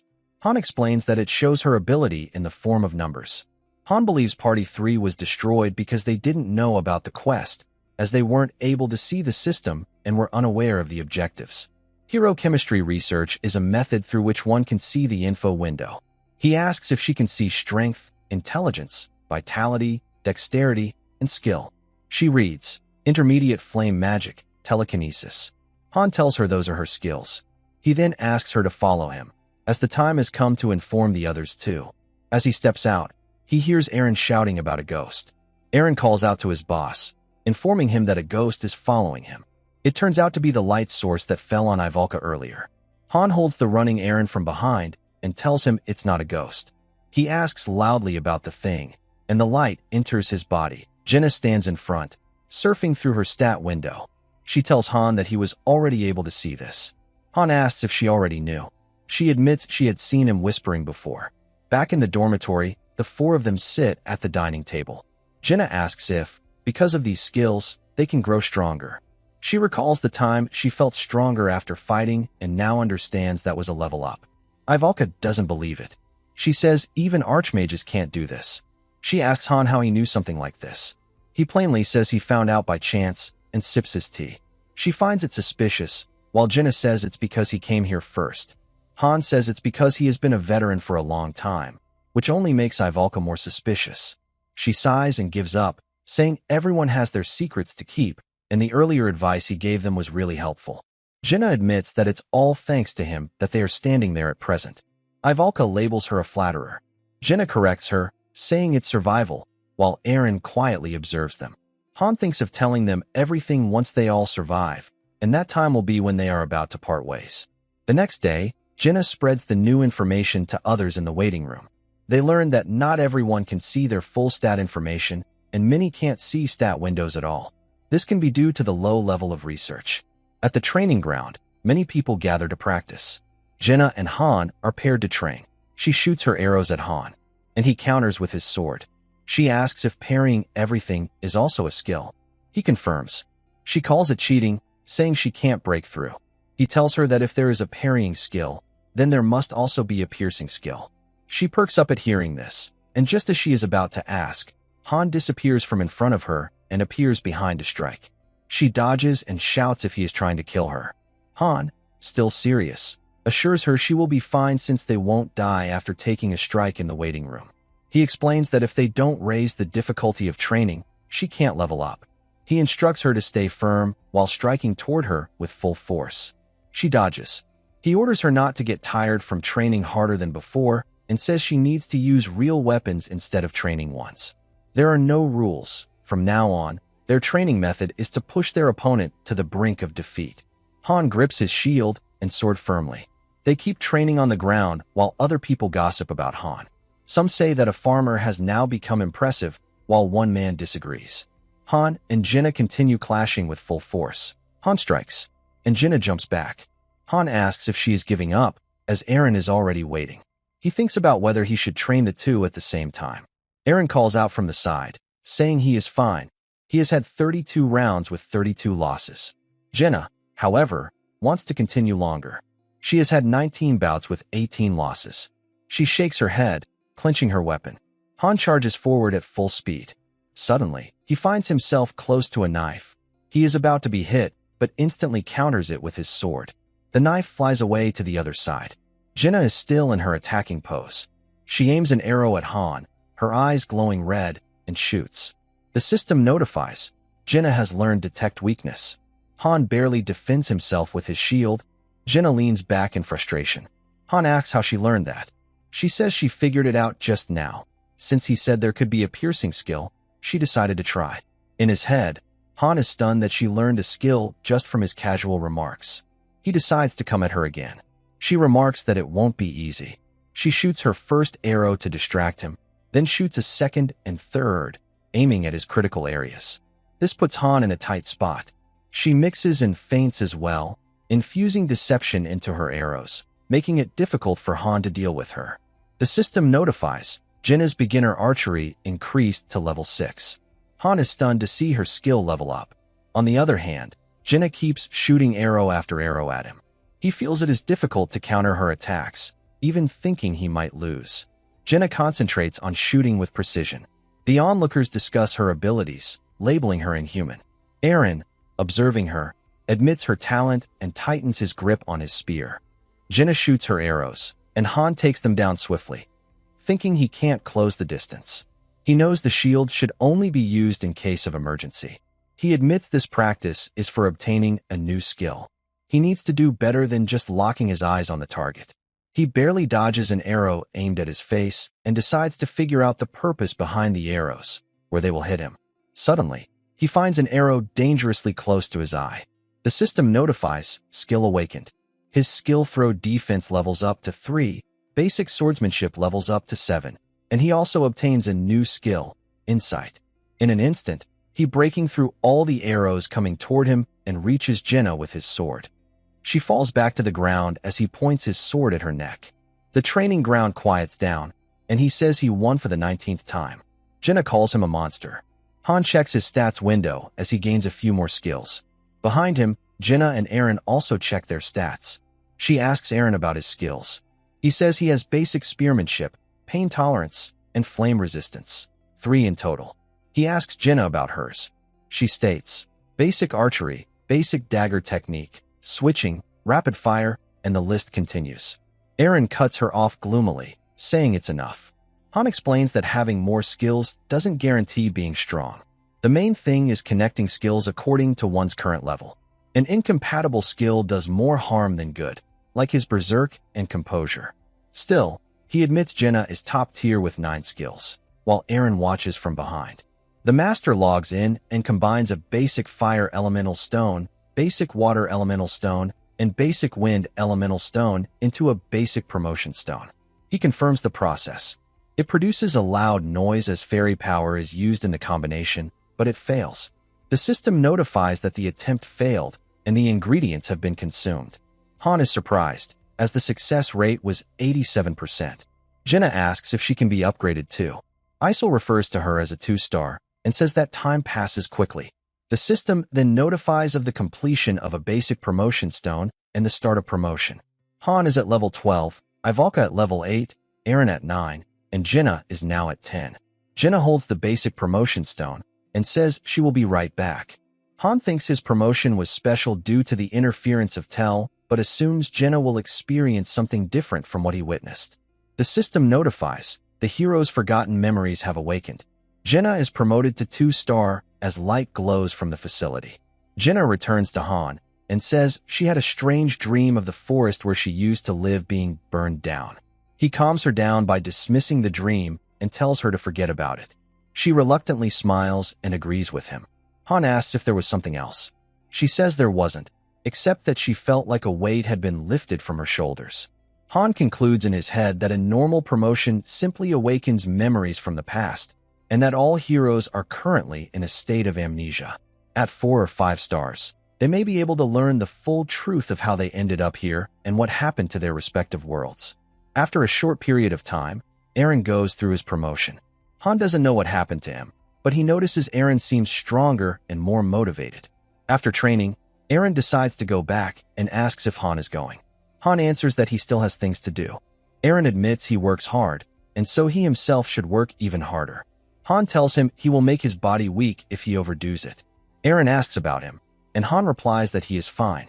Afterward, Han feels exhausted, exhales heavily, then enters into his berserk mode and strikes at his target with a series of blows. The attack makes a loud noise, and Eren, stepping back, hears and watches him from behind. After landing countless blows on the target, Han is still not satisfied with his progress.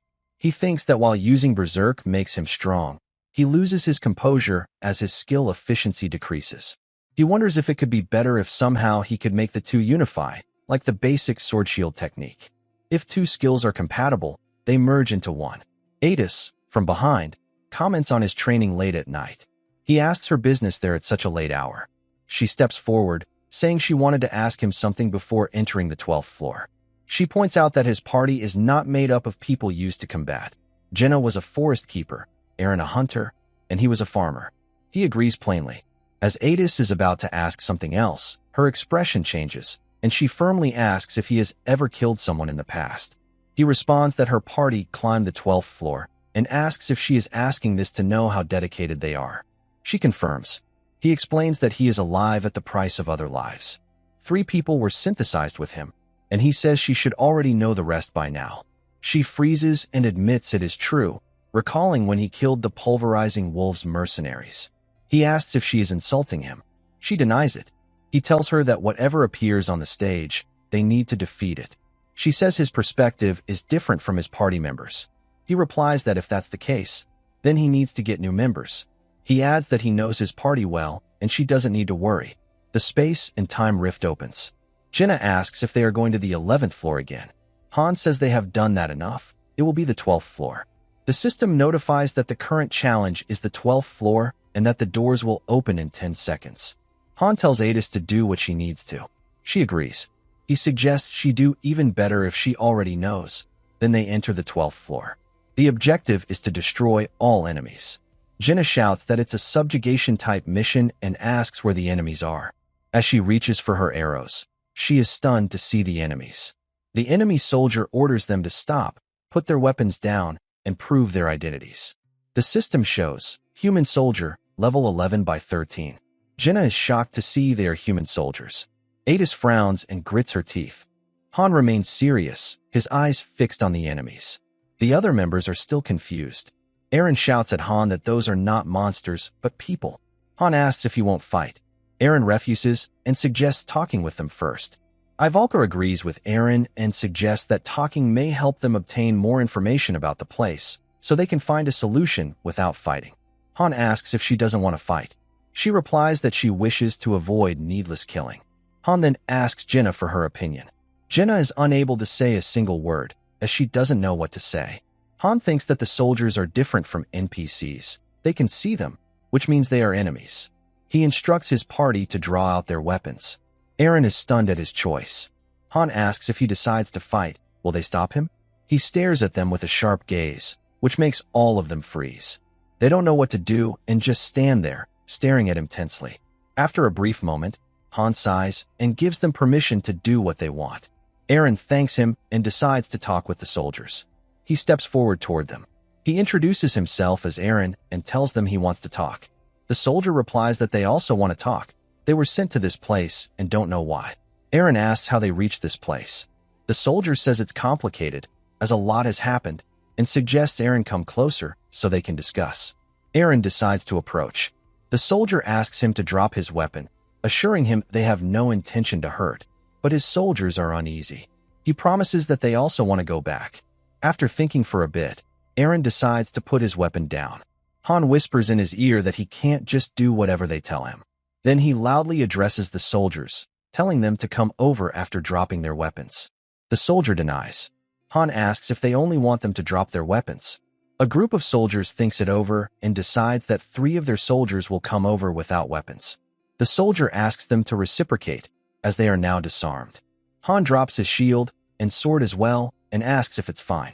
The soldier confirms and walks forward to discuss. He keeps walking and tells them that a voice is whispering in his head. He says he can't stop it no matter what. The voice keeps speaking to him. Han asks about the voice. The soldier suddenly draws his weapons and shouts that the voice is telling him to kill them. His and his soldiers' eyes turn red. Han swiftly pulls his sword back. He remembers that when he was a master, he witnessed heroes who hesitated to attack being killed. He swings his sword and takes down a soldier. Jenna gasps as he moves forward and takes down another soldier with his sword, and then aims his knife at another one. No matter who appears or how they look. A soldier aims his arrow to hit Han, but Adis instantly kills him. Han calls Eren, thinking it is a matter of kill or be killed. He asks Eren if he still wants to negotiate. He stares at him firmly, and after thinking for a moment, Eren decides to fight and grips his spear. Adis is stunned to see the change. Han asks Jenna if she still wants to spare them. She responds that it's kill or be killed. Han agrees. She draws her arrows, aims, and says she is fine since she has made her decision. She uses her skill and shoots at the enemies with precision. Ivalka also decides to fight. She says she is ready and prepares herself. Adis admits she was worried for nothing. Han confirms while standing at the back. He explains to himself that they don't care whether the enemy is a monster or a human. He admits that when he formed his party, He didn't place importance on talent or strength, but on mentality. The ones who have the ability to do whatever it takes to stay alive, those are the true monsters. Ivalka stands ready to cast her magic. Jenna is in position with her arrows. Adis stands in her fighting pose, weapons in both hands. Eren and Han are at the front line. They are all prepared to fight. The enemy soldiers advance as Adis swings her daggers, remarking that the enemies do not feel normal to her. Han agrees. Han swiftly takes down one of the enemy soldiers while the others in his party press forward. Han calls out to Ivalka. Eren lets out a startled scream, and Ivalka casts her magic spell, Ignite. A massive pillar of flames bursts toward the enemy soldiers. Jenna fires an arrow with precision, striking down one of the enemies, while Eren defeats another with his spear. An enemy soldier charges at Han with his spear, but Han counters quickly, striking him down with his sharp sword. Han notes that despite their strong armor, these soldiers seem weak. They lack proper formation and discipline. As Han defeats another opponent, one nearby soldier collapses to the ground in fear. Han glares at him coldly. The terrified man stammers and pleads for mercy, saying he has a wife and daughter waiting for him at home and that he needs to return to them. Han, expressionless, asks how he plans to return. The soldier's bright red eyes widen in confusion and fear as he begins to sweat. Before he can find an answer, Han eliminates him with a swift strike. Ivalka comments that the soldiers seem strange. Adis explains that they are brainwashed, something she has witnessed many times before, but admits she has never seen so many affected at once. She tries to recall when she last encountered people like this. Han asks if they are the same individuals, and Adis confirms that although she had defeated them before, they indeed appear to be the same ones. After clearing the stage, Jenna and Adis level up, earning coins and leather. Han is announced as the MVP. On their way back, Han instructs his team to get used to such situations, stating that he will continue doing the same. Eren asks if Han means getting used taking down their opponents, and Han confirms without hesitation, adding that monsters and humans are the same. There is no difference. As their progress continues, Han explains that his party also faced humanoid monsters on the 14th and 15th floors. Although their equipment, formations, and appearances differed, they all shared one trait: complete hostility toward Han's group. This made it easier for Han's team to eliminate them without hesitation. However, fighting human-like enemies caused far greater stress than battling regular monsters. Noticing this, Whatever allowed the group to rest for a day after each battle instead of forcing them to keep grinding. After several days, they had grown strong enough to challenge the 15th floor. However, because of Ivalka's and Adis's high starting ranks, their experience points increased more slowly, a common problem for heroes with high base stats. Han notes that the equipment workshop facility has now opened and started operating, and thanks to a leather pouch, he can carry more supplies. Anakin equips Han with a basic HP potion and then once again provides him with another. When Han receives the second potion from Isol, she reminds him that it is expensive and warns him not to drop it. Ironically, Isol then drops her own potion by accident. A system message appears, stating that the basic HP potion has broken, explaining that items can occasionally shatter while in possession. Han repeats Isol's earlier words to her in a cold tone, emphasizing how she had called the potion expensive. Embarrassed, Isol stammers and quickly blames her master for overworking her, ending the exchange awkwardly. Above each party member's head, the number of HP potions they possess is displayed. Isol points to the indicators and tells the others that if they want to survive, they must listen carefully to Han's instructions. Confused, Han asks what she means. Isol explains that she's being strict because any sign of rebellion within the group would cause serious problems. Han stands before the portal door, thinking about the 15th floor. He is curious to know what kind of mission it will be, wondering if, like the 10th floor, it is not a connected quest. Turning to his party, Han tells them that everything will be fine as long as they do what they normally do. Jenna asks if they should act exactly as he instructs, but Han cautions them not to rely on him too much. Despite this, Adis remarks that his orders are always clear, which makes him quite dependable. Han reflects on his current strength, noting that his total stats amount to 107, comparable to that of an advanced 3-star hero. As he looks at his stat window, he realizes that he has been here for 2 full months without a single day of rest. Suddenly, a system window appears, announcing that the recording feature has been enabled. It explains that he can now record and save stage challenges to watch them later after purchasing the feature. Han smiles, realizing that whatever intends to save their progress, and he considers it a good habit. Whatever purchases the recording feature for 300 gems, and the system congratulates him, informing that he can now view the hero's recorded missions anytime. Han thinks this will help him improve his insight and judgment skills. Soon after, the recording symbol appears above. Han notes that it cannot interfere directly in missions yet, but that will change once they reach the higher floors. Addressing his team, Han explains that this mission has two key characteristics worth mentioning. First, he says, it is a special mission. He reminds them about the goddess statue he spoke of on the 10th floor, the one that would cause their deaths if destroyed. There is something similar on the 15th floor as well. Han explains that Party 3 entered this mission previously and perished within 5 minutes. They likely didn't have the chance to fight or even understand what was happening before they failed, resulting in their deaths. Adis begins to ask what exactly they need to find inside first, but Han interrupts, saying that they must identify the mission objective immediately upon entering the floor and ensure that they do not fail it. He warns that they won't have much time inside, only about 15 minutes. Jinna begins to sweat nervously at this, and Han reminds them that Party 3 went in and died within 5 minutes. He asks what that means, then answers his own question. If they enter and do nothing, the mission will automatically fail, leading to their deaths. That, he says, is the second characteristic of the mission. Han also notes inwardly that time flows differently in the stages compared to the lobby. Keeping that in mind, he calculates that the 15 minutes on this floor equal only about 5 minutes in the lobby. He recognizes this as very limited time and classifies it as a time-sensitive mission. A system window then appears, stating that the current challenge is the 15th floor and that the doors will open in 10 seconds. Han instructs his party that once they enter, they must gather information within 3 minutes and then begin the mission. A bright blue light radiates from the portal as it opens, engulfing Han, who narrows his brows in focus. Moments later, a clear sky unfolds above them. A peaceful town comes into view, streets lined with houses, and townspeople busily going about their day. Han and his team find themselves standing in the middle of the town as people move past, minding their own business. Han observes that this floor resembles a city.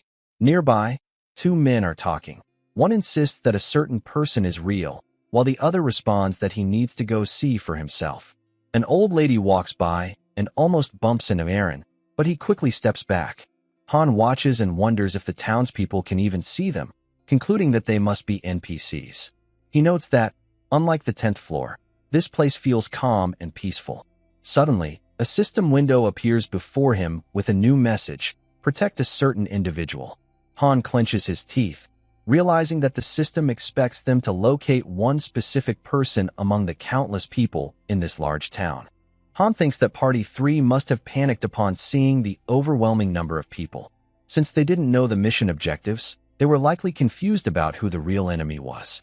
Because Party 3 had never reached the 10th floor, they might have assumed that their goal was to eliminate the civilians. Han draws 2 conclusions. Either they were killed by enemies while attacking the civilians, or the person they were supposed to protect died. Therefore, Han concludes that they must find the person they are meant to protect if they want to avoid sharing the same fate as Party 3. Han turns to his team and tells them that their objective is to protect, meaning they must locate the specific individual who is probably destined to die soon. Jinna asks who they are supposed to protect, noting that she doesn't see any monsters, only people. Han then asks if anyone recognizes the town. Eren responds that he does, explaining that he once visited it as a merchant in the past. He identifies the place as Adilth, a city known for its many interconnected roads that make trade convenient. Han notes that Adilth is in Tonia and asks Eren if there are any notable landmarks nearby. Eren explains that the city has a temple located in its center dedicated to worshipping the goddess. It's a well-known sacred site called the White Silver Hall, one of the top 3 temples outside the holy city. Suddenly, Jinna cheerfully adds that she has also heard of the White Silver Hall. Han then asks if the townspeople seem to be heading toward that temple. Eren nods and says that it appears so, suggesting there must be some kind of event taking place there. Han instructs Adis that they will head toward the temple and asks her to provide support from behind. Adis agrees. She leaps from the ground and swiftly moves across the rooftops, jumping from one building to another until she reaches a high vantage point. From there, she stands on a rooftop and observes the white silver hall from afar. At the temple entrance, the area is crowded with people. 2 guards stand watch at the main gate. One of the guards notices Han and his companions approaching and orders them to stop, saying they cannot enter. Without hesitation, Han delivers a strong kick to the guard. The second guard curses and prepares to blow his whistle, but before he can sound the alarm, Han strikes him down using his shield. Eren calls out Han's name in confusion as Han continues to subdue both guards. Han remarks aloud, wondering if Eren hasn't realized yet that the guards can see them. He adds that this means only one thing: they are enemies. As the party continues forward, Han explains inwardly that the cavalry NPCs and soldiers on the 10th floor couldn't see them, but the soldiers here clearly can, which means they are not ordinary NPCs. Ivalka, visibly worried, says that perhaps these guards aren't truly enemies. Han replies that it's possible but reassures her, saying that he didn't kill them, even though, to Ivalka, they already look half dead. The group notes how crowded the temple is and asks Eren to confirm whether this is truly the White Silver Hall. Eren nods in affirmation. At that moment, a tall, elderly man with long white hair appears, walking with a staff in hand. He steps onto the balcony above, facing the gathered crowd. The old man watches the people closely, listening to the murmurs and chatter around him. He clears his throat and strikes his staff firmly against the ground, producing a sharp sound. Instantly, he begins to emit a soft blue energy that spreads outward toward the people. As the light expands, he commands the crowd to stay silent, and everyone quickly falls quiet, turning their full attention to him. Ivalka attempts to speak when she sees the blue waves of energy and, after a brief pause, says that it is magic amplification. Meanwhile, the long-haired old man asks the crowd to be quiet because the sun's successor is about to appear. Han tells his party that time is ticking and they must enter the temple. Jinna startles slightly. Han thinks it unusual for an event like this to occur on a stage and concludes that the person they must protect is likely the main figure of the ceremony. As Han and his group move toward the temple's main gate, a guard halts them from a distance. Han dares the guard to approach as he reaches for his sword. The guards falter and shout that they are armed. One of the guards yells, asking if they are heretics. Han smirks as he repeats the word heretics, then immediately strikes down the statue of the goddess beside them. The statue crashes to the ground. Han smirks again, wondering whether they consider that to be heretical behavior. The captain of the guard flies into a rage and orders his men to kill them at once. All the guards roar and advance on Han and his friends. A system window appears, warning of level 13 human soldiers and an unidentified enemy of unknown level approaching. Ivalka places a hand at her temple and calls Han bold. Han agrees with a smirk. Han explains that they will get past the soldiers as they press forward, adding that the person they must protect is probably inside the temple, and Han yells to his party to break through while Eren nods. Han defends himself with his shield, then dispatches one guard with his sword. Another guard strikes at him with a spear, which Han blocks with his shield before sending the attacker down with a decisive blow. A different guard lunges with an axe. Han ducks, charges, and hits him with his shield, sending him flying. Han urges his friends to keep moving rather than fight every single foe.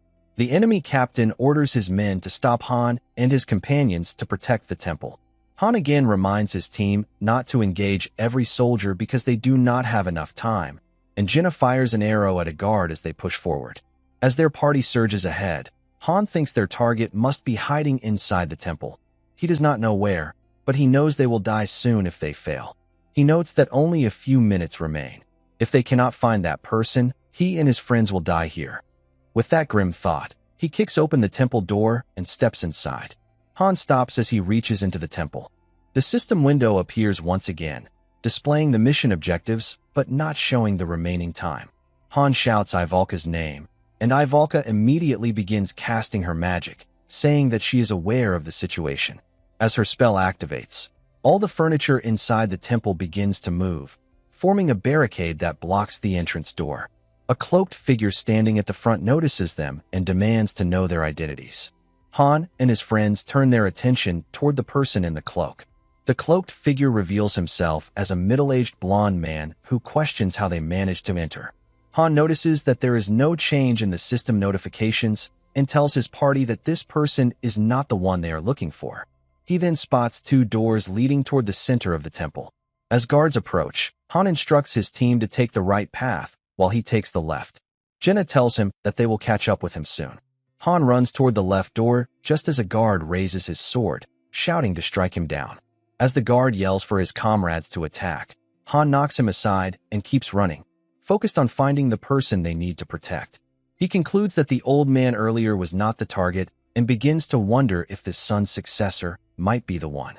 Han climbs the stairs, and at the top, he encounters someone. The guard introduces himself as Kyle von Strauss, declaring that Han and his group are enemies of the Strauss family. Proclaiming himself a holy knight who relies on the goddess's judgment, he vows to eliminate Han. But before he can finish his speech, Han swiftly rushes past him and enters the door. Kyle yells for him to wait until he finishes his introduction and demands not to be ignored. Han dashes down a long hallway and kicks open a door in frustration, hoping to find the right person, but instead, he finds an elderly man calmly eating. As another guard tries to enter through the same door, Han slams it shut with force. Han resumes running through the corridor, thinking to himself that not everyone can see them. He estimates that less than 3 minutes remain and knows there's no time to waste. He bursts through another door and finds a room filled with flowers. Breathing heavily, he notices sunlight streaming through large windows. As he moves deeper inside, he sees someone standing near a window, but before he can approach, several guards appear, making him tense with frustration. 3 elite guards stand before him, their swords pointed directly at him. One raises his blade, glaring at Han, and demands the death of the heretic. Elsewhere, the long-haired old man calls for the princess, informing her that the citizens are waiting for her at the square. The princess asks if there is any problem with the guardian. The old man replies that there may be an intruder, but reassures her not to worry, saying that they will handle it. Meanwhile, in the temple garden, Han battles the 3 guards. He is clearly struggling, and one of the guards manages to injure his face. Han realizes that these 3 soldiers are far stronger than any he has faced before. All 3 strike him at once, forcing him to defend constantly. One guard swings, but Han blocks with his shield while ducking low, places his foot over the guards, and strikes at his leg with a sword. Han sprints forward, leaving one sword, and takes down the guard using his second sword. Another guard attacks, but Han intercepts the strike. As the 3rd guard raises his weapon, Han throws his shield, colliding it against the guard's sword with a loud impact. Han retrieves his first sword from the fallen guard. He swings his other sword and lands a powerful strike, taking the 2nd guard down. The 3rd guard charges at full speed, and Han meets him head-on, striking fiercely with both blades. The guard blocks, and they exchange rapid blows, both suffering injuries. Han increases his speed and strength, fully focused. One of his swords is intercepted, snapping in half, but he immediately swings his remaining weapon and delivers a decisive strike, defeating the final guard. At the same time, the princess thanks the long-haired old man for giving her this opportunity, saying she will never forget it. The old man nods in agreement and adds that the goddess will be pleased as well. Han finally reaches the next door and opens it. The long-haired old man turns toward him, shouting that an intruder has arrived. Exhausted from the ongoing battle, Han faces him. The old man, shocked, demands to know how Han managed to get past the guards. He swings his staff, causing Han's eyes to widen. Han begins to sweat, unable to understand what is happening before him. The old man shouts, "Die," and casts a spell, sending a dark red orb of magic toward its target.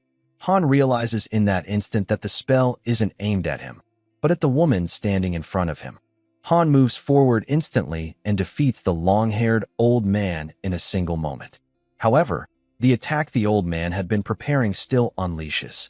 A dark red beam of magic bursts out from his staff. The temple building takes heavy damage, and people in the square scream as rubble crashes down around them. Han stands frozen in shock, realizing that the old man had not targeted him, while Han thinks that she must be the one they were meant to protect. She demands to know who Han is, but Han replies that she doesn't need to know. The princess mutters to herself, wondering if he is an assassin sent to kill her. Suddenly, Han notices something and quickly grabs the princess, pulling her down and blocking a volley of arrows aimed at her. Sitting on the floor, the princess anxiously asks what is happening, but Han tells her to stay where she is. 3 cloaked assassins appear nearby. Han raises his shield as the assassins draw their daggers. They hurl the blades toward the princess, but Han intercepts them with his shield. Examining one of the thrown daggers up close, Han realizes that it is coated in poison, confirming that the assassin's target is the princess. As one of them rushes toward her, Adis shoots an arrow from a distance and takes him down. Han engages the second assassin and defeats him swiftly. The third one lunges, sending another dagger toward Han, but he blocks with his shield and counterattacks, striking the assassin down.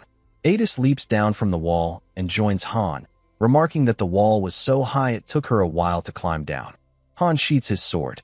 Adis mentions that there were 2 more assassins, but she and her allies already eliminated them. She glances at the princess, referring to her as a kid, and says she looks familiar. The princess stands up again, demanding to know who they are. As she is about to order them to leave, an arrow suddenly flies toward her from behind. Han smirks and asks if she is sure she wants them to go, because if they leave, she will be killed. The princess murmurs in panic, demanding to know what is happening. Han tells her to follow them if she wants to live, or stay and die. He then asks for her answer. After a moment of hesitation, the princess reluctantly agrees. A system window appears, notifying that the special NPC Friasis Al-Lagner has joined the party. Another message follows, stating that the mission objective has been updated. They must now escape the city with Friasis Al-Lagner. Han immediately recognizes this as an escape mission, thinking to himself that he knew it wouldn't be easy to clear. Han picks up a crossbow and instructs Adis to retreat while he holds the enemies back. At that moment, Jenna, Ivalka, and Eren arrive beside them. Jenna warns that there's no time. The enemy soldiers are gathering below. Han smirks and points toward Friasis, telling his teammates to memorize her face because their new goal is to protect her. Referring to her as a kid, he adds that she's their top priority. Friasis quickly protests that she is not a kid. Han chuckles and comments that she clearly doesn't like being called one, as they can see now. Ivalka and Jenna both look surprised to see Friasis, with Jenna admitting that she never expected to encounter her in a situation like this. Friasis, still confused, demands to know who they are and how they know her. Han, busy countering attacks, replies that they don't care who she is right now.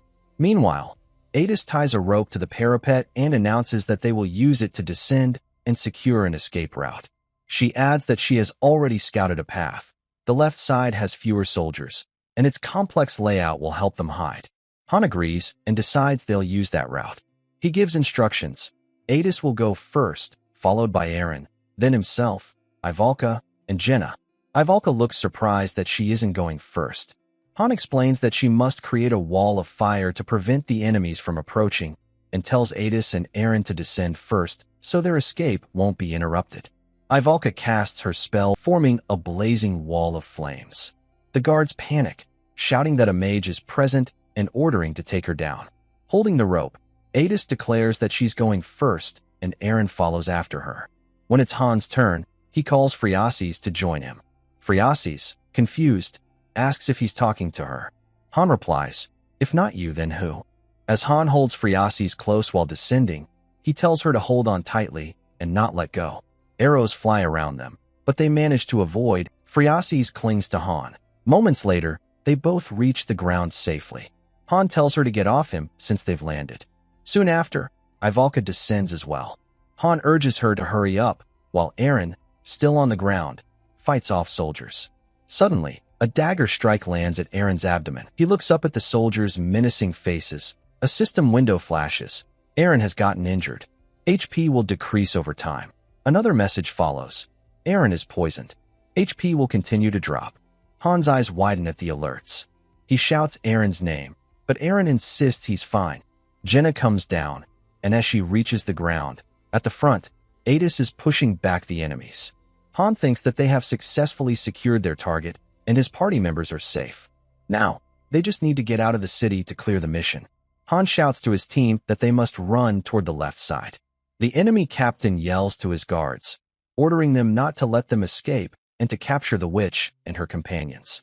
Phriases wonders who they are calling a witch. Han replies that he believes they are referring to her, which makes Phriases sweat and call it unbelievable.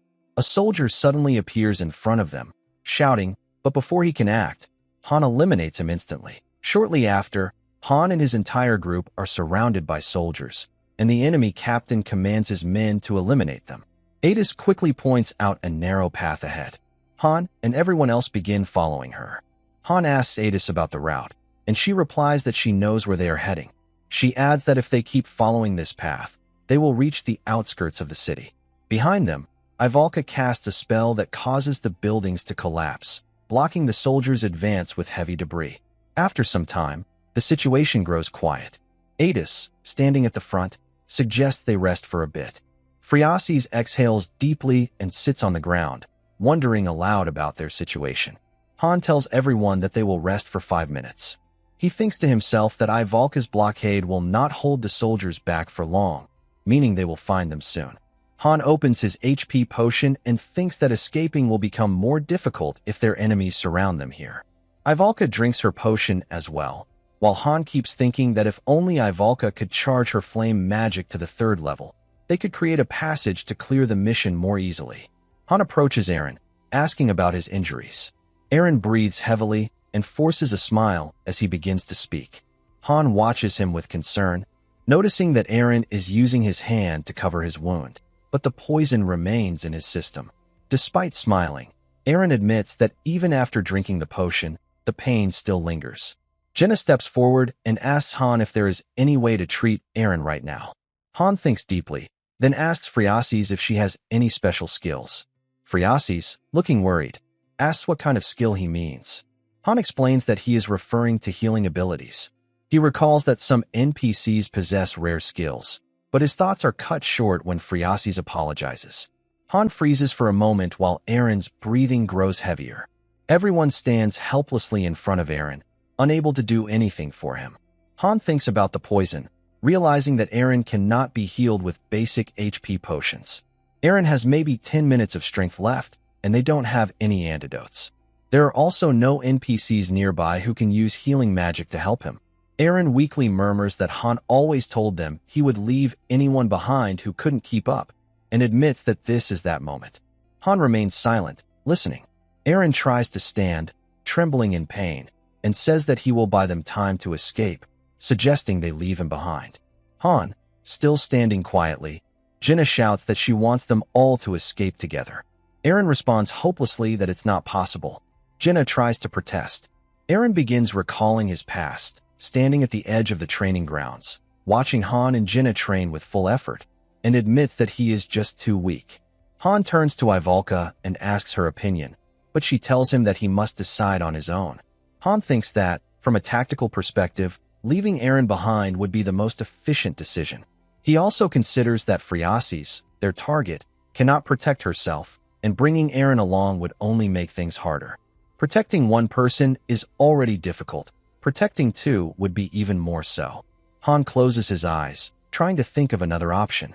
He opens his second basic HP potion, drinks half of it, and hands the rest to Eren.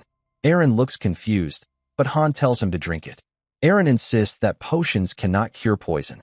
Han explains that it won't heal him, but will prevent his condition from worsening. Han tells everyone to take out all of their potions, then opens his leather bag. He gives the bag to Eren, instructing him to drink one potion every 10 minutes. Eren protests, saying it's a waste, but Han reminds him that it's his job to make decisions. Han divides the team into 2 groups. Party 1, consisting of himself, Adis, and Phriases, will focus on getting Phriases out of the city. Party 2, consisting of Jenna, Eren, and Ivalka, will protect Eren until Party 1 successfully escapes. Jenna asks Han if their only task is to protect Eren. Han explains that since the soldiers are after Phriases, if they move in the opposite direction, they should eventually find a safe area. As Eren tries to protest, Han silences him. Adis raises a concern, saying that if they split up, they will face difficulties reaching the exit because a large number of soldiers are stationed there. That will make protecting Phriases harder. Han replies that they are simply taking different approaches. When Adis asks what he means, Han explains that the floor's first objective was to find and protect the target, and after locating the target, the mission changed to escaping with her. Han concludes that they will blend into the crowd and make their escape at night. Han tells his party that they will wait to escape until night falls. He begins to think about the plan in his head. He knows they will be less capable now that the team is divided into two parts. They can no longer fight head-on to make their way forward. However, he also realizes there are advantages to being in a smaller team. With fewer members, they will be able to hide more effectively and escape without engaging in unnecessary battles. If they can avoid fighting, they will not need a mage with them. Han thinks that fire magic tends to attract a lot of attention, so they cannot take Ivalka along. Jenna will remain in the same team as Eren, which will allow them to move faster when danger arises. Han instructs Ivalka and Jenna to head toward the edge of the city now because search teams will be patrolling all night. He adds that they only need to take Eren with them and focus on running away. Eren, still weak, apologizes. Han tells him that he is not keeping him alive for his own sake and warns him not to misunderstand anything. Han instructs Ivalka and Jenna to leave Eren behind without hesitation if a moment comes when they can no longer protect him. He adds that the life of a healthy person is far more valuable than that of an injured one. Han then announces that their break is over. He instructs Team 2 to move toward the right while he and Team 1 will go left. Ivalka, Eren, and Jenna start walking in the right direction. As Han and Adis descend the stairs, he asks her about potential hiding spots. Adis explains that while there are only a few, the alleyways are complex, and they can also enter some of the buildings. Han asks if that is really possible, and Adis confirms that she has already tried it before. She remarks that this floor is different from the 5th floor, calling it a good thing. In one of the alleyways, Phriases feels uneasy under their strange stares. Suddenly, a strange-looking man from earlier approaches her and asks where she is going. Phriases lets out a small scream. The man asks if she has run away from home and offers to take her somewhere else. But before he can finish his sentence, Adis kicks him from behind. The man falls and screams in pain. Adis remarks that although this is a slum, it provides a great place to hide. The streets are like a maze and full of abandoned buildings. She then tells Han that she will go ahead to find more hiding spots. A system window appears, explaining that sometimes missions can be prolonged, and even if the user logs out, the heroes continue their work. After reading it, Han thinks about the message concerning long missions. He reasons that Enning must find watching the entire mission boring. He also notices that although Phriases seems nervous, she is staying calm, leading him to conclude that she is not an ordinary person. Han thinks that if she were just an ordinary girl, she would have refused to follow them. Instead, she made a quick decision to join them to survive amid the chaos. After a short while, Han praises Adis for finding an excellent hiding place. As he observes their surroundings, he notes that the building also has a back door, which could help them escape later. Adis suggests they stay hidden until dark and adds that she will set up a trap at the entrance, warning them to be cautious. Phriases exhales deeply as she sits down inside the building, wondering aloud if they are really going to spend their time there. Adis tells Han that she will return soon. Han asks where she is going, and Adis smiles, saying that there are things she needs to do. She adds that Han alone is strong enough to protect Phriases, while she needs to find an escape route. Han sits down on a chair, thinking that perhaps he should have placed Jenna in his position instead. Meanwhile, Phriases sits quietly, her head lowered. Han thinks that he can't do much in a place like this. Lost completely in his thoughts, he is brought back to reality when Phriases suddenly speaks, introducing herself by her full name, Phriases Al-Lagner. Han shifts his gaze toward her as she repeats her name, explaining that she is the second successor of the Empire. Han, however, responds indifferently, shrugging it off. Phriases pouts slightly, saying that such a reaction doesn't work on him.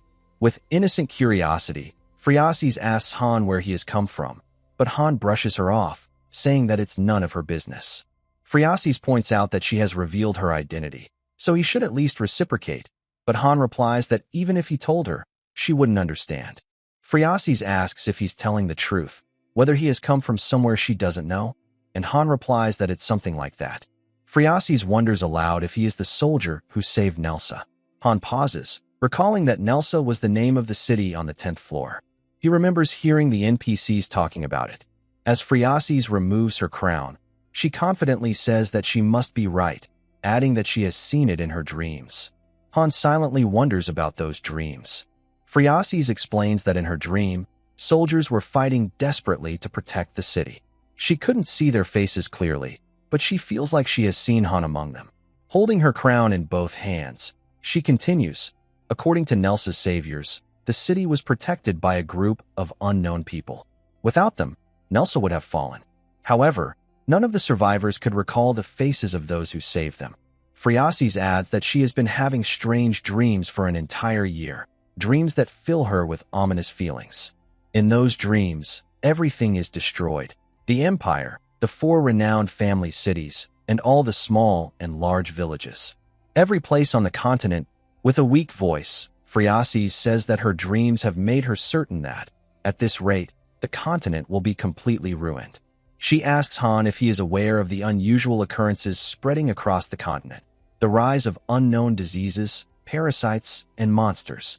She believes that the Nelsa invasion was part of this phenomenon, explaining that such creatures rarely invade human territories.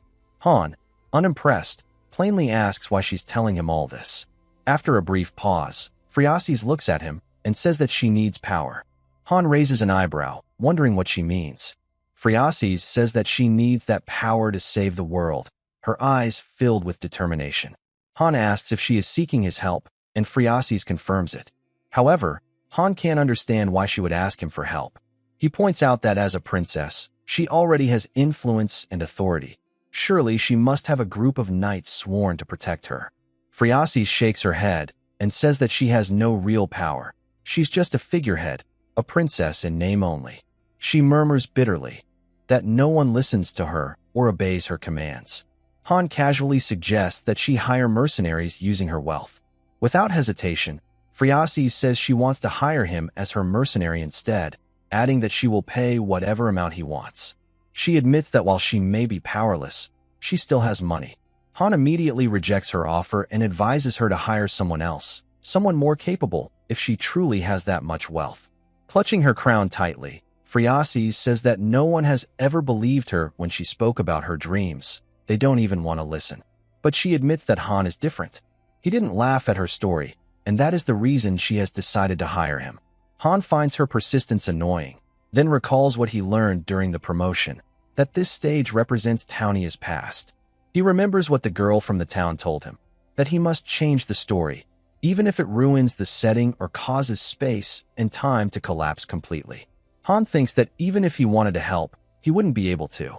To him, Phriases is just an NPC, which means they won't have any connection once the mission ends.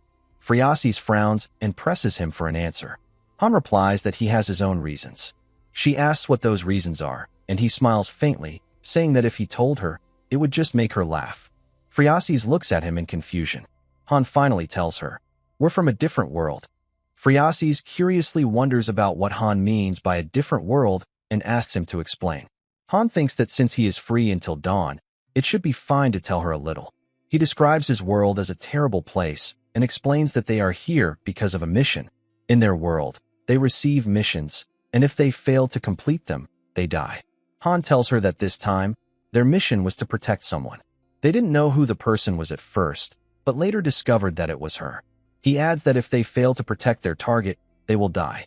Phriases freezes for a moment, nervously stuttering as she repeats his words, that they came from another world to carry out a mission here. Han nods and explains that once they complete the mission, they will be forcibly returned to their own world, which is why he cannot help her. Thinking deeply, Phriases calls Han's explanation absurd and questions the existence of another world. She asks if he is lying just to reject her request. Han tells her to believe whatever she wants. It doesn't concern him. Phriases smiles softly and says that she believes him, that they are warriors from another world. Han glances at her, and she continues, saying that she won't laugh at his explanation just as he didn't laugh at hers, and she understands that he has his own reasons. She adds happily that she won't try to change his decision anymore. He will do his job, and she will do hers. Han curiously asks what her job is. Phriases narrows her brows and says that she doesn't want her dreams to become reality. Han stays silent for a moment and then asks if she was the one who gathered the people in the square. Phriases assumes he is referring to the White Silver Hall and tells him that she was about to give a speech there. Han stands up and moves closer to her, asking what her purpose was. Phriases explains that she wanted to gain more influence and admits that, at the moment, she is nothing compared to her brother. Han looks at her, wondering about the word influence. He starts to think that if it weren't for his group, Phriases would have already died by now. If there is any meaning behind the missions in Pick Me Up, then it must be that Phriases is an NPC worth saving. Standing silently for a couple of minutes, Han finally tells her his name, Han. Phriases freezes for a moment, then murmurs his name. After smiling warmly, she repeats his name again. Phriases then thanks Han for saving her life, but Han tells her that it's too early to thank them, and Phriases nods, understanding. Han asks if she knows why people are targeting her. She replies that she has no idea. Han steps closer and hands her a piece of cloth, saying that she is far too noticeable, like a billboard. Phriases tilts her head in confusion, wondering what a billboard is. Holding the cloth in both hands, she asks if he wants her to wear it, then asks what they should do with her current dress. Han casually replies that they'll throw it out since there's a dumpster right outside, and asks if she doesn't want to. Phriases denies, saying that she expected this and asks Han to let her be alone. Han steps outside the room and pauses when he hears something. He realizes that he can hear her faintly and wonders if she is crying. Han thinks to himself that although she is a princess, she is still only 15, and it must be hard for her to accept the situation she's in. A short while later, Phriases changes her clothes and comments that the fabric feels rough. Han casually agrees, saying that it probably is, then adds, jokingly, that bugs were laying eggs on it. Phriases immediately freaks out and shouts, while Han, still busy putting away her old clothes, says that he was only joking. He stores her old dress inside some kind of inventory box, and Phriases tells him not to make jokes like that again. Han sits back down in his chair and tells Phriases to get some sleep, as they will head out in 2 to 3 hours. Phriases quietly sits on the ground. Han thinks that if something happens to Eren, he will receive a status abnormality notification. For now, he believes they still have time, and silently hopes they can hold out a little longer. Night falls, and the moon shines brightly across the sky. Inside the shelter, Phriases sleeps soundly while Han sits quietly on a chair, watching over her. He thinks to himself that he has talked far too much and lets out a small sigh. Adis returns and comments that Phriases is sleeping peacefully. Han asks her about the exit. Adis confirms that she has found one, but adds that there is a small problem outside, as enemy knights stand guard at the city gate. Han observes them carefully, counting a total of 21 soldiers, and thinks that the number is far too many for just him and Adis to handle.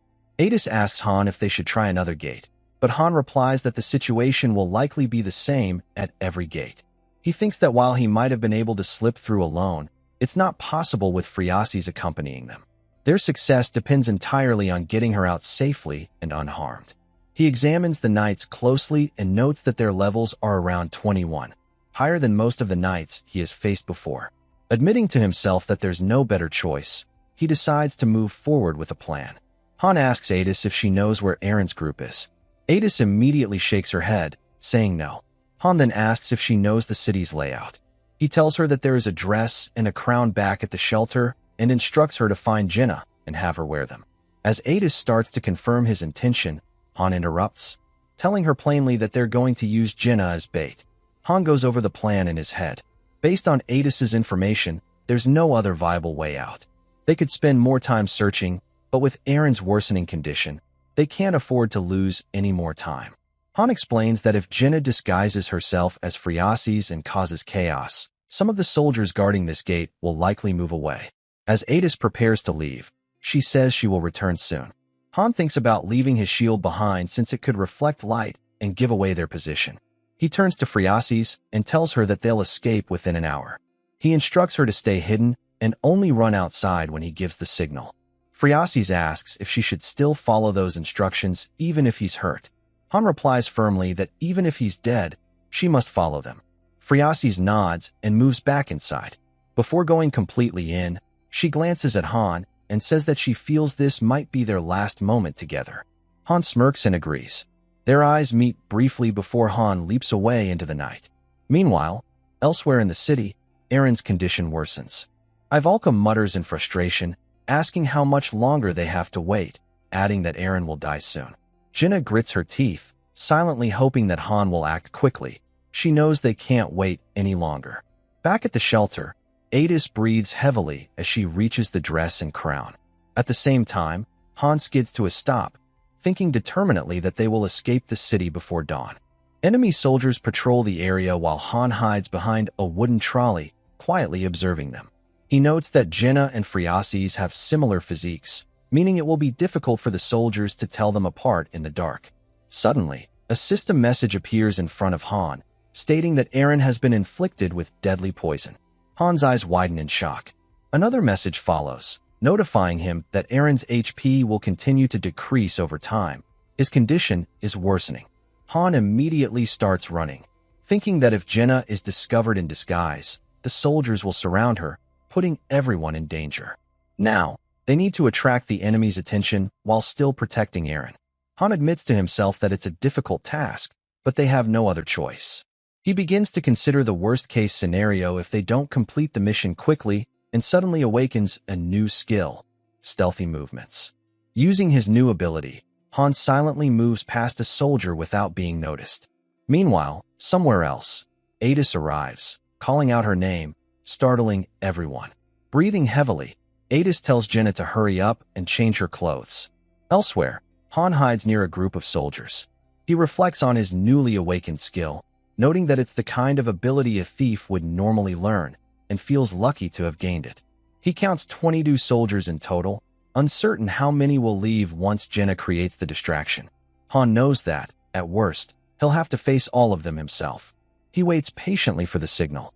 Moments later, one of the soldiers spots a tornado of fire in the distance, drawing everyone's attention. A soldier calls out in confusion, and another rushes to his captain, reporting that they've found a woman in a white dress with a golden crown. The captain immediately yells for his men to move out and orders them to follow him. Many of the soldiers run off in that direction. Han counts again and notes that only 4 soldiers remain, including a level 21 knight, which he finds concerning. Still, he acknowledges that the situation is far lighter than before. Confident in his speed, he decides he can handle it. Drawing his sword, he moves swiftly toward the remaining enemies. In barely a second, he defeats the first soldier before the man even realizes what's happening. Within 2 seconds, Han takes down another. The third soldier stands frozen in disbelief, and by the 2.5-second mark, Han has already defeated him too. In just a few more seconds, Han continues taking down the remaining soldiers, advancing toward the level 21 knight. Within 8 seconds, he reaches the knight. The knight says nothing and immediately draws his sword. As time passes, Han realizes that he can't break through the knight's heavy armor in his current state. He decides to aim for the weak points instead, but quickly notices there aren't many. At the 17th second, Han charges forward at full speed, gripping his sword tightly. As he's about to strike, he thinks that there's no need to waste time analyzing his opponent's strength. At the 20th second, Han swings his sword, but the knight blocks it with his armored arm. Han grits his teeth, finding himself in a tough position, but keeps attacking relentlessly. The knight's armor absorbs the blows. Han swings again, but the knight counters with his own strike. Gritting his teeth, Han forces his sword forward with all his strength before suddenly stepping back. Frustrated, he realizes that the knight isn't attacking at all, even when Han leaves openings. The knight is waiting him out, confident that time will work in his favor. Frustrated, Han steadies himself and challenges the knight to come at him. Suddenly, a system message appears. Jinna is injured severely. Her HP will decrease over time. Another message immediately follows. Eren is about to die. His life is in danger. The knight chuckles coldly, and Han's expression darkens. He unleashes his inner fury, his body surrounded by a dark red aura. A system notification pops up. Han has entered a state of frenzy. Han charges at full speed and strikes with explosive force. He feels his strength stat rise to 40, and he begins attacking again and again. Determined to destroy the knight's armor completely, another system message appears. Ivalka has entered a state of mana frenzy. The fiery tornado begins to fade, and Han's eyes widen. The system explains that mana frenzy occurs when mages overuse their magic. Han, realizing they have only a few minutes left, he shouts to Phreases, ordering her to run.